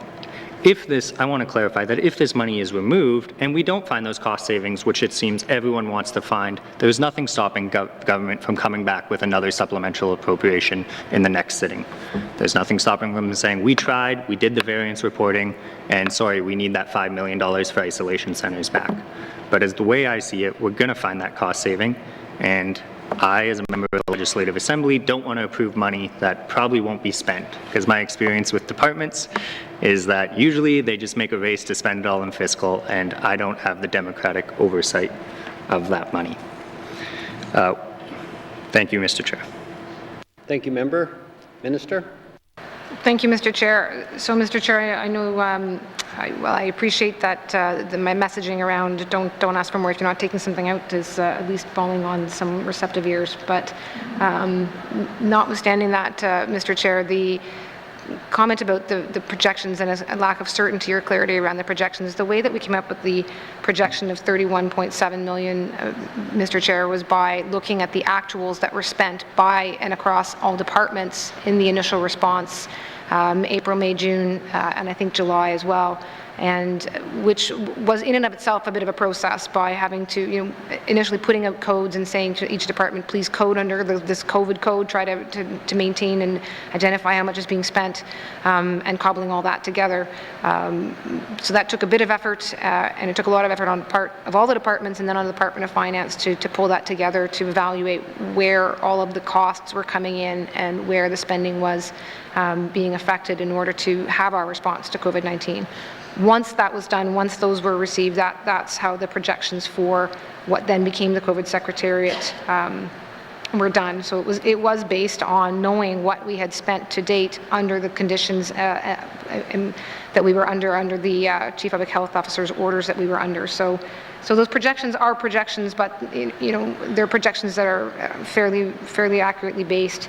Now, that said, as far as wanting, the concern about the money will just be spent because it's there, Mr. Chair, first of all, I think I've said before that that's not what departments should be doing ever. Besides which, this is not that kind of situation. I don't think anyone wants to be spending money unnecessarily on COVID-19. Nobody wants COVID-19 in the first place. So it's not a situation where the money would then be available to move around within a department, because there's no department here to be moving it around to. There's a very discrete and specific set of functions, which is what we'll be reporting on now monthly here to the members at the very least, if not to the public on the website. So there's not really anywhere for that money to be squirreled away. So I appreciate the members' creativity in trying to find a way to save it, but again, this is not something where it's going to sit there and get shuffled off. And I want one last comment, Mr. Chair, is that the money isn't coming from programs and services. It's not coming from municipalities. It's really, I mean, it is impacting the surplus, the operating surplus. But if it doesn't have to be spent on COVID, then it won't be spent on COVID. Period. Thank you, Mr. Chair. Thank you, Minister. At this time, we'll take a short break.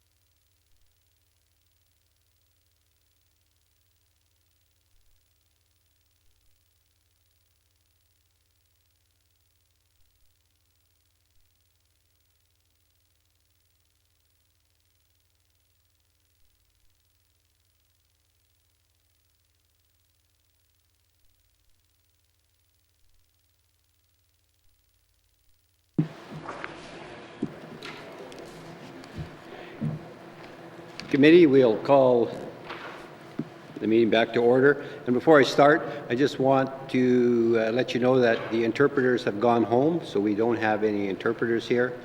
And that's it.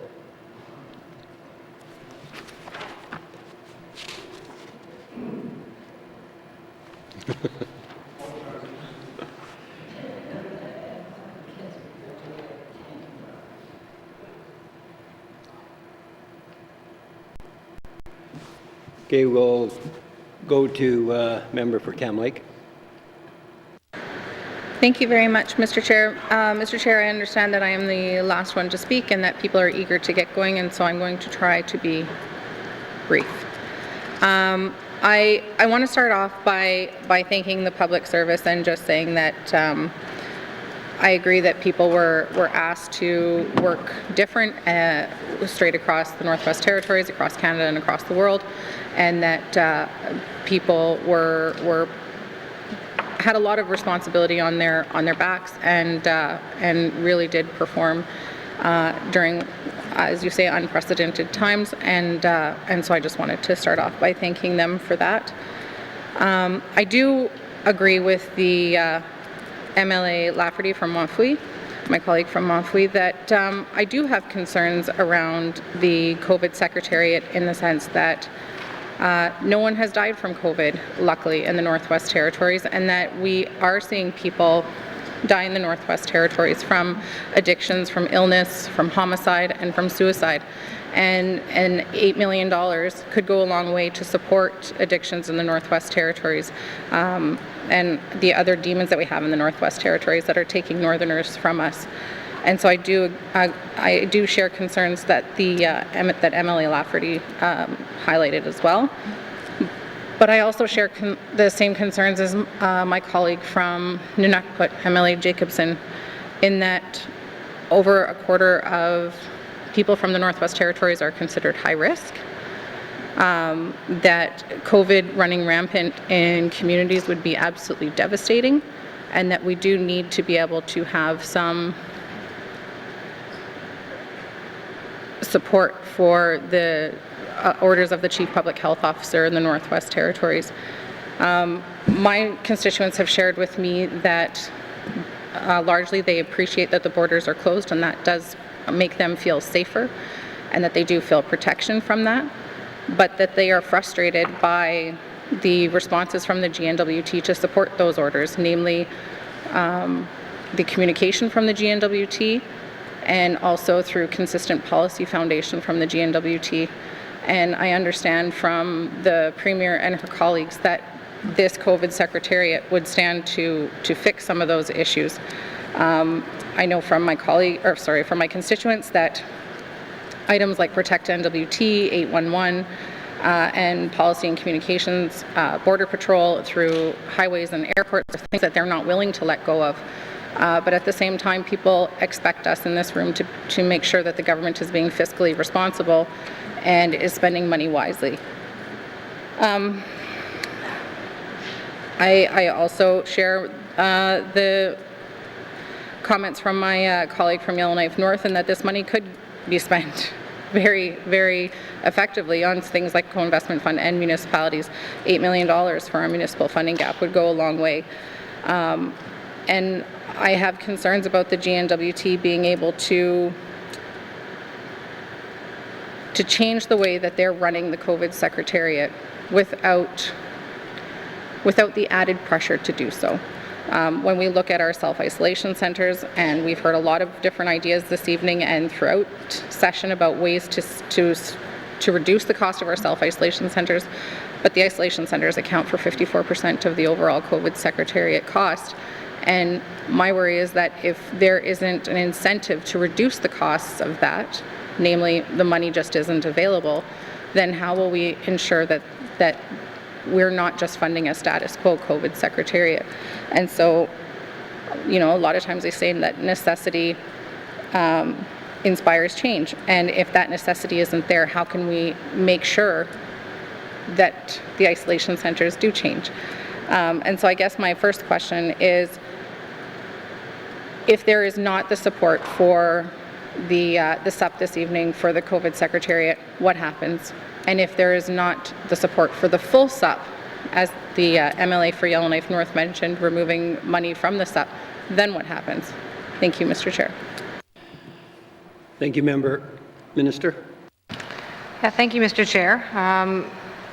Well, if there's not support for, if there's not support for the SUP, then government has to, I mean, I suppose an extreme end would be to have a special warrant for funding to support the actual response to COVID-19, which isn't really something we want to have to do. I don't think that's where this is going, though, Mr. Chair. So if there's a removal of, some, I was going to say random amount of money, and I don't mean to be disparaging, but sort of essentially a random amount of money that just gets pulled out, well, then there's less money to deliver on the things that it's meant to deliver on. So whether it's, I don't know where we could take that out of, Mr. Chair, something I would have to give. So yeah, does it mean the communications budget gets cut? Does it mean that, you want to sort of assume that you would do some sort of cost analysis of where you can keep the money, or do you keep funding as you are now in support of the Chief Public Health Officer, hoping that there is a change in the orders that allows for some savings? I don't have an answer to that, Mr. Chair. Thank you, Minister. MLA. Thank you very much, Mr. Chair. Mr. Chair, one of the things I hear quite often from both the business community and from constituents is that they feel that the squeaky wheel gets the grease. So unless they're willing to be the one that stands up and says, this isn't fair, my neighbor got this, or this isn't fair, this other business got this, or somebody else is getting this type of exemption, and when it comes to businesses, that's a big deal. That means that somebody else is able to pay their bills, whereas somebody else isn't, because they didn't realize that they were able to go back to the Chief Public Health Officer, and put their foot down and fight it, basically. And so how would the COVID Secretariat make changes to that? And what guarantee do we have over on this side of the House that this promise of better communication and better policy foundation is actually going to happen? Thank you. Thank you, Member. Minister. Thank you, Mr. Chair. Mr. Chair, I can speak to one example, being that the N.W.T. Protect is meant to, N.W.T. Protect and is meant to start to have essentially a connection to the business community, so that there's a better connection between what's happening with businesses and with N.W.T. Protect, so that there's more streamlining that's being done within N.W.T. Protect and enforcement and compliance, so that the exemptions can be done in a more straightforward fashion, can be done more quickly, and can be done more, rather than sort of as one-offs, but rather by groupings by type. So that policy work is being done in the Secretariat, and then the implementation of it would also come through the Secretariat in consultation with the Chief Public Health Officer. Thank you, Mr. Chair. Thank you, Minister. Member for Cam Lake. Thank you very much, Mr. Chair. Mr. Chair, we've heard discussion of monthly variance reporting from the Minister of Finance on the COVID Secretariat mentioned this evening, and there's also been a lot of discussion around ways to reduce the cost of the COVID Secretariat. What type of communication with this side of the House does Cabinet see happening in order to make sure that those cost reductions are actually happening, and that this side of the House is being included in that conversation? Thank you. Thank you, Member. Minister. You want to take it? Mr. Chair, I would direct that over to the Premier if I could, please. Thank you, Minister. Premier. Thank you, Mr. Chair. So what we've done already is we've provided, I believe it was AOC committee, with a paper that talks about what we're doing now, going out and engaging with the stakeholders, the municipal, Indigenous governments, etc., and to ask about the isolation centres. That work has happened last week. It's happening this week.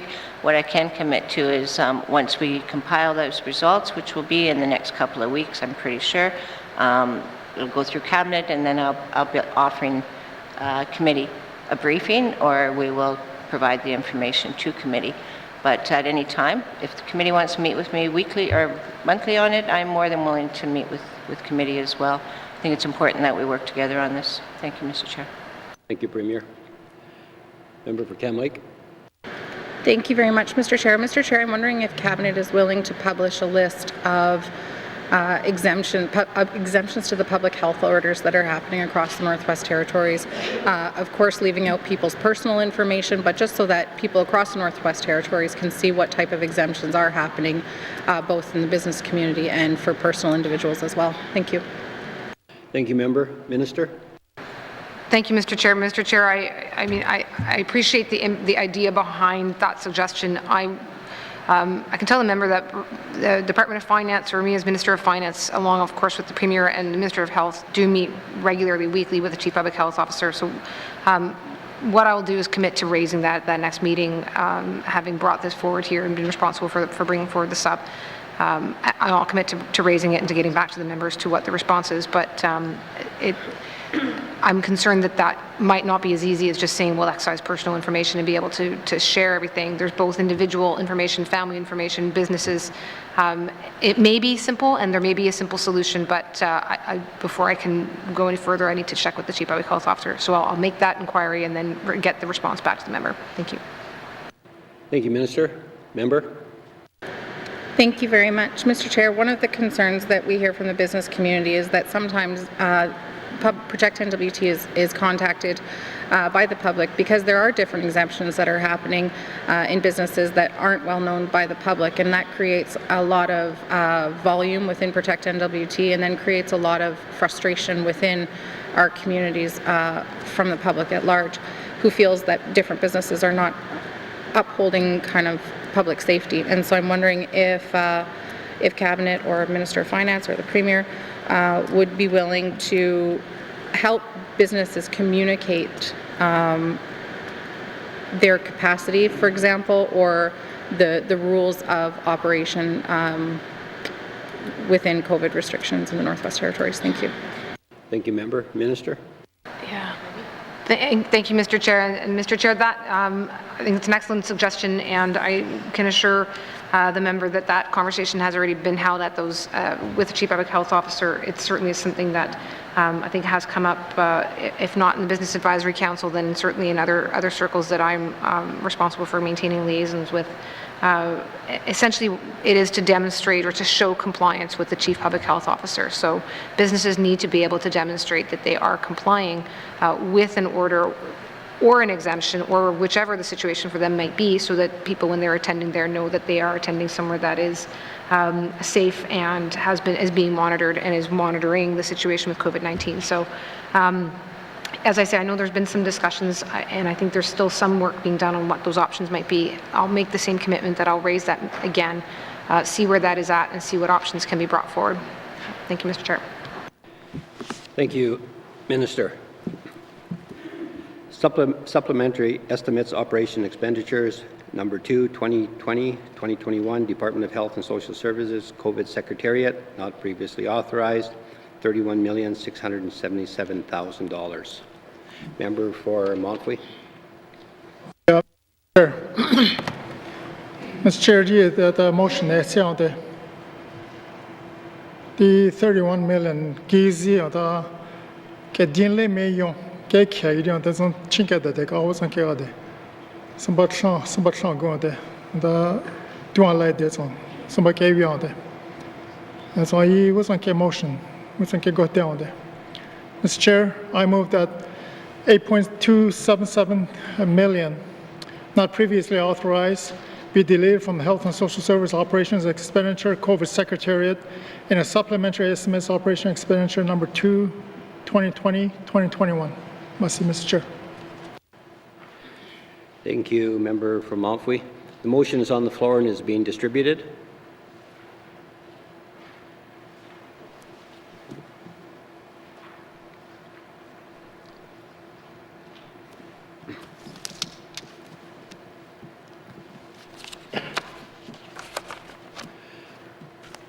Motion is in order. To the motion, Member from Montfleet. Mr. Chair. Mr. Chair, I feel that it's important I speak my language just in summary. because this is a very delicate, sensitive matter in my region. The motion, go not the what's as on the delay me yon, that the Gawu Hatringe Kadion de Gradua light this okay. Simu Kapolo de the good neke Konsanke goods at Dion de. The Jet now wing, the good goods at Dion de. The Kohegits on the don't show, I think go goods at Dion de. As I eat on home, San Juan, there is somebody saying, I couldn't again learn is a ille. I know the Diagin water, things or somebody gave you again. So I quit. And so we can go the other point, Mr. Chair. Mr. Chair, just towards this motion that I've submitted. I've been listening to members across the floor and here as well, regular members, and different analogies been read out. I like taking notes from members when they speak, and so I can use their words as well, similar to like a premier. Either we fight the fire or create a secretariat in the north. We must listen to the people. We only have limited resources. We're high in our debt limit. One forest fire, that's all it takes. And if that were to happen, obviously, it's common sense. The forest fire would have to be a priority, not the secretariat. Mr. Chair, the federal funding, the $24 million, give or take. We're not telling federal government to take it back, as Premier alluded to earlier. Whenever there's a free money, obviously, we like to take advantage of it. And this is a federal contribution of $24 million towards the COVID-19, not necessarily towards the secretariat that the government is pushing their agenda here. So it's earmarked towards COVID-19. To offset the cost of COVID-19, but not necessarily to establish another bureaucracy within this N.W.T. It needs to go to the overall coordination to deal with all COVID-19 in the Northwest Territories. So what we're telling people here today, Mr. Chair, is Secretariat is good for you. We're dictating to our own people of the North. We're not listening to them. Mr. Chair, our government kept us safe since March. It did in a manner respectful of our rights. It did in a fiscal responsible manner when it first started, working with existing staff, shuffling its limited resources to where it was much needed. It came at a price in terms of overworked employees and stressed out system. But the N.W.T. made it work and kept us safe, Mr. Chair. Regrettably, Mr. Speaker, it's at a point of the story that it also turned sour. It's at this point in the story that N.W.T. stops acting in a fiscally responsible way. It's at this point that N.W.T. stops making proud of our government and cabinet that's calling the shots. Cabinet decided on a radical, unsustainable, unjustifiable approach. Mr. Chair, they invented a model, a secretariat, completely new to this country of Canada. A model that no other Canadian jurisdiction dared to attempt, Mr. Chair. From Ontario, with over 15 million people, down to a tiny Prince Edward Island, it decided to reinvent the wheel. And what is this novel? Untested N.W.T. approach, Mr. Chair. What our cabinet wants to do is establish a totally new government department. They call it a secretariat. But Mr. Chair, that's only to minimize what they're doing, which is to set up a totally new government department, a totally new bureaucracy that reports directly to a premier. The term secretariat is just a disguise. And what's the price tag for this new department of COVID, Mr. Chair? It's a whopping $87 million. Today, but it could be far more even within the next few months or years. Mr. Chair, just think of what 87 million could do for our people in Northwest Territories. It could build 300 homes for homelessness. I've spoken to numerous times, overcrowded Northerners. It could construct 3 new addiction treatment centers here in the North, plus 6 badly needed community health centers across the North. Also equals to 100 new classroom teachers employed over the next 5 years. Mr. Speaker, it also amounts to cash grants for 500 struggling Northern businesses to a tune of $200,000 per company. Just imagine that can be an economic boost to our businesses in the Northwest Territories if we invest in those businesses. Mr. Chair, instead of reinventing the wheel, there are other more productive, more useful things government could do. The government could focus on human costs, on social distancing rules and isolation requirements. I'm talking about the loneliness, separated families, emotional stress, depression, substance abuse that we face with every single day. Mr. Chair, instead of more bureaucracy, Cabinet could focus on the cost of lock down the borders. That's where the COVID-19 is coming from. Southern jurisdiction, lock it down. It could be more establishing new isolation centers, assisting unemployed performing artists, creating work for hundreds who's lost their jobs through the COVID crisis. Instead, Mr. Chair, we're building a monument to the Premier's vanity, a secretariat bureaucracy, wasting our taxpayers' hard-earned dollars. Mr. Chair, I can go on, but I'm going to close off with saying, give us a mature, intelligent decision-making, Mr. Chair, not a new, burdensome bureaucracy, not a Taj Mahal that I referred to earlier. Mr. Speaker, or Mr. Chair, when the supplementary request for the Secretariat comes before this Assembly, through this motion deleting that item, I hope my fellow MLAs will give it a reception it deserves. They must say no to the excessive, irresponsible spending of this government.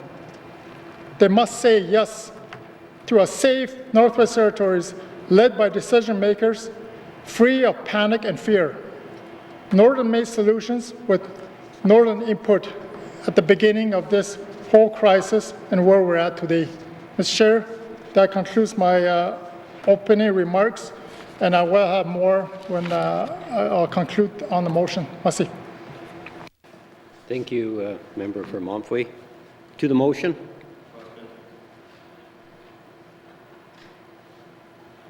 Member for YK North. Thank you, Mr. Chair. I guess I'm going to express some frustration, and that's the first I've seen this motion, and it's moving to remove $8,277,000. I also am proposing to move a motion to remove $5 million.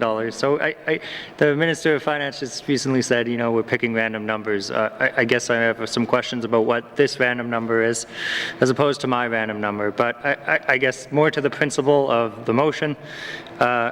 I don't agree with the things MLA Lafferty just said. I am in support of the COVID Secretariat. I am specifically trying to remove money from the isolation center costs because the projections for that, and I believe what we will actually do not line up.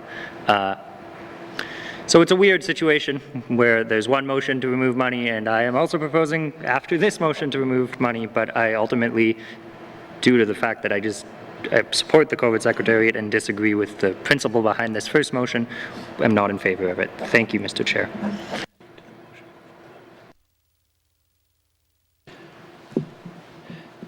Thank you, Member. And what I'd ask anybody speaking to the motion that you actually speak the motion in front of you and not the one that may be coming up. Thank you. To the motion. Member for Frame Lake. Thanks, Mr. Chair. Yeah, I know it's been a long day and long evening for everybody, but I guess I'm concerned with some of the remarks that I heard. I think I don't support personal attacks on the Premier. This is not about the Premier's vanity, and I do not accept those kind of remarks being made in the House. I just don't think they're appropriate. This is not another bureaucracy. This is continuing functions that have been going on since March, April, May. This is not a new bureaucracy. This is continuing the efforts of our government attempting to respond to a public health emergency. This is unprecedented. We have a pandemic. We have a public health emergency on our hands, and I think that I take at face value what my colleagues on the other side have said, the Minister of Finance, the Premier, in terms of demonstrating fiscal prudence with monthly variance reports, that there are efforts underway to reduce the costs of the isolation centres, which are the major part of the cost in the supplementary appropriation for the COVID Secretariat functions. And I'm not dictating to anybody what happens with this pandemic. I accept what the Chief Public Health Officer has done to date in terms of keeping us safe, or keeping our residents safe.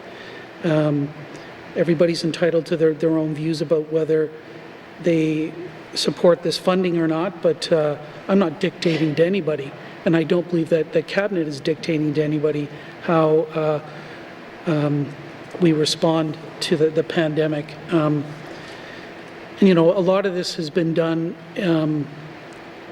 quickly, and I think it has kept our residents safe, and I commend Cabinet and my colleagues on this side of the House for working together through a lot of this. It hasn't always been easy, but I think we found reasonable compromises and grounds to work together in the interests of all of our residents. So, you know, I guess I had hoped that if people on our side have concerns or issues with the cost, that there would be more specific suggestions around ways to reduce them. And I think some of us have brought some of those ideas forward. If you don't like the management function performed by the Secretariat, say so and move to remove that, or the communications function. But there's a number of things here that I'm just not prepared to compromise on, things like border controls, protect N.W.T, the self-isolation centres, and I expect and will be watching very carefully and continuing to put pressure on my Cabinet colleagues to find ways to save funding for those functions. But, you know, at the end of the day, how much is public health worth? $8 million? I'm sorry, I'm prepared to spend that to invest in the health and safety of our residents. That's what this is about. We're not approving $87 million here. This is about funding for the COVID Secretariat functions to the end of this fiscal year. Next year, all bets are off. I'm hoping that the pandemic is over by then, but we're being asked to approve an additional $8 million tonight, and I'm ready to do that. I'm not prepared to support this motion, and I would hope that colleagues, when speaking to this, refrain from attacking individuals that are here in the House. Thanks, Mr. Chair. Thank you, MLA for Frame Lake. Member for Yellowknife, or Great Slave. Thank you. I'm getting a little tired of people policing what other people say around here. If people want to speak to their own opinions, then they should be allowed to do so. I think it's up to us to have to sometimes point out hard things and truthful things to the public and to each other. So I defend my colleague's right to speak to however he would like to. I agree. I don't think that $8.277 million is going to be the make it or break it for the safety of our people.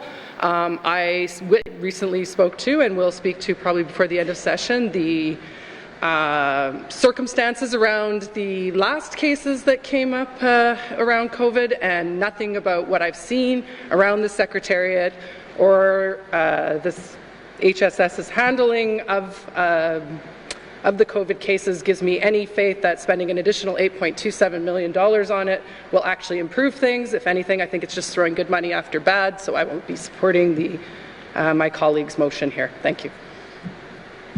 Thank you, member. Member for Cam Lake.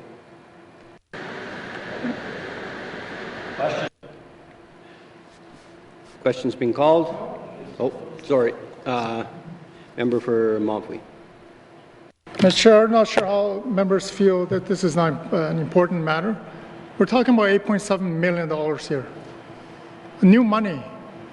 If nobody else is going to speak to it, well, I want to close it off by saying that you know, this has been an ongoing issue since, I guess, March, and then the Secretary came in August. We need to have a coordinated approach. We always have that at the beginning, and I felt that it was the best approach amongst other departments. How much, you know, member alluded to me attacking a premier. Well, it's the premier's job to defend the government. And I'm asking, and I'm pointing facts to the premier.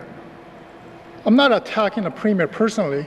I'm attacking whoever the premier position is today. That's our job as MLA, holding the government accountable.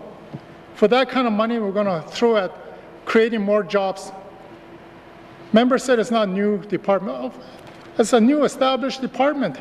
We never heard of it 5 years ago. Mr. Chair.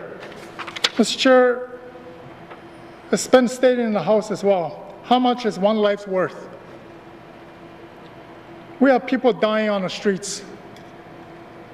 I can say that over and over. As soon as we walk out of here, we see people begging for homes, begging for food. And here, we're just going to pass 8.7 million, like 8.277 million, like it's nothing. I have issues with that. I have people begging and pleading for housing. Homeless people in my riding. We have lack of treatment services here in the Northwest Territories. We don't have any treatment centers in the Northwest Territories. After-care program, lacking. Mr. Chair, this is it's very frustrating sitting here, and but I just want to state my case where, you know, we're going to be voting on a motion here today. Obviously, the public will see how everybody vote today. And I just want to highlight some of the areas where I stand. Mr. Chair, I stand here before you in principle of this motion. The right thing to do for our territory. We should be redirecting that $8.2 million from the Secretariat, the new money, to the co-investment fund or others that I highlighted: homelessness, housing, healthcare. Just makes sense, Mr. Chair. Mr. Chair, today, obviously, I will vote for housing for our most vulnerable, our homeless population in the North.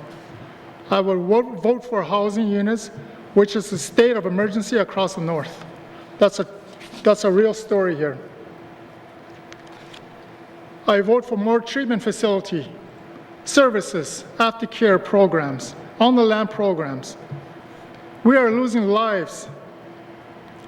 As I stated earlier, over the weekend, I lost another young individual, my son's age.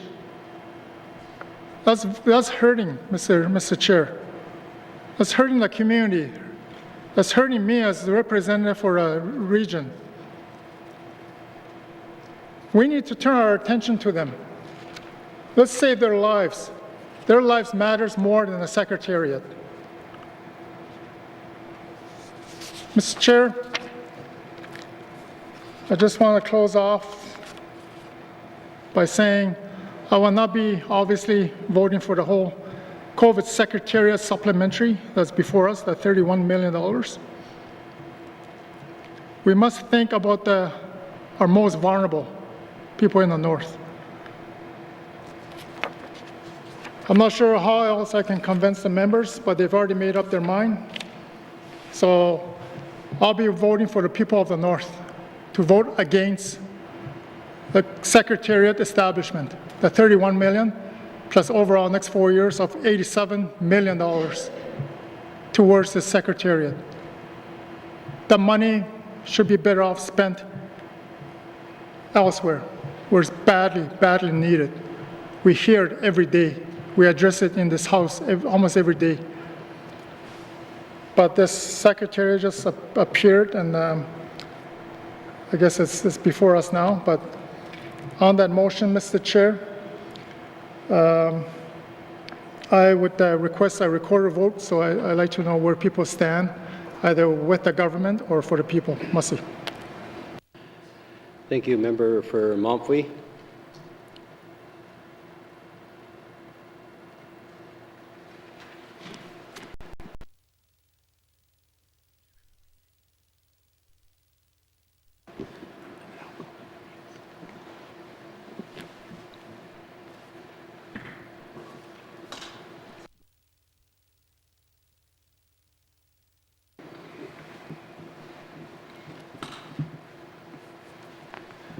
A recorded vote has been called for, so all those in favor of the motion, please stand.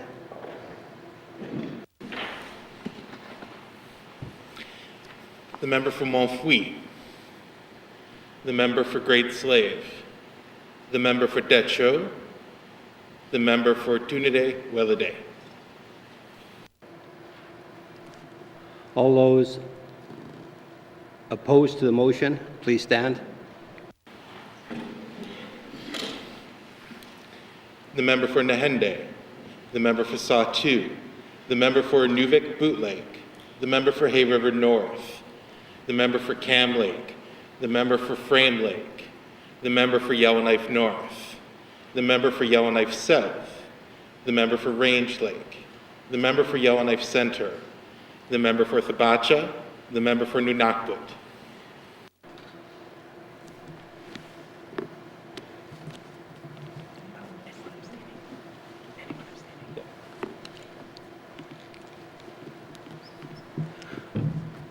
Anyone abstaining, please stand.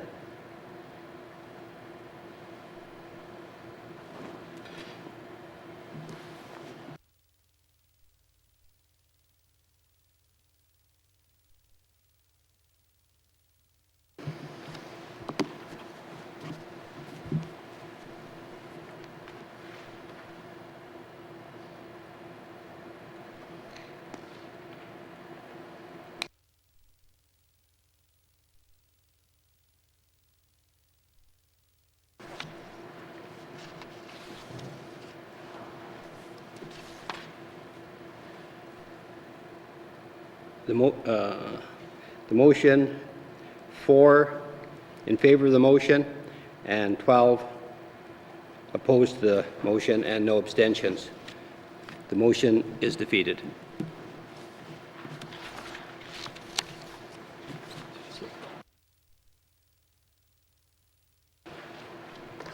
Supplementary estimates, operation expenditures, number 2, 2020-2021, Department of Health and Social Services, COVID Secretariat, not previously authorized, $31,677,000. Member for Yellowknife North. Thank you, Mr. Chair. I move that $5 million not previously authorized be deleted from the Health and Social Services Operations Expenditures COVID Secretariat in the supplementary estimates, number 2, 2020-2021. Thank you, Mr. Chair. Thank you, member. The motion is on the floor and is being distributed.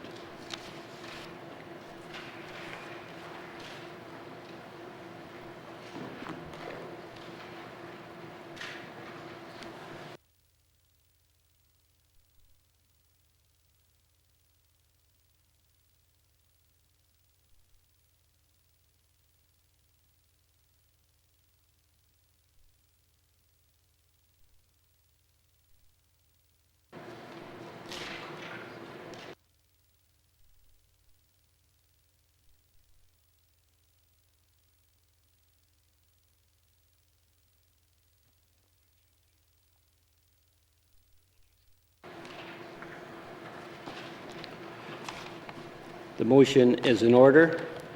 To the motion, MLA for YK North. Thank you, Mr. Chair. I guess I'll start by saying I feel kind of silly that this is the second motion to remove what I see as somewhat of a random number from the COVID Secretariat. I believe I have to bring this motion to distinguish from the previous one. I'm not sure if I'm allowed to speak to the previous one. Sorry, Mr. Chair. In that this is just me doing my job as an MLA, and that I believe the projections of what we're going to spend on isolation centers and what we will actually spend don't line up. This is an attempt to give clear direction to Cabinet and to the Chief Public Health Officer that we need to save money in that area. I guess I'm going to express a little frustration with the way that supplementary estimates are brought forward, in that there's just one line item here for $31 million. And if I could bring forward a motion that was $5 million against the isolation centers, as my colleagues have said, if you're going to cut something, specify what you're doing. That is what I'm doing. I'm trying to save some money on the isolation centers, as I believe this money could be better used for our communities and for our vulnerable persons. Unfortunately, the way that supplementary estimates look, they are just one big $31 million bundle. And in general, the $88 million sup we have in front of us is majority federal money. I'm happy to see we're getting that federal money. I am happy with this Cabinet's response to getting that money. I'm happy with the COVID Secretariat and the Chief Public Health Officer keeping us safe. I just believe there will be savings in the isolation centers, and as a member of the Legislative Assembly, I don't like approving money that we won't spend. Thank you, Mr. Chair. Thank you, member. To the motion. Member for Hay River North. Thank you, Mr. Chair. Rules of the Legislative Assembly, Rule 63, states that a formal motion that has been defeated cannot be introduced again in the same session. Essentially, we just defeated a motion to remove a set amount from the bill. We just introduced another motion to remove a set amount from the bill. We could go through this dollar by dollar millions of times, so I don't believe that this motion is in order, Mr. Chair.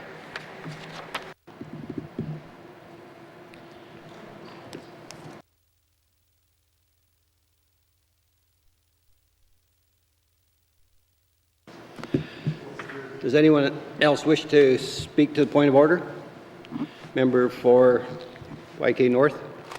Thank you, Mr. Chair. The member raises a very valid point in that we can't simply keep bringing motions that reduce an amount by dollar, because that could then be used as a tactic to delay. However, this is $3 million, which is a significant difference. The first motion was to remove all of the N.W.T's portion of the COVID Secretariat.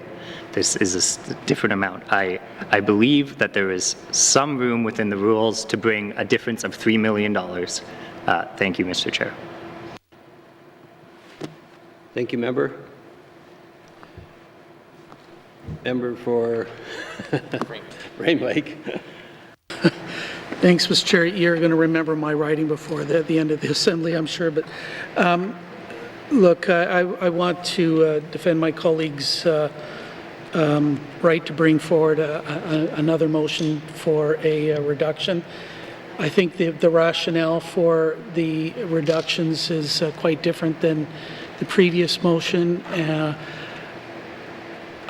So I want to support his ability to bring it forward. That doesn't mean I support the motion itself, but I would hope too that we're not going to end up in a game of bringing forward further amendments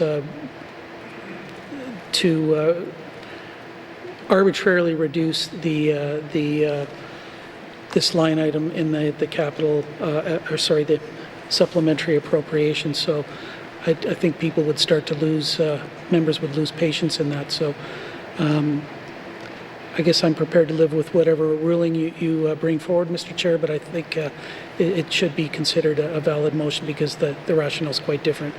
Thanks, Mr. Chair. Thank you, member. To the point of order. Member for Cam Lake. Thank you very much. Mr. Chair, I too would like to support this. I believe that the intent of this motion is different than the last and the messaging is different than the last, and I think that is important. Thank you. Thank you, member. To the point of order. At this time, we'll take a 5-minute break.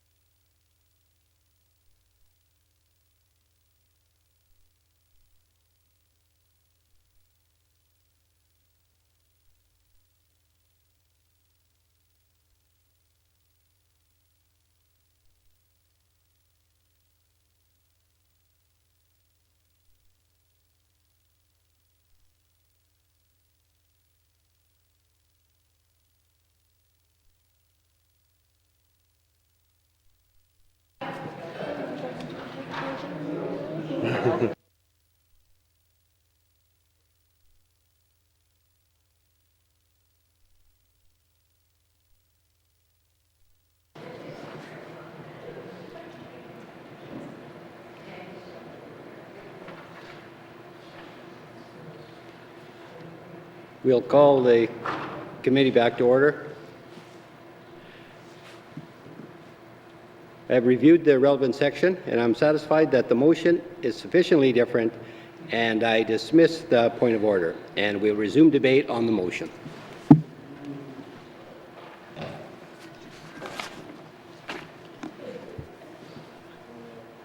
To the motion.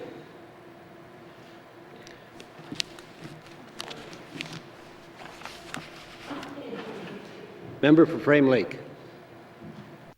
Thanks, Mr. Chair.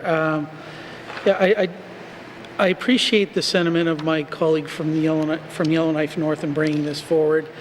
I guess I feel that I've got sufficient commitments from the Minister of Finance that there's going to be regular financial variance reporting that's going to allow us to monitor, and I will hold their feet to the fire in terms of expenditures of funding for COVID Secretariat functions between now and the end of the year.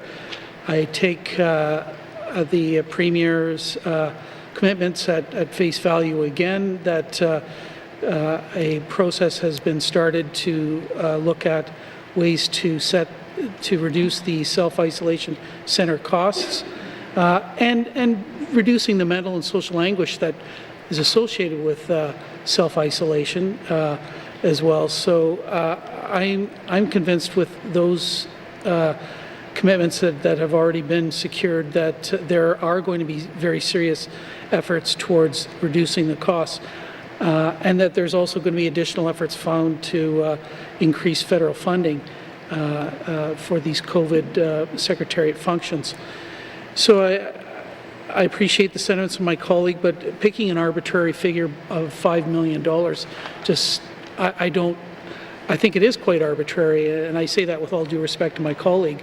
It could have as easily been $6 million or $4 million, but I just don't accept picking an arbitrary figure like this and reducing the budget for these important functions in that manner. So I will not be supporting the motion. Thanks, Mr. Chair. Thank you, member. To the motion, member for Cam Lake. Thank you very much, Mr. Chair. Mr. Chair, I said earlier when I was speaking that necessity is the greatest inspiration for change, and I think I totally messed up the quote. It's actually necessity is the mother of invention, but same point, that we need to be innovative and we need to inspire change to happen, and we need to be constantly looking for ways to work smarter. And so one of the reasons that I like this idea is that although I do believe that there have been some fair and significant commitments made from the other side in order to be constantly looking for ways to work smarter, and including us on this side of the House, one of the things I like about this motion is that it forces the government to come back and ask for money when they run out. And so it allows us to then, at that point, reevaluate how the COVID Secretariat is working and to be able to be reflective of hopefully the positive changes that have been made to how the COVID Secretariat is running. So I would support this motion. Thank you. Thank you, member. To the motion. Member for YK North. Yeah, thank you, Mr. Chair.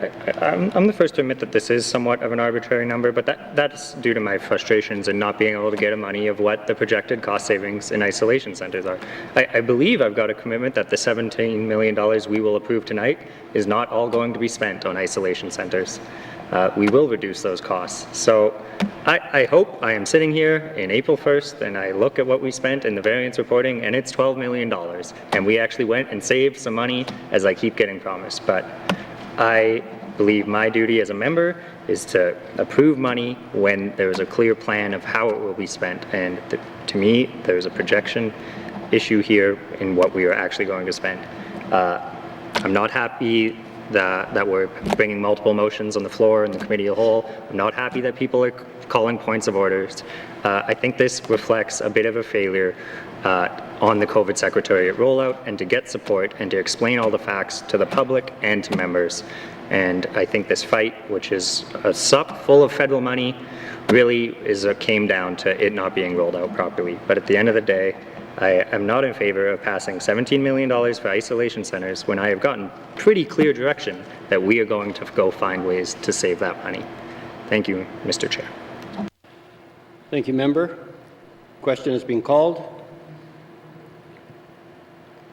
All those in favor of the motion? All those opposed? All those abstaining? Motion defeated.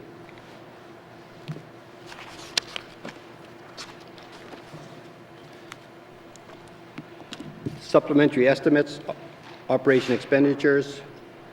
Number 2, 2020, Department of Health and Social Services, COVID Secretariat, not previously authorized, $31,677,000. Does the committee agree? Supplementary estimates, operation expenditures. Number 2, 2020, 2021, Department of Health and Social Services, Health and Social Programs, not previously authorized, $22,094,000. Committee agree? Supplementary estimates, operation expenditures. Number 2, 2020, 2021, Department of Health and Social Services, long-term care and continuing care, not previously authorized, $600,000. Committee agree? Supplementary estimates, operation expenditures. Number 2, 2020, 2021, Department of Health and Social Services, total department not previously authorized, $54,860,000. Does committee agree? Committee, we will now consider the Department of Industry, Tourism and Investment on page 10. I will now open the floor to general comments on the Department of Industry, Tourism and Investment. If there are no further comments, does the committee agree to proceed to the detail contained in the tabled document? Supplementary estimates, operation expenditures. Number 2, 2020, 2021, Department of Industry, Tourism, Investment, corporate management, not previously authorized, $58,000. Committee agree? Supplementary estimates, operation expenditures. Number 2, 2020, 2021, Department of Industry, Tourism and Investment, economic diversification and business support, not previously authorized, $3,933,000. Does committee agree?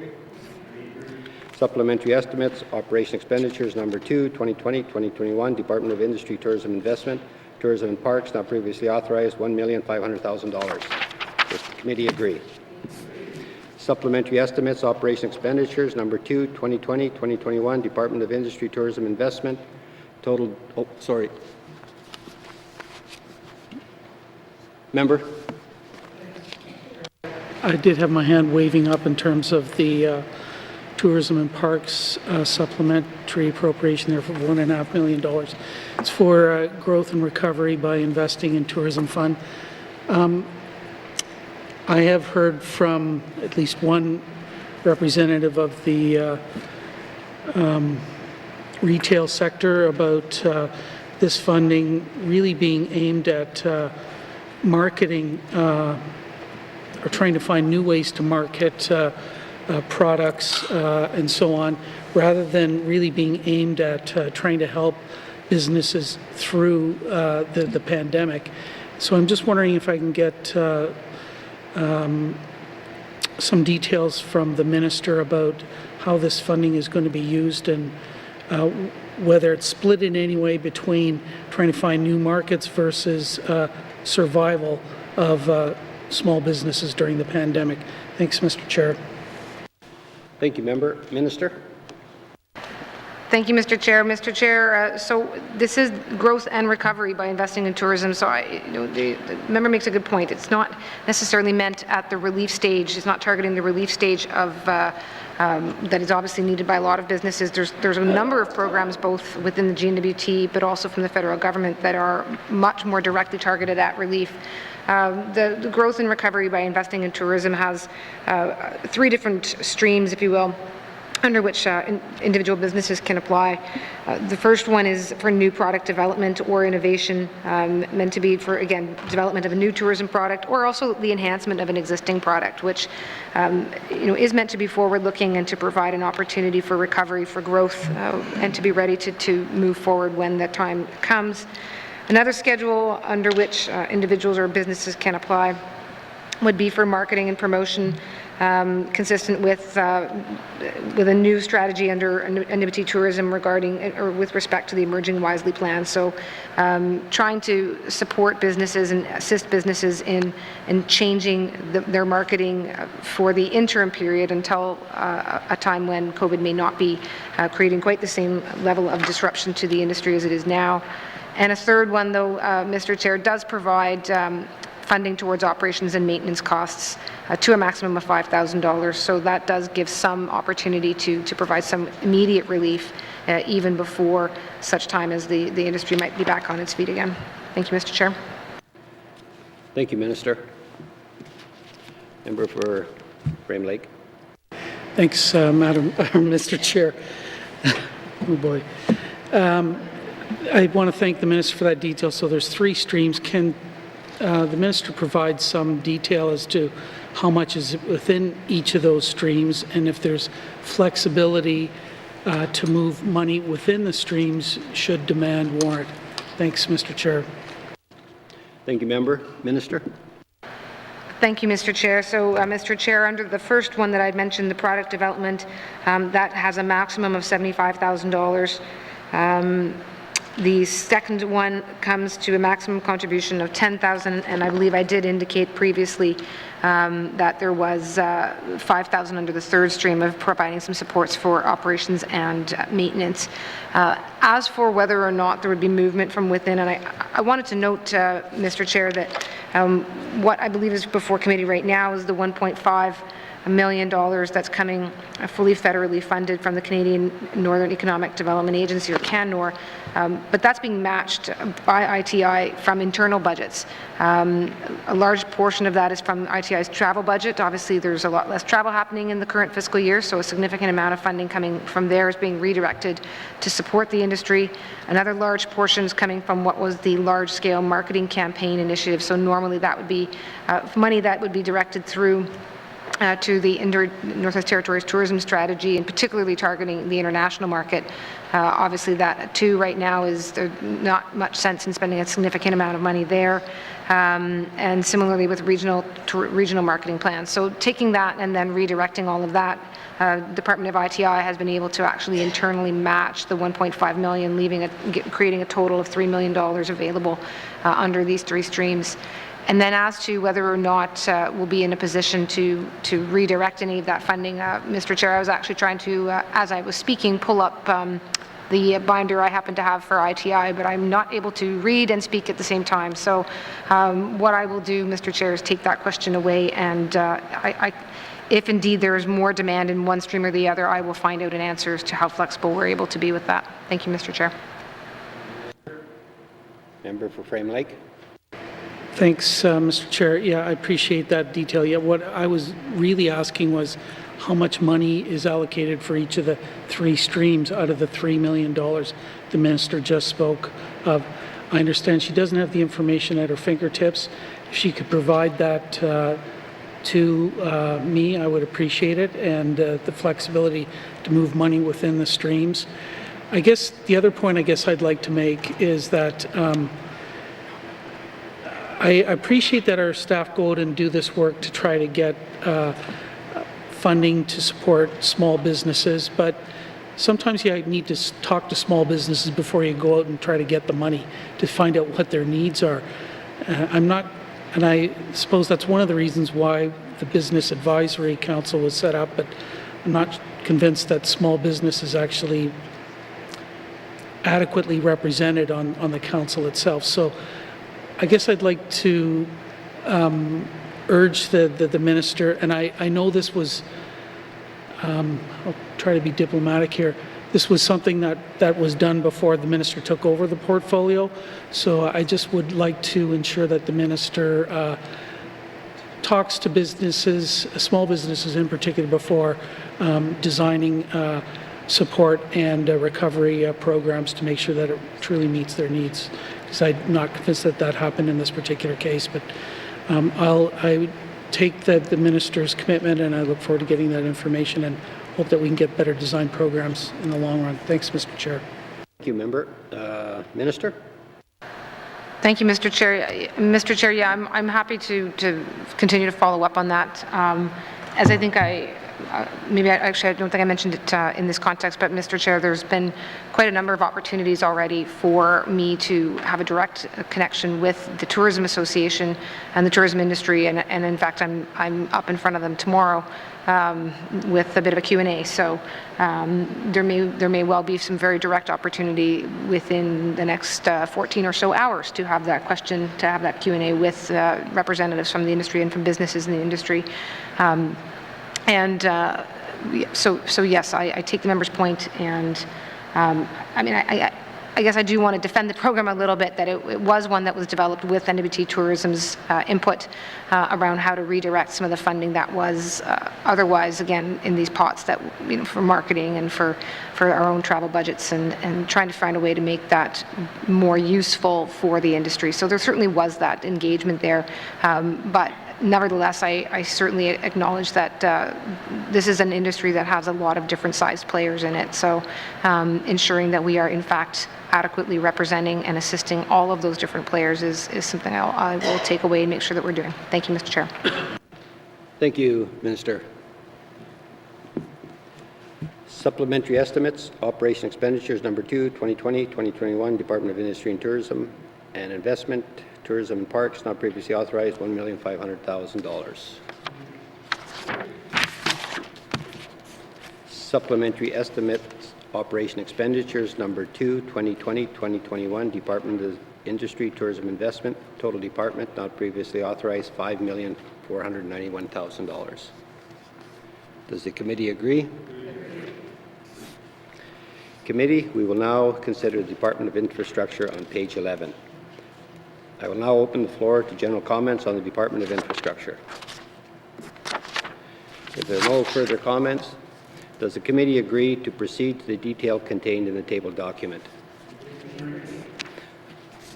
Supplementary estimates, operation expenditures, number 2, 2020-2021, Department of Infrastructure, programs and services, not previously authorized, $1,027,000. Does the committee agree? Member for YK North. Thank you, Mr. Chair. I'm happy to see all the money we can get under the Low Carbon Economy Leadership Fund. I believe that some of this money is a carryover, meaning we did not get it out the door. Can I just confirm that is the case? Thank you, Mr. Chair. Member, Minister? Yes, Mr. Chair, that is the case. Thank you, Minister. Member? Thank you, Mr. Chair. Can I just get some assurance from the Minister that the Department of Infrastructure has a communications plan and has outreach and is going to make sure that we don't fail to get low carbon economy leadership funding money out the door? It kind of seems to me a representation of the N.W.T. that we would fail to get our low carbon economy leadership money spent. So I recognize COVID-19 happened. I recognize getting people to apply to funds can be difficult, but I'm just looking for some assurance that we have a plan to make sure we spend this money. Thank you, Mr. Chair. Thank you, Member. Minister? Thank you, Mr. Chair. Yes, the member actually identified a couple of the reasons why the money wasn't spent quite outside necessarily the control or the exclusive control of the government. But with respect to the commitment that he's seeking, I'd suggest we turn this to the Minister of Infrastructure, please. Minister of Infrastructure. Thank you, Mr. Chair. Mr. Chair, the low carbon economy program, the Low Carbon Economy Leadership Fund Agreement, is it's a $4.5 million from the federal government, and you know it's as per some of their parameters, and we respect that. However, we want to get this in the book so that we could start going through some of the spending. But I hear the members' concern. You know, you look at some of the different the initiatives, and I do want to say that, you know, 3 of the initiatives are from above, are administered by the Department of Infrastructure. However, the other 3 are administered by either Arctic Energy Alliance or N.W.T. Housing Corporation or Department of ENR. So, I mean, there is other departments involved in this too, but I hear the members' concern that yes, we should have a plan to get something in place so that we can, you know, get this spent on time. Thank you, Mr. Chair. Thank you, Minister.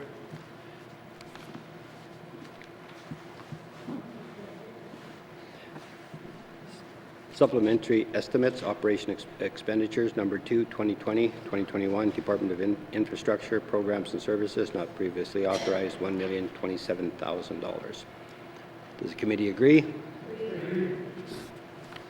Supplementary estimates, operation expenditures, number 2, 2020-2021, Department of Infrastructure, total department, not previously authorized, $1,027,000. Does the committee agree?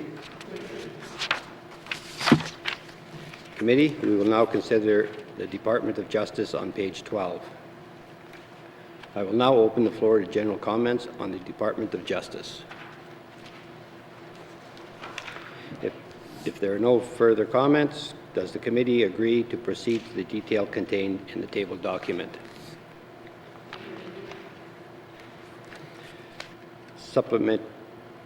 Supplementary estimates, operation expenditures, number 2, 2020-2021, Department of Justice, Court Services, not previously authorized, $233,000. Does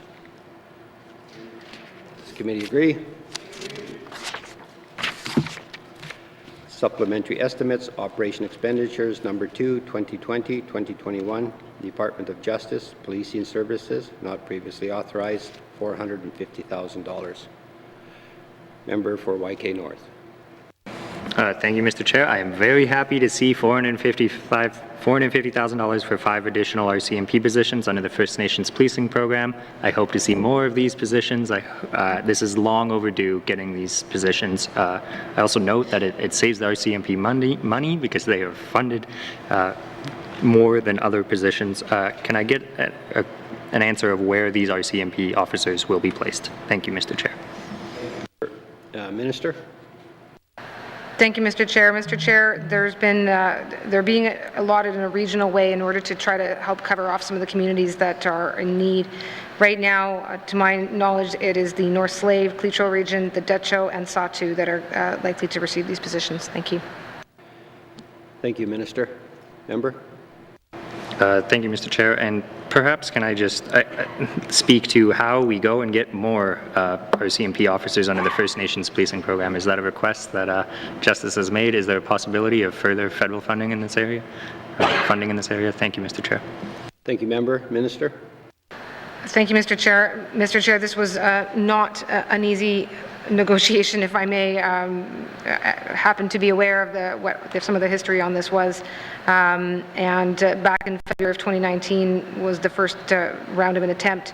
The Department of Justice sought, I believe, 9 positions under this program, but they managed to get 5, which was, I believe, one of the first increases under the First Nations Policing Program that we've seen in quite some time. So unless the Minister, I think that's probably all I can say at the moment, Mr. Chair. I have no doubt that the Department of Justice would vastly prefer to see their funding come under this arrangement than they would under the than having to pay for it under the usual 70-30 that otherwise exists. So, but I can't promise what the federal government may or may not do. Thank you, Mr. Chair. Thank you, Minister. MLA for Thabatcha. Thank you, Mr. Chair. I think we had a briefing on this whole item at one of our meetings, and I guess my concern is that there's no enforcement on reserve at the Salt River First Nation Reserve.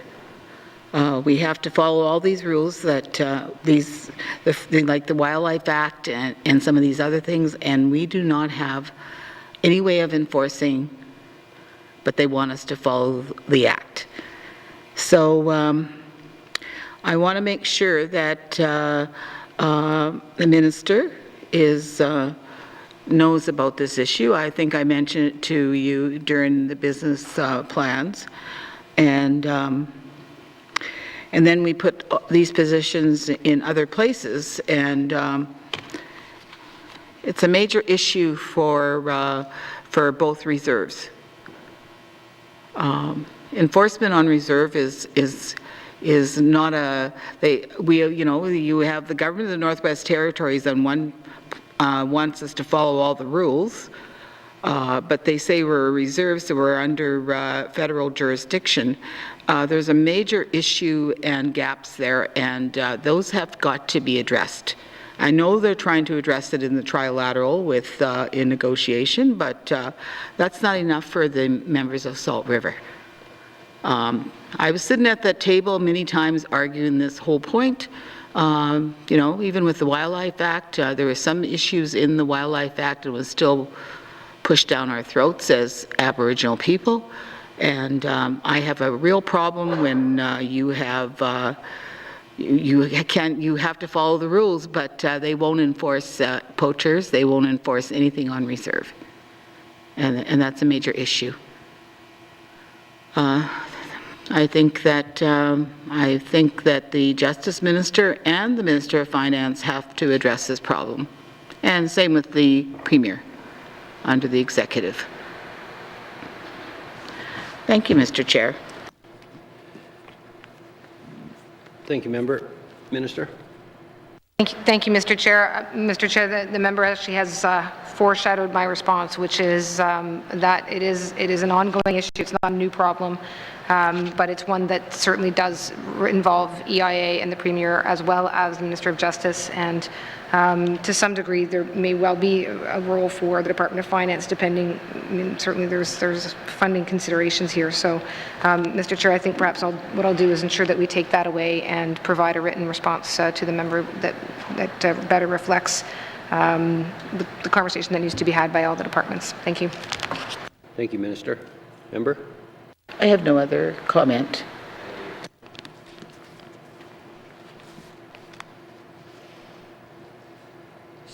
Supplementary estimates, operation expenditures number 2, 2020-2021, Department of Justice, Policing Services, not previously authorized, $450,000. Does the committee agree? Supplementary estimates, operation expenditures number 2, 2020-2021, Department of Justice, total department, not previously authorized, $683. Does this committee agree?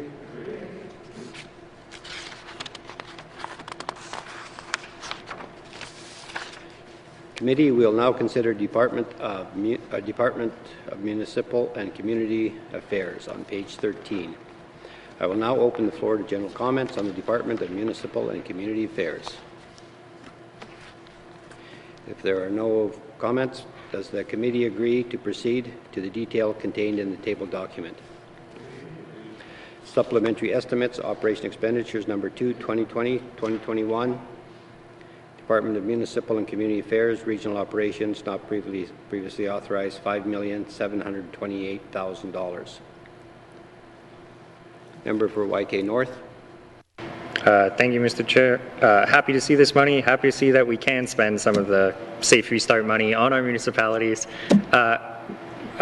Municipalities have a fiscal year end that ends in a calendar year, not in April, such that they are all doing their budgets right now.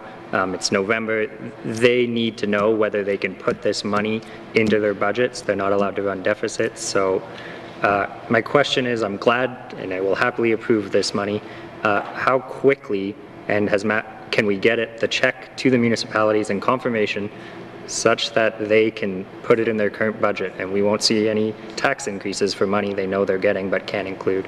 And have we agreed on how it's going to be distributed to those communities? Thank you, Mr. Chair. Thank you, Member. Minister? Thank you, Mr. Chair. Mr. Chair, the Minister responsible for Municipal and Community Affairs can speak to the distribution of it. So I suggest to go to her, please. Thank you. Thank you, Minister. Minister Maka. Thank you, Mr. Chair.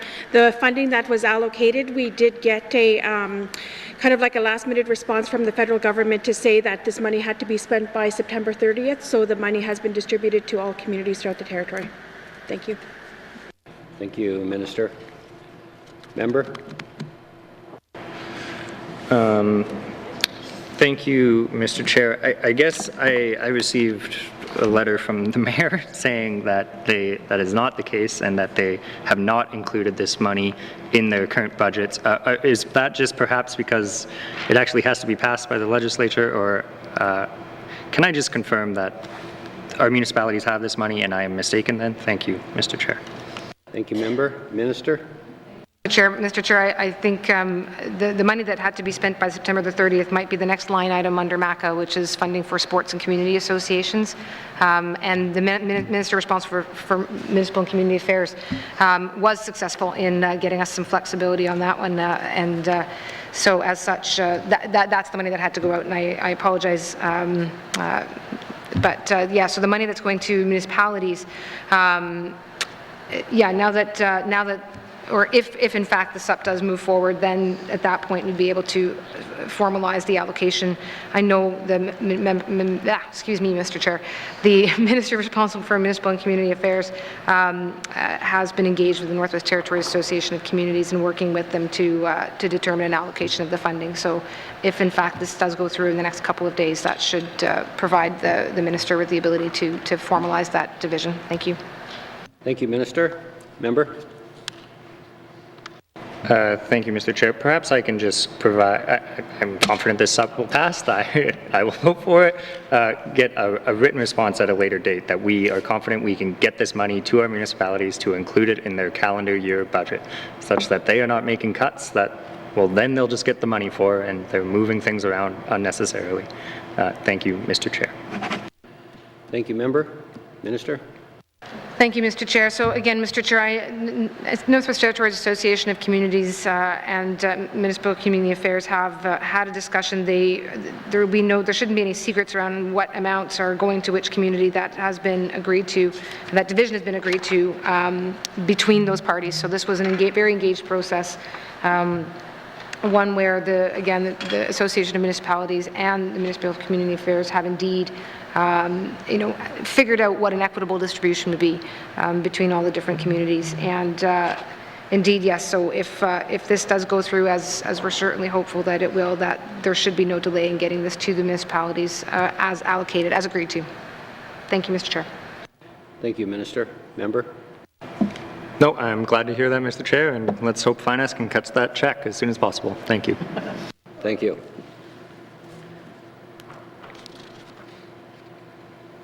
Supplementary Estimates, Operation Expenditures Number 2, 2020-2021, Department of Municipal and Community Affairs, Regional Operations, not previously authorized, $5,728,000. Does the committee agree? Supplementary Estimates, Operation Expenditures Number 2, 2020-2021, Department of Municipal and Community Affairs, Sport, Recreation and Youth, not previously authorized, $1,584,000. Does the committee agree? Supplementary Estimates, Operation Expenditures Number 2, 2020-2021, Department of Municipal and Community Affairs, Total Department, not previously authorized, $7,312,000. Committee agree? Thank you, committee.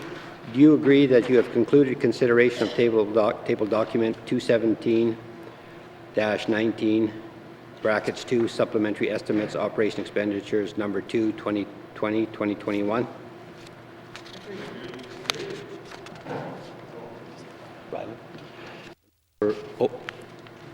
Number 4, Frame Lake. Thanks, Mr. Chair. You got it right. I move that consideration of table document 217-19, brackets 2, supplementary estimates, operations expenditures number 2, 2020-2021 be now concluded, and that table document 217-19, brackets 2, be reported and recommended as ready for further consideration in formal session through the form of a an appropriation bill. Thank you, Mr. Chair. Thank you, member.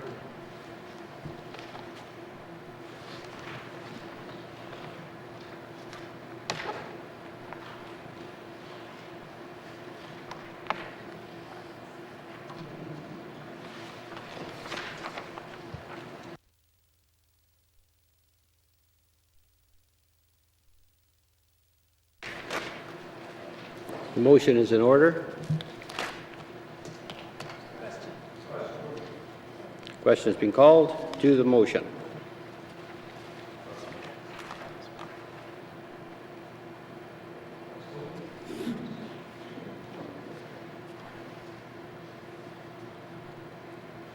All those in favor?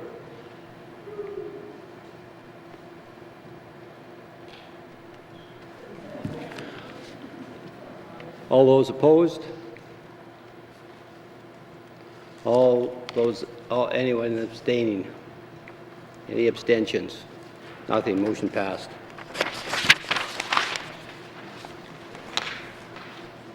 Table document 217-19, brackets 2, will be reported as ready for consideration of formal session through the form of the appropriation bill.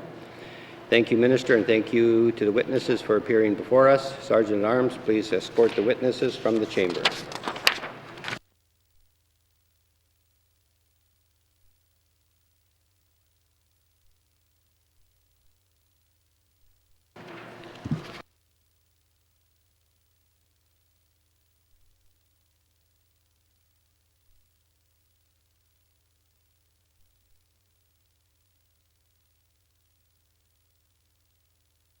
What is the wish of the committee?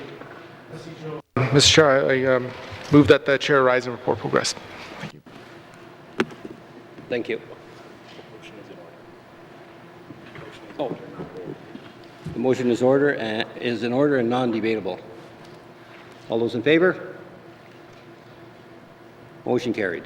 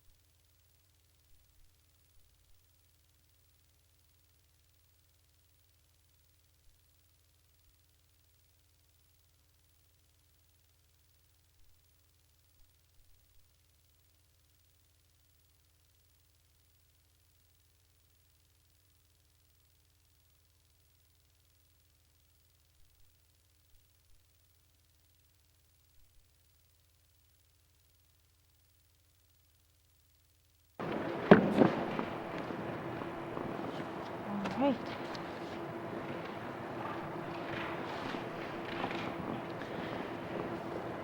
Report of Committee of the Whole. Member for Hay River South. Thank you, Madam Speaker.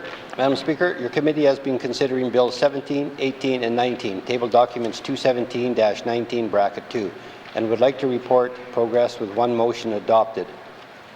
That Bills 17, 18, and 19 are ready for third reading, and that consideration of table document 217-19, bracket 2 is concluded, and that the House concur in those estimates, and that an appropriation bill be based thereon to be introduced without delay. And Madam Speaker, I move that the report of the Committee of the Whole be concurred with. Seconded by Member for Toonaday-Willowday. All those in favor? All those opposed? Abstentions? Motion's carried. Third reading of bills. Minister of Justice.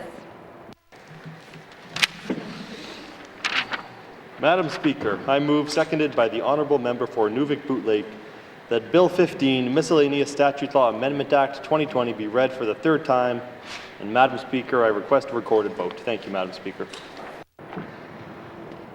Thank you. The motion is in order. To the motion. Question has been called. The Minister of Justice has requested a recorded vote. All those in favor, please stand.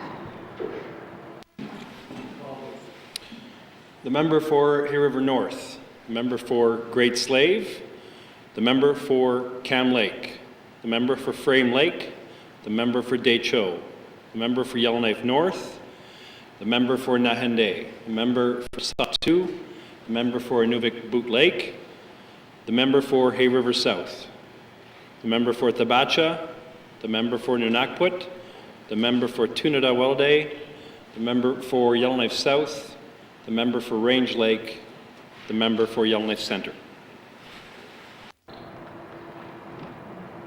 All those opposed, please stand. All those abstaining, please stand.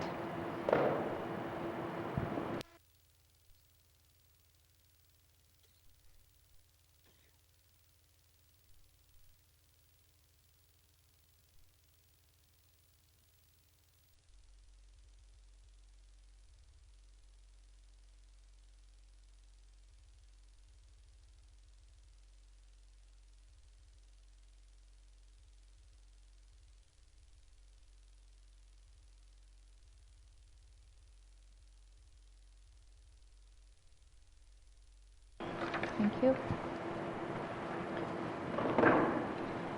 The results of the vote are 16 in favor, 0 opposed, and 0 abstained. The motion is carried. Bill 15 has had third reading. Orders of the day. Orders of the day for Wednesday, November 4th, 2020, 1:30 p.m. Prayer, minister statements, member statements, returns to oral questions, recognition of visitors in the gallery, reports of committees on the recognition of visitors in the gallery, returns to oral questions, acknowledgements, oral questions, written questions, returns to written questions, applies to commissioners' address, petitions, reports of committees on the review of bills, reports of standing and special committees, tabling of documents, notices of motion, motions, notices of motion for first reading of bills, second reading of bills, Bill 20, consideration in committee of the whole of bills and other matters, Minister Statement 77-19-2, table documents 165, 166, 167, and 181-19-2, report of committee of the whole, third reading of bills, orders of the day. This House stands adjourned until Wednesday, November 4th, 2020 at 1:30 p.m. Order.